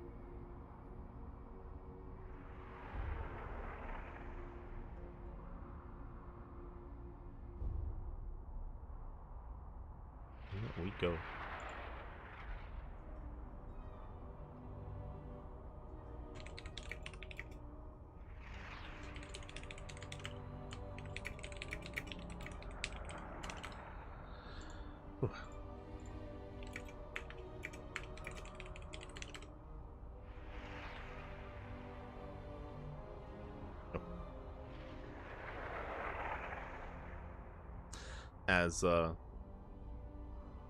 As we are selling in, here we go. We're getting ready for the grand finals. We're getting ready for our ZVT. Looks like the videos are done. Game 1 is going to be on site Delta. Game 1 is going to be on site Delta. And how will this story end? Where we headed? Again, we haven't been able to cast Clem yet, but Clem has been fighting through nothing but Terrans, which is honestly really good for him. Clem, for a long time, his weakest matchup has been TVT, so he's getting the practice in, you know, getting so many TVTs under under wraps here tonight. Quickly just catching up. Clem, he took down Björn, a Terran player, Epic, a Terran player, and Disrespect, another Terran. So just non-stop TVTs for Clem, making his way all the way to the grand finals. And now he can finally embrace a non-TVT matchup. But it's Dark. Again, a very chaotic player, very aggressive, very unorthodox, very roach heavy at times as well. So, you know, you might be practicing against Reina and Serral, but that is not practice against Dark. He's a very unique player.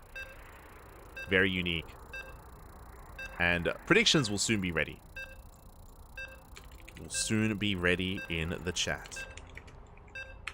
So we'll need a moment to set that up. You hear the beeps. We're getting into our next game, into our next series, into the grand finals of ESL Open Cup Americas 233. Let's go. Let us go.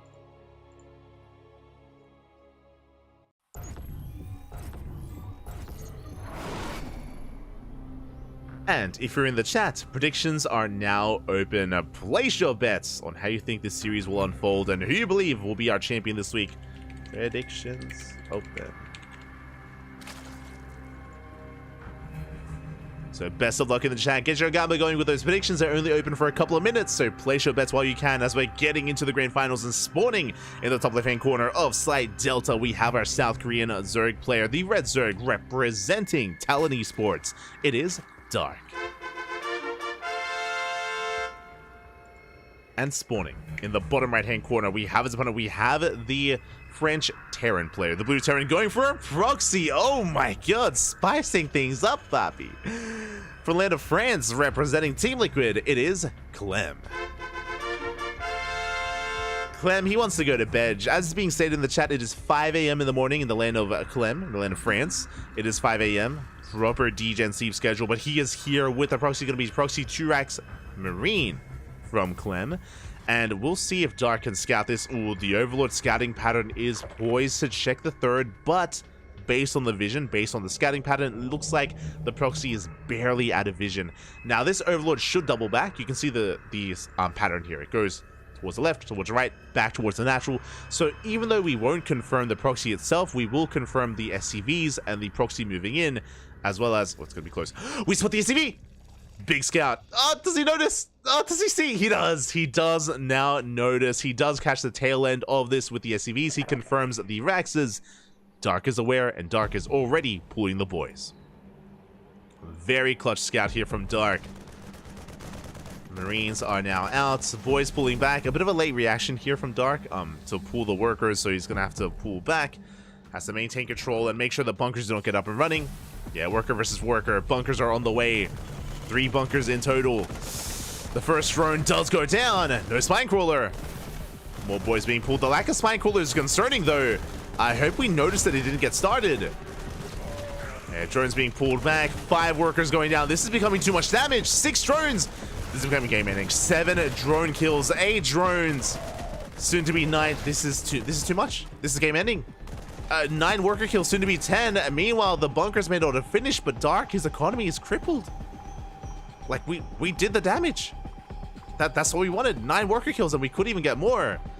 As Marines are amassing back at home, Clem is transitioning into a CC before the factory. Here go Lings. They do dive on top of this.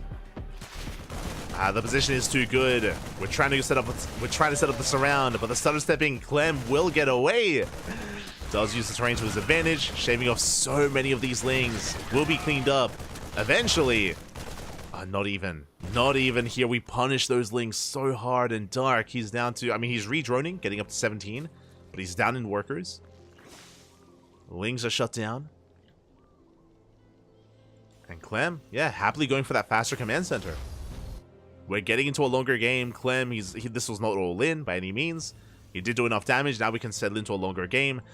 Dark has some catching up to do. He's got quite a lot of droning here to conduct back at home.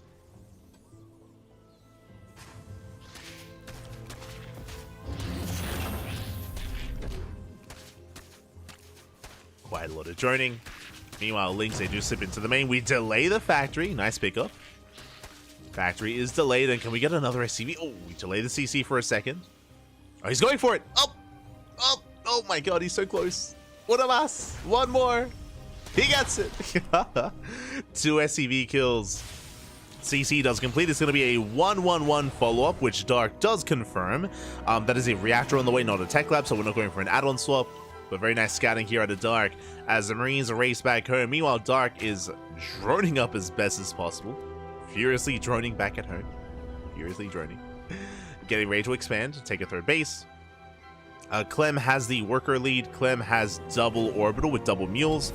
I would give the edge to Clem. I would say in the aftermath of this proxy, Clem has done enough damage. He's done enough and now finds himself with a solid lead.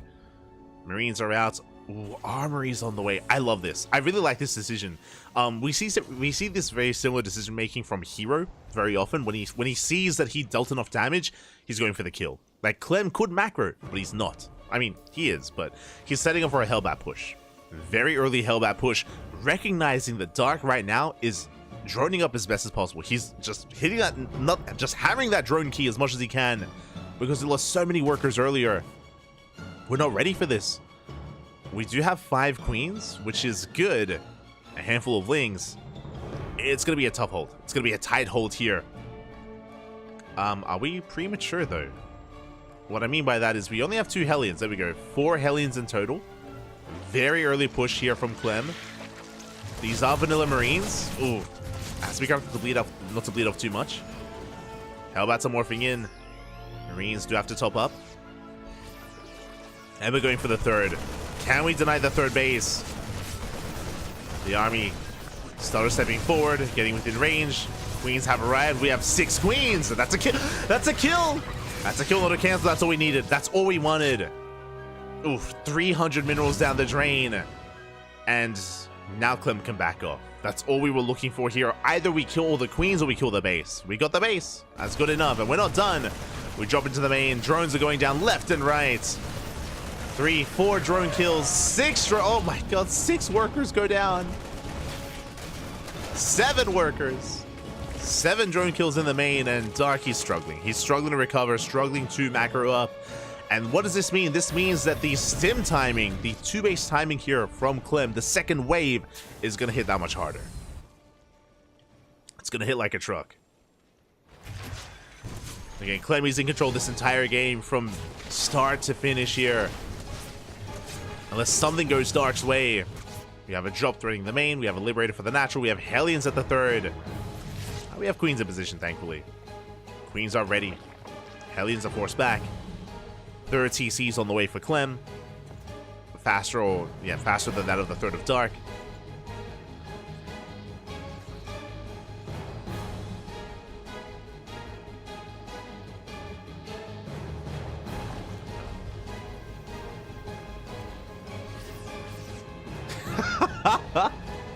I just saw the chat. Clem claims that his sleep schedule is better and complains that people calling him a degen. And then I believe Hipster Cup players were late because Clem was late for his 2 p.m. opening match. True, true. Clem needed his beauty sleep, Pappy. Clem should just embrace it. I don't know. Like I missed that interview with Clem. I'm curious if it actually bothers him that people call him a degen. I was like, just embrace it, Pappy. Just embrace who you are, Clem.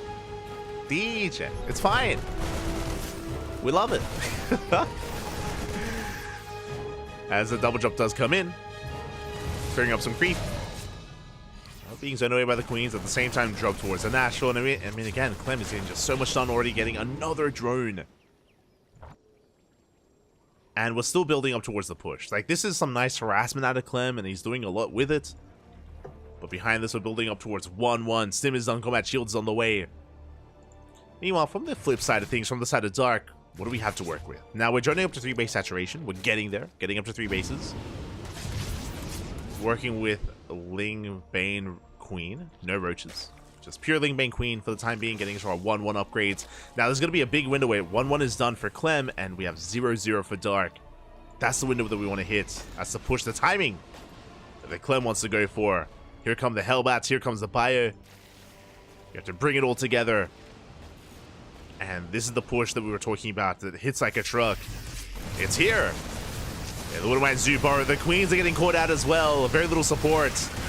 Mine shots going off. We do want Burrow. Bailings are waddling in, but the mines. Ooh, we force friendly fire.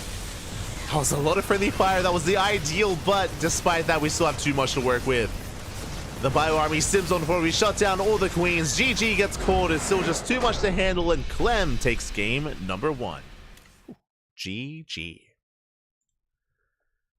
GG, well played. A very strong start for Clem. It all started with the proxy 2-racks Marine, and alas, Dark, he bled out too many drones to the defense. Remember, it was 9 drone kills plus lost mining time, plus, was it like 17 lings? It was just an insane amount of damage early on. Clem traded so well, he traded too well. And Dark was behind from the get-go, essentially, from the beginning of that proxy, or from the conclusion of that proxy. Clem had dealt an insane amount of damage, and with that, Clem takes the lead. Now, what I will say is that, again, a lot of this game, and the reason why Clem looks so good in this game is because of the opener, is because of the proxy. Dark just wasn't able to get into his game, he wasn't able to stabilize. I'm sure getting into game 2, and the rest of the series, Dark will have a much more comfortable time. I'm sure. Just a very rough start. Very difficult start there for Dark.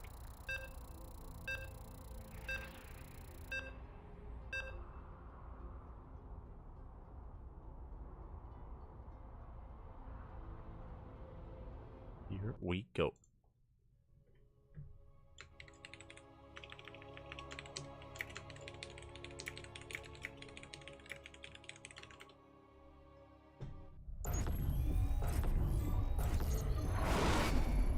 And spawning in the top left-hand corner of Airfield, we have the French Terran player, the Red Terran representing Team Liquid, leading the series 1-0. It is Clem.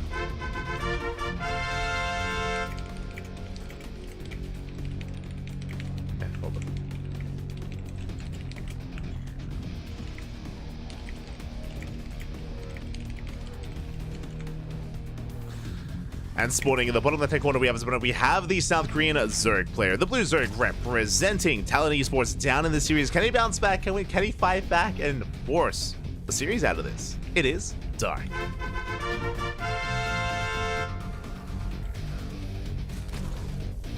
Here we go. I saw someone maybe a little bit confused about the events, being like, hold up, it's ESL Americas. Why is there a Korean and a European playing? I'm like, well, these weeklies, they're not region locked, they're just at preferred time slots for their regions. For example, this is why we were joking about Clem being a degen. Clem is playing at 5 AM in the morning. It's very early for Clem. It is not ideal. There's a reason why most Europeans do not compete in ESL Americas. Raynor never competes in it. Cyril never competes in it. Lambo as well. Basically, people that sleep at regular times never compete in ESL Americas, but that's where the degens come in. That's where Max Pax comes in. Clem, Skillus, Geralt, Wayne. If you want to know who the degens are in Europe, just have a look at the ESL Americas weeklies. Then you know. Then you know, Patty. Then you know. But that's what's also amazing about this event, is that we're able to kind of bring everyone together, right? It's like ESL Korea or ESL Asia, the Europeans, they don't touch it. They don't touch it. It's just at a really bad time slots, and it's not ideal for them. It's too early in the morning for the Europeans. So instead, it's just purely a Korean-based tournament. Same with Europe. Europe is too late for the Koreans, so the Koreans, they don't touch the European weeklies. But here in the Americas, we all come together. All the regions, Americas, Europe, Korea. You could argue that it would be better for the region and better for the scene if it was region locked. I would agree. I would definitely agree with that, but at this point it's too late. It's too late to make a change we're what, over 200 weeks in, and to now region lock the events, it doesn't make much sense. But I do agree with the sentiment that that the Americas region would be better off if this was region locked. So it is a bit of a shame. The Americas region has shrunk as a result, 100%. We still have some top players like Scarlet and Estrella and Trigger, that is true, but the Americas and Latin American region has shrinked over the past couple of years. We would know that better than any, as you know, we once used to cover region-locked events on a much more regular basis here on the CranKy Ducklings. I'm referring back to 2020, 2019, 2021, 2022. Latin American and American locked events were a lot more commonplace, but a lot of the players have since stopped competing, and those events are no longer as viable anymore, which is a little bit sad. But regardless, we're settling in. For now, we do see Clem. He did delay the expansion by quite a bit with our initial Reaper aggression. So nicely done here. And we're following this up with a 2-1-1. A 3cc 2-1-1. Okay, Clem, he's cooking. So what does this mean? Well, one, it's a very economic variation of 2-1-1, but it is a stim timing. We're building up towards stim. We're building up towards a starport with a reactor swap into a 16 Marine medevac timing. But because it's 3cc, it's going to be a little bit delayed. It's going to be later than usual, later than normal. Lings, they do get across the map. We do get on top of the mirror. Oh, the Marines do go down. No Hellions whatsoever. SCVs are under fire. Very nice counterattack here by Dark. Gets one SCV, but not much more than that. Meanwhile, across the map, Hellions are being shut down as well. Yeah, with the help of the Queens, we do survive this. But again, we're working towards that medevac drop. Here we go. Starport is on the way. Marines are amassing. Hellions do get into the mineral lines. And we'll catch another drone. Another 2 drones. We might not have WSS game heart. Oh. But 2 more workers go down. But yeah, the downside here is that Dark is free to drone up and be quite greedy until this medevac timing hits. It's still a ways away. And yeah, we don't have WCS game heart, so we have to count. We do have to count. Aliens, they take down the tumor.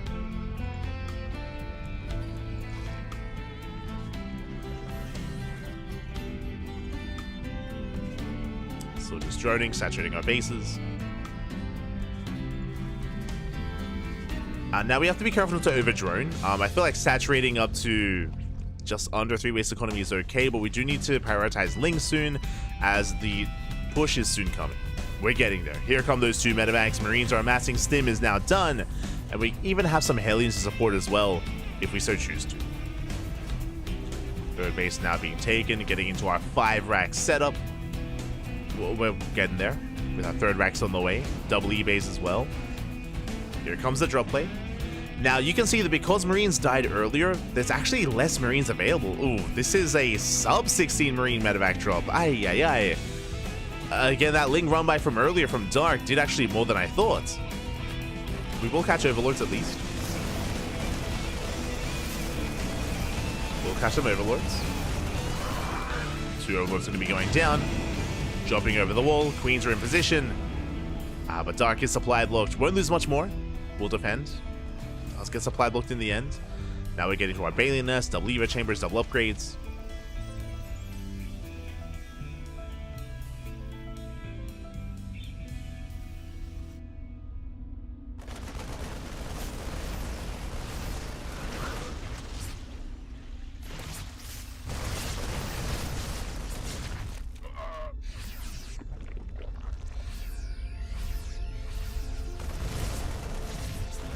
Drop is being forced back. So far, Dark holding his own, getting into 1-1 upgrades. Meanwhile, Clem soon to be reinforcing. Now, again, because we lost so many Marines earlier, it did kind of take a little of the bite out of this initial drop play, but now we're reinforcing. We're reinforcing with more Marines, we're reinforcing with a tank.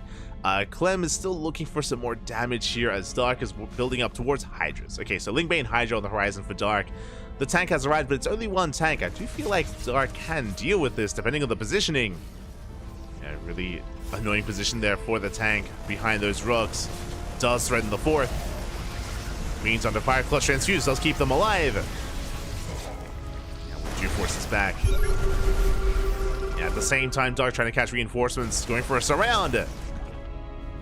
Attempting to set up a surround. There are slow Bailings here to defend. And here we go. We're collapsing in this position. Links from behind. Links from the front. The tank will be cleaned up. We do get a volley on the Bailings. But a nice defense here from Dark. Again, he shuts down the push, gets his 4th base, does preserve it, and now can drone. Now can drone up. For now, just on 3-base saturation. Here comes the 2nd wave, the 2nd push to reinforce. The Bio Army did survive, and now we have another tank once again. Ooh, creep is being cleaned up. And Clem, he's got quite a bit of momentum on his side now. Dark still trying to build up some Lingbane. Did we invest into the Hydras a little bit too soon? Again, he's up against the wall. So far, Bailey's not connecting. The hatchery under fire. Dark going for a big link counterattack. We have defenses back at home. Yeah, we have an army Oh, that's a kill, not a cancel. 400 minerals down the drain. Very nice pick off there from Dark. Let's be very careful. Does connect with some of these banelings. We get some connections. Oh! As we do come in from behind, we get on top of the medevacs. Medevacs go down, tank as well. Nice defense here out of Dark. Whew. Does hold. But the push just doesn't stop. And we have no banelings. We have no banelings left over. Clemmy snowballing out of control. It's just becoming too much. Yeah, this position, this angle of attack is just so brutal. And Dark, he can't engage. Not anymore. It's impressive. Like, it's only been one tank at a time, but the anchor point here, the terrain is just so brutal here working against Dark. Bailing's trying to engage, but Marines have arrived, and Clem, he's gonna break through this. Yeah, the tank shots are insane. The Marines, they still on 4, they get on top of the Queens, they get on top of the Hydras. And Clem is achieving too much. And Dark just doesn't really have the economy, the production to really sustain these losses. Yeah, brutal trades. Clem is breaking through. Third base untouched. We get on top of the Queens. GG gets called, and Clem will take game number 2. GG. A very clean game there out of Clem. I mean, early on, I was a little bit concerned with the double jump timing that didn't really achieve too much. We got overlords, but not much more than that. But we were able to clear up creep in the center of the map and threaten the 4th. And make sure, more importantly, that we never spread creep again in the center of the map. That's the most important thing, is that Dark never had control of that location outside of his 4th base. He was never able to saturate it. He was stuck on 60 workers, so Dark's drone count was less than ideal, and he just could not keep up with the production of his opponent. Just became too much. GG, well played. Clem trading so well with that army. And of course, back at home, he was untouched. And now Clem is one game away from making it and from becoming our champion this week. And a shout out to Patty Mac. Gah, Papi Gah. Thank you so much. Hope you're enjoying your time at home. Returning from your travels in China. Hope you're enjoying yourself. Thank you so much for the raid. Hope you had a great time at DreamHack. Gah, Papi Gah. Let's give a Patty Mac.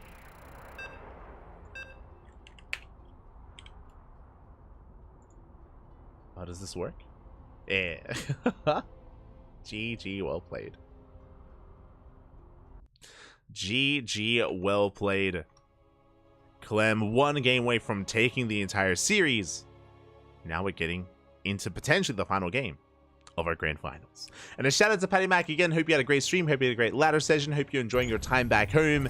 And welcome, everyone. Welcome to the grand finals of ESL Open Cup Americas. It should have been too late.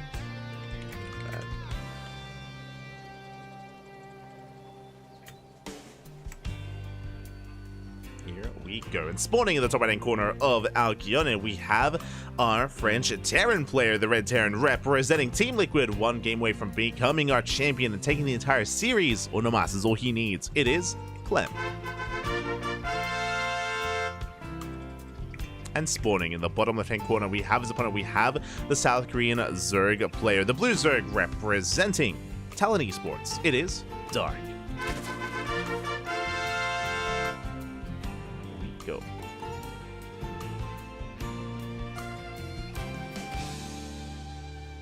Oh, 2x Reaper, let's go. As Clem has been quite fond of mixing in 2x Reaper here time and time again, it is going to be that second Rax on the low ground for Clem. The goal here is to contain the Zerg player on 2 bases and to, just take an economic lead. To get momentum early on, to get ahead economically, and to settle into a biostim timing in the mid game. Oh boy.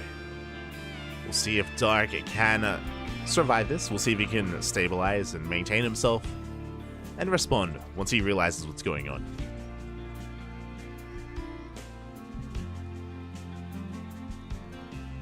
Here we go.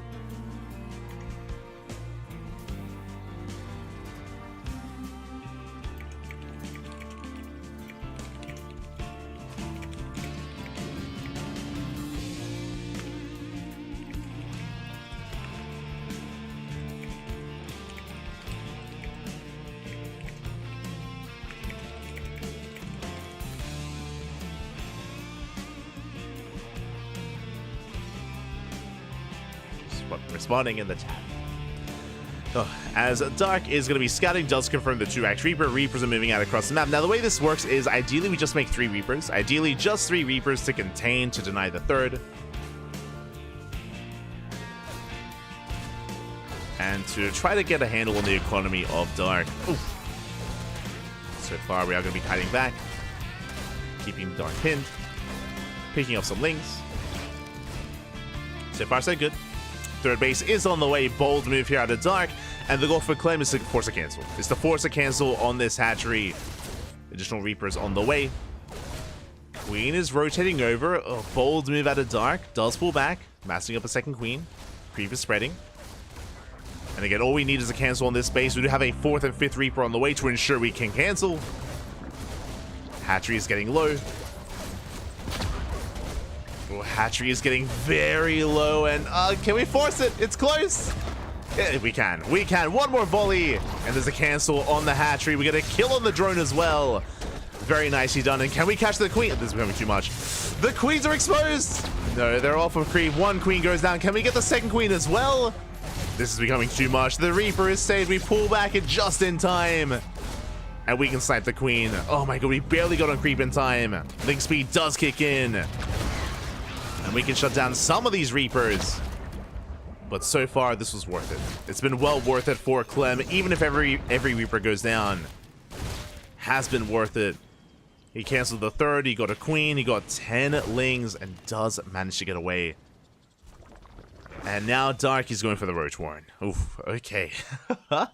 A really rough position to be in here for Dark, but he's going to be falling back onto Roach play.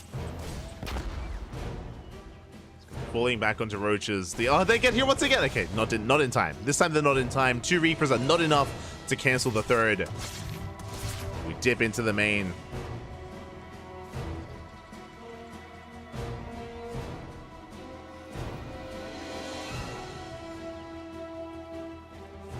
Reapers will pull back. Roaches are amassing. Now the question becomes, how committed is Dark going to be here? Do we just rally? Yeah, we're committed. I was like, how many Roaches? 6 Roaches. 8 Roaches. 8 Roaches are on the way.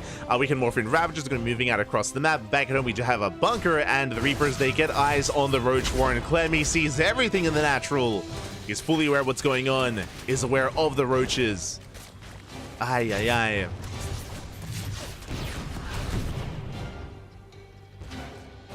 And here we go. Dark is pushing. We're pretty committed. We're basically all in. Dark, he's on 28 workers, barely an economy. It's all or nothing for Dark, one way or another. Either Dark kills Clem or he dies trying. Second bunker's on the way. Ooh, no Marauders. Oh, you have Cyclones. Cyclone production, Banshees as well. It's going to be our 2-1-1 setup on 3CC. Ravagers are arriving. And does Clem have enough time to get into this Banshees? First Banshee's halfway done. Add-ons are under fire. A really awkward setup here for Clem. The bunker's behind the production. We could even deny combat shields. And we're amassing Lings. We're just amassing up Lings. When the wall goes down, Dark is going to bust in. He's going to bust through. But does he have enough? Rax does lift. Banshee has arrived. Oh, the Banshee can go for the Ravagers. Yeah, Ravagers are going to be targeted down. Do deny the reactor. Stim is done. The Vials! Ooh, massive Vials. They do connect. Marines go down. Boys are being pulled. The Vials, they take down more SCVs, but the bunker barely lives a little bit longer. Is it going to be enough? 8 SCVs go down. We're breaking through. We break through the defensive line of Marines and Cyclones, and Dark, he has done it. He busts into the main base, into the natural. Denies Cloak. Oh, no, never mind. Cloak does finish, but it doesn't matter. It doesn't matter. Not anymore. And we have a series. We will force a game 4. The Vials. Once again, we deny the ramp. We deny the... Oh, my God. We deny the SCVs. 42 workers go down. The Vials. They take down one Banshee and almost another. GG gets called. Dark takes game number 3. GG. GG, well played. Again, just a really awkward position there for Clem. For those that are curious, against these Roach counterattacks, Björn would usually throw down the bunkers on the other side of the wall, on the Zerg side of the wall, basically. He would set up 3 bunkers, get into Marauder production as quickly as possible, to be able to protect his production, protect his add-ons, protect his upgrades. and have a stronger stance there, pre-pulling the boys as well. Alas, because of the bunker positioning from Clem, he just had a really awkward time defending and protecting his add-ons. I mean, he just straight up couldn't protect the add-ons.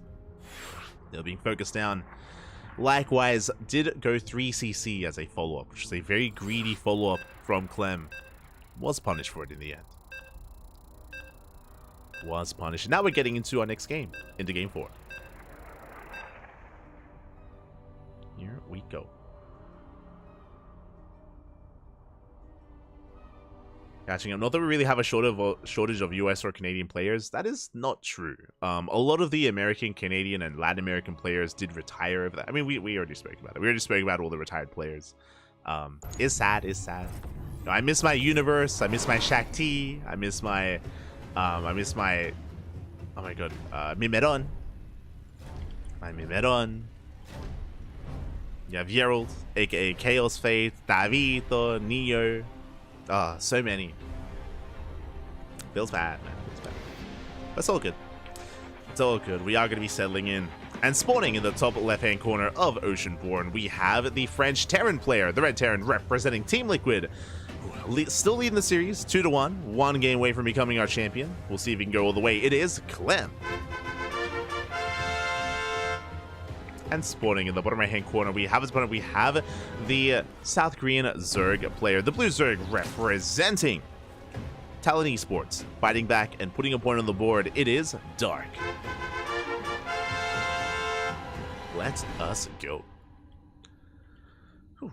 We do have an extended series. I'm here for it. I'm ready for it. Let's go. Let us go.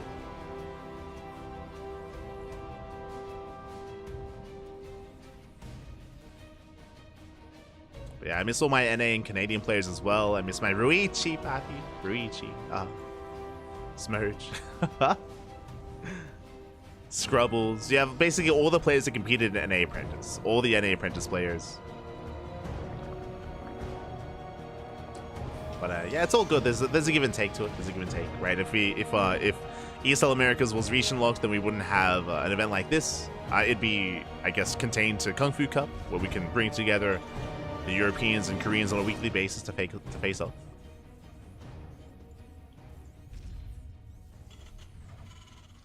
As we are setting up our racks expand, this time no 2 racks built here out of Clem. None to be seen. Likewise, Dark going to be going for a hatch gas pool standard opener out of our Blue Zerg player. Likewise, standard opener out of our Red Terran. We're calming things down. We're calming things down.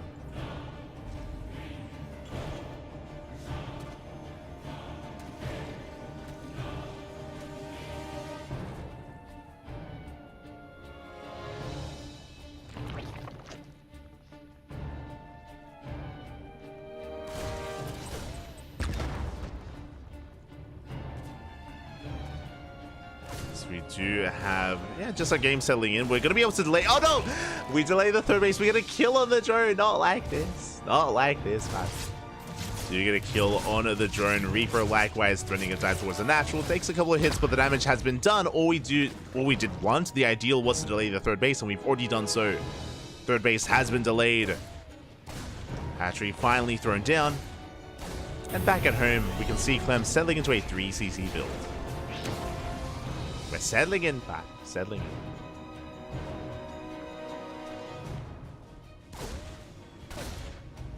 It is going to be a 3cc 1-1-1 out of Clem. Meanwhile, Dark settling into his own 3 bases as well. His third base was delayed, which is a rough moment early on. From here, Dark just has a drone, stabilize, maintain his position, minimize his losses. We can get back into this. I want to believe.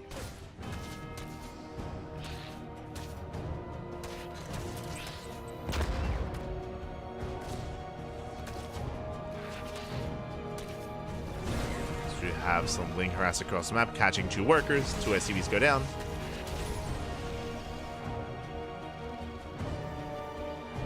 We managed to get 2 SCVs, likewise third base to be taken.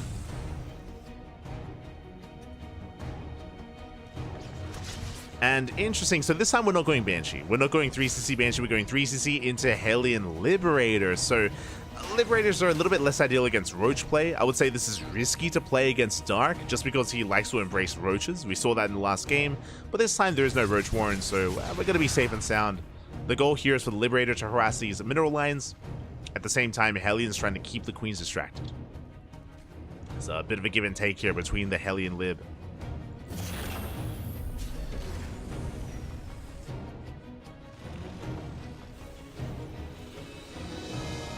As we do have a Link scout, we do slip in. Let's go. Link slips into the main, gets a full scout of the third CC of the production setup as well. Stim on the way. No other add-ons. No other tech add-ons on the starport. Confirming that there are no Banshees. Liberator is revealed. Dark is getting ready. Rotating his Queens. Spores finishing up. Hellions, they go for a dive. They're going for the third. Oof. They didn't quite commit. Oh, they think about it. They thought about it for a moment. Dark able to shut down two of these Hellions. Oh, even getting a third. Clem being a little bit inattentive. Does bleed out 3 Hellions. The Liberator denied access to the main. Back at home. Now establishing our third. Getting into our... Clem, I know it's 5 a.m., but yeah, some missteps here and there out of Clem. Does have to shuffle his bases around. Aye. It is quite late in France. It's quite late. Ooh, and we're punishing this. We shut down the Hellions. We go for the mineral line. SCVs are going down. We could even dive on top of these Marines. We don't quite commit. But Clem, we gotta tighten things up. Calm down, Papi. Calm down. And we spoke about Roaches earlier. There it is. Roach Warren is on the way. We're getting to 1-1 upgrades, range plus carapace. Infestation bit already on the way. This should be for Hive Tech. We can go for some safety infestors early on, but nowadays, most often, players just rush into Hive and work towards those Hive upgrades. Whether it's Lurkers, whether it's Ultras. But Dark is looking much more comfortable. I mean, he's able to drone up finally up to 73. This is a worker count that we didn't even get to touch on Amphion. If you remember, if you recall, Dark, he was stuck on 60 drones the entire time because of the aggression of his opponents, but here we're getting up to 4-base saturation. Solid economy here for Dark. Hive already on the way. Insanely fast Hive here out of Dark. There's that Bailey nest. We can work towards Adrenal, Vipers, and even Lurker Tech as well. Just really greedy play here out of Dark. The 5th is going to be cancelled. Glam being active. Shuts down the 5th.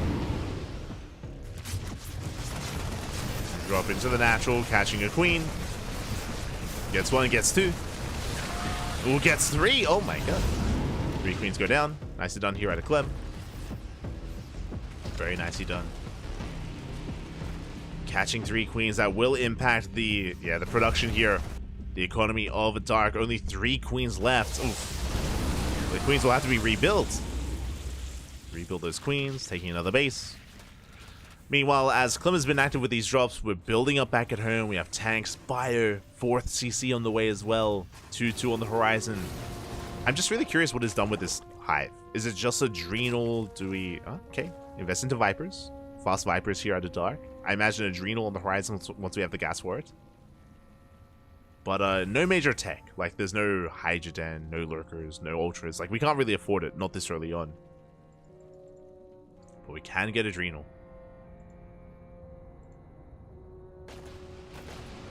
Double drop moving out. The reason why we would want to focus on Viper production, there's the Ultra Cavern. Oh my god, very, very greedy stuff here at the Dark. But the reason why we want to rush into these Vipers is because of our lack of anti-air. Remember, we don't have any Mutas, no Corruptors, we just lost 3 Queens, so we barely have any Queens. No Hydras. Like, this drop play can get really out of hand. Speaking of, we even cached 3 Ravagers. We have no anti-air, and that's where the Parasitic Bombs come into play. So the Vipers can help support. And double jump towards the bases. Queens trying to keep up. We still only have... These are the only Queens we have. 3 Queens. That's it. No other Queens. No injections. It's scary. I mean, Dark is maxed out, thankfully. But he has to be careful.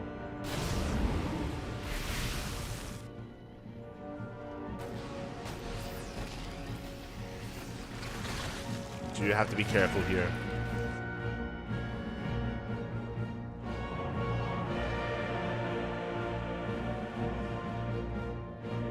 Vipers have arrived, hunting for those medevacs, even going for the blinding clouds. They're going straight for the kill, straight for the tank line. Yeah, the blinding clouds are insane. We do catch all those tanks already, 3 tanks even. Vikings will zone away the Vipers. The Vipers are going to be hunted down, but we're breaking through. The frames are dropping.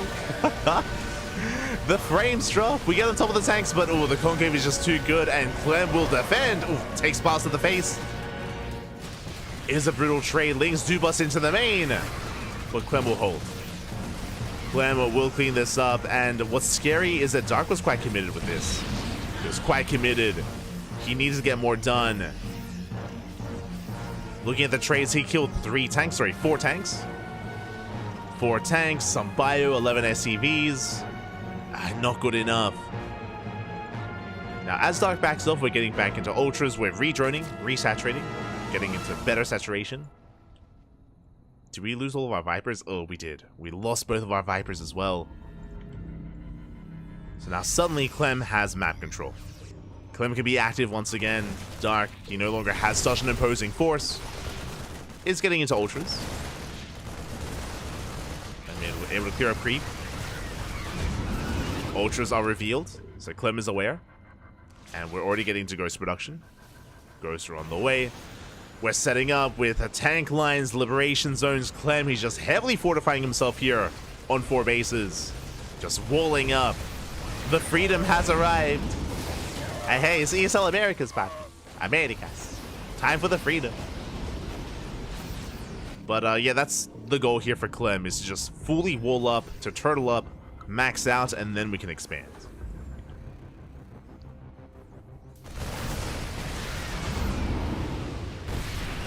We'll avoid those vials. We do still have an active tumor at least. Maintaining ourselves. Expansion now on the way. Now, this is going to be kind of a big linchpin here for this game. Can Clem establish the center base? It's going to be on Dark to knock it down, to make sure that we cannot freely expand. It's on Clem to establish this center area. Dark is taking additional bases, getting into more Ling Bane.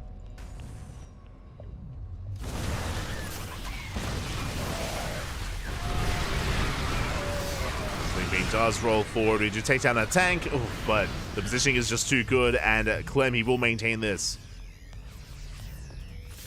Dark has to back off. He's rebuilding more Banelings. Once again, his goal here is to knock this base down. And that's allowed Clem to get up and running. But the longer this goes on, the worse it becomes. We have more SimCity, more CCs, planetaries, turrets, sensor towers. Dark looking for a better angle, going for the right-hand side. We do find a way in. 1 CC goes down. Banelings, they're going for the ghosts. Up! And can we get them? 1, 2 ghosts go down. Only 2. 2 ghosts fall. Dark, the ultras, they get into the planetary. Snipes are going up. The vials don't quite connect. We shut down 3 ultras. Oof, 3 ultras go down. Lings, they head for the planetary, but it's a planetary.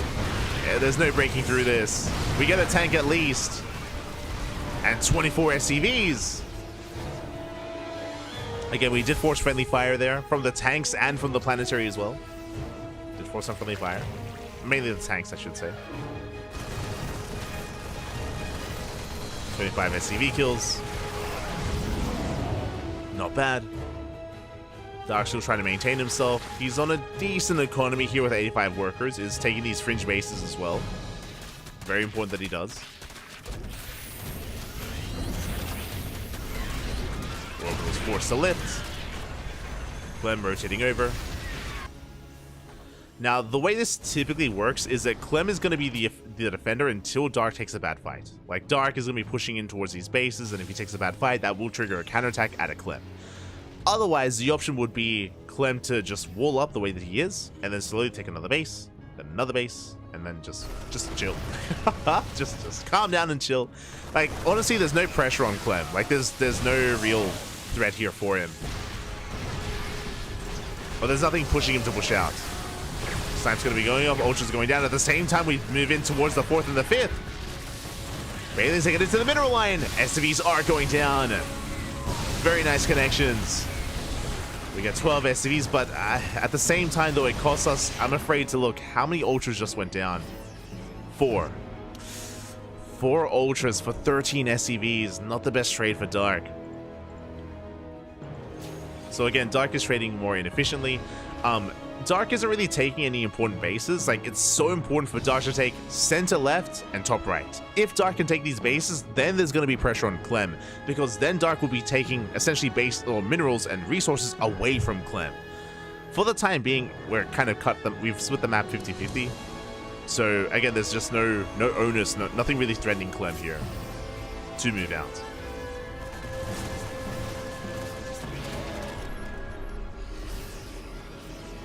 Like, Clem is pretty content to leave Dark alone. He's going to be harassing towards the left.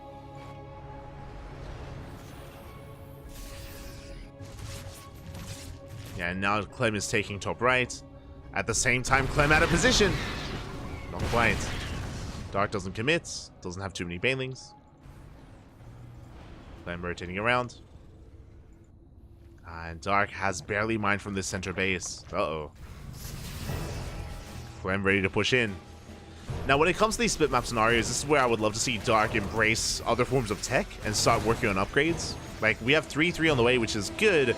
I would love to see Spires. I'd love to see Spires and Greater Spire and 1-1.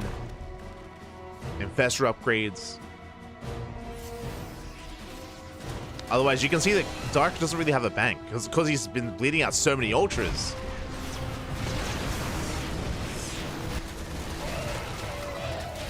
Wings, they hit the right-hand side. They catch some units here and there. They get the mules and a couple of SCVs. That's okay. But once again, Clem, he scans, he sees that the base hasn't been taken. Ooh, now it's on the way for Dark. Now, Dark does need to prioritize these fringe bases. Like, these 4 bases need to be prioritized. We have to mine as much as we can. Dark pushing in, going for the low ground tanks. Gets 2, gets 3, gets 4, gets a lot of tanks, and into the mineral line. Very nice push here from Dark. Planetary is, barely not going to go down. I thought that we barely could get it. Clem saves it. The base survives. 18 SCVs fall, but at this point, this is probably a good thing for Clem. At a certain point, you do want to be on a lower SCV count as you're relying more on mules. Like, we have plenty of orbitals, so mules are more of a factor. Orbital goes down, but you want to stay on like around 60 SCVs at most. 60 SCVs, and then just build up a larger army. Base is going down. Clem, he gains momentum. Yeah, he shuts down the army. Dark has nothing left, and Clem will take the series at 3-1. GG. Oh my god, it just happened here. Dark, he bled out most of his army, and he has no reinforcements left. Look at the supplies here. And Clem is our champion. GG, well played. Dark just bleeding out far too much, losing so many Ultras, so much Ling Bane, trading too inefficiently. And yeah, Clem, he was just the defender. Basically, it was just Clem kind of weathering the storm, taking the punches, going blow for blow with Dark. And Dark just was not trading efficiently enough, bleeding out too much, and not taking down bases, not taking down planetaries, not denying expansions.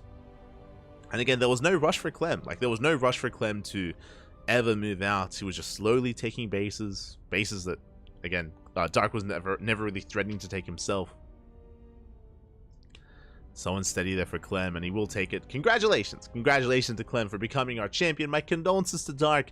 Dark, he thrives in more of these chaotic active games, and he can be patient at times, but wasn't patient here. We've seen Dark with some amazing late game ZVT against players like Maru, against Bjorn, even against Clem, but here we saw that Dark, he was a little bit more antsy. He was a little bit too active there, and a little bit too impatient. With that, congratulations to Clem. We'll take it. We can now go to bed. What time is it in France? Hold on. What time is it in France? Almost 6 a.m. in the morning. Get some sleep. Get some rest, Pappy. Get some rest. GG, well played. Clem has now earned some sleep, and my condolences to Dark. He had a great performance, making it to the finals. Very good run here from Dark, but alas, does meet his end at the hands of Clem. Congratulations, Clem. He redeems himself. Clem did not win ESL Europe, but does take ESL Americas at least. Does take ESL Americas. Congratulations. Congrats.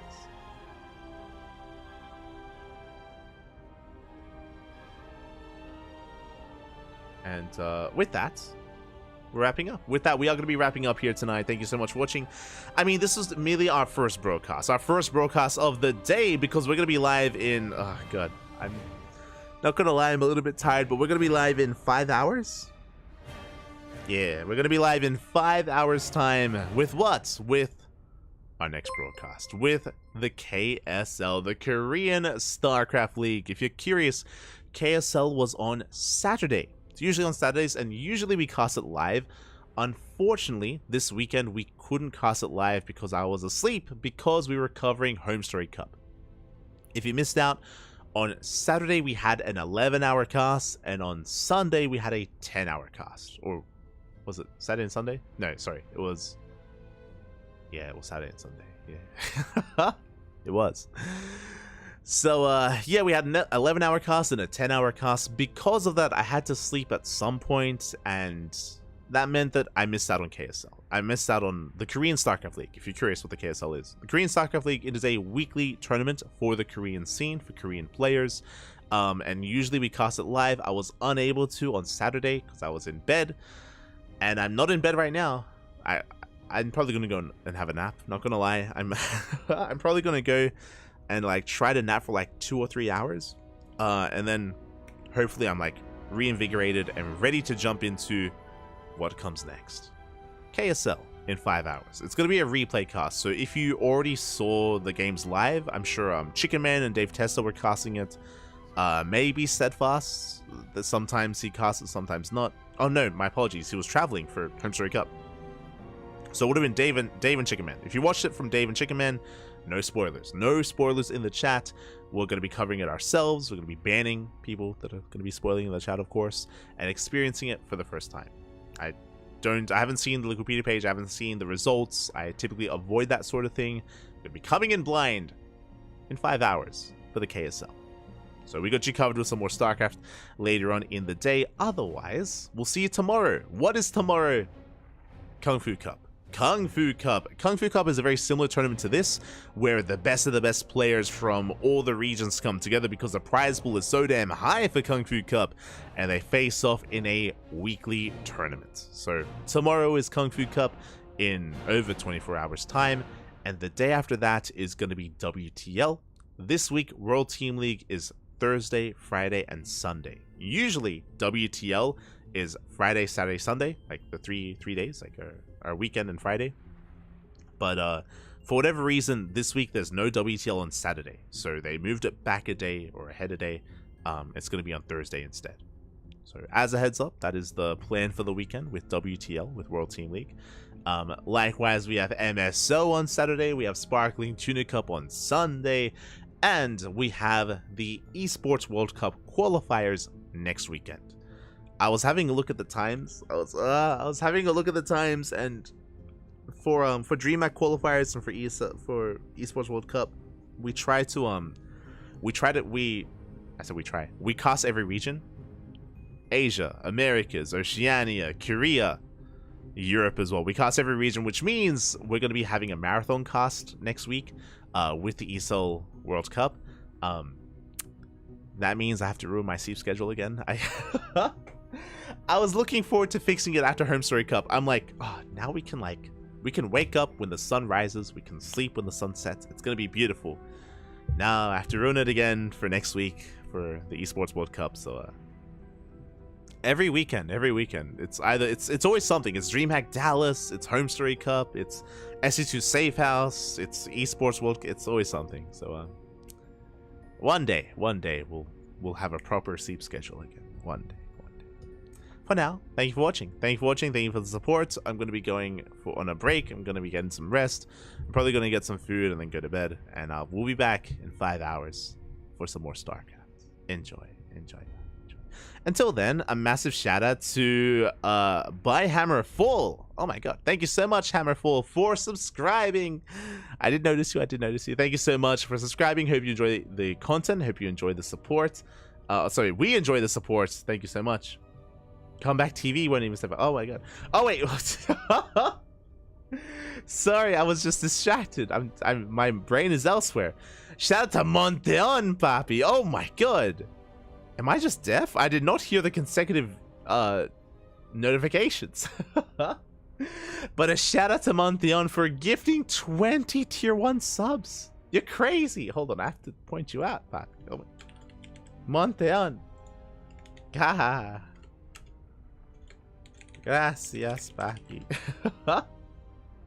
Thank you so much. Thank you so much. A big shout out to Montheon. Thank you so much for the 20 gifted subs. We do appreciate it. I hope you enjoy the content. I hope you enjoy the casting. Thanks to people like you. Thanks to supports like from Montheon, we're able to do this as much as we can and fund our tournaments as well. If you're curious, we do host tournaments on a weekly basis. That's what our Patreon is for. You can see there our exclamation mark Patreon in the chat if you want to help fund our tournaments and help grow our tournaments and help us support the StarCraft scene as well. Otherwise, thank you. Thank you. Shout out to Monteon.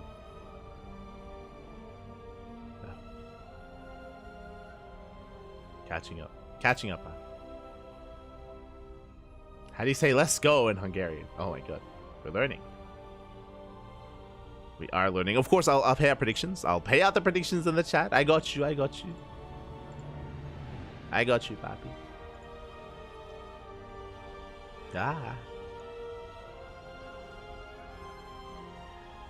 36-hour cost, alright. Oh, you're an animal, baby. I want to sleep. You cost from Friday evening to Saturday morning, and Saturday evening to Sunday morning in your time. Yes, yes, yes. America's in Asia. Yeah. We'll do our best. We'll do our best.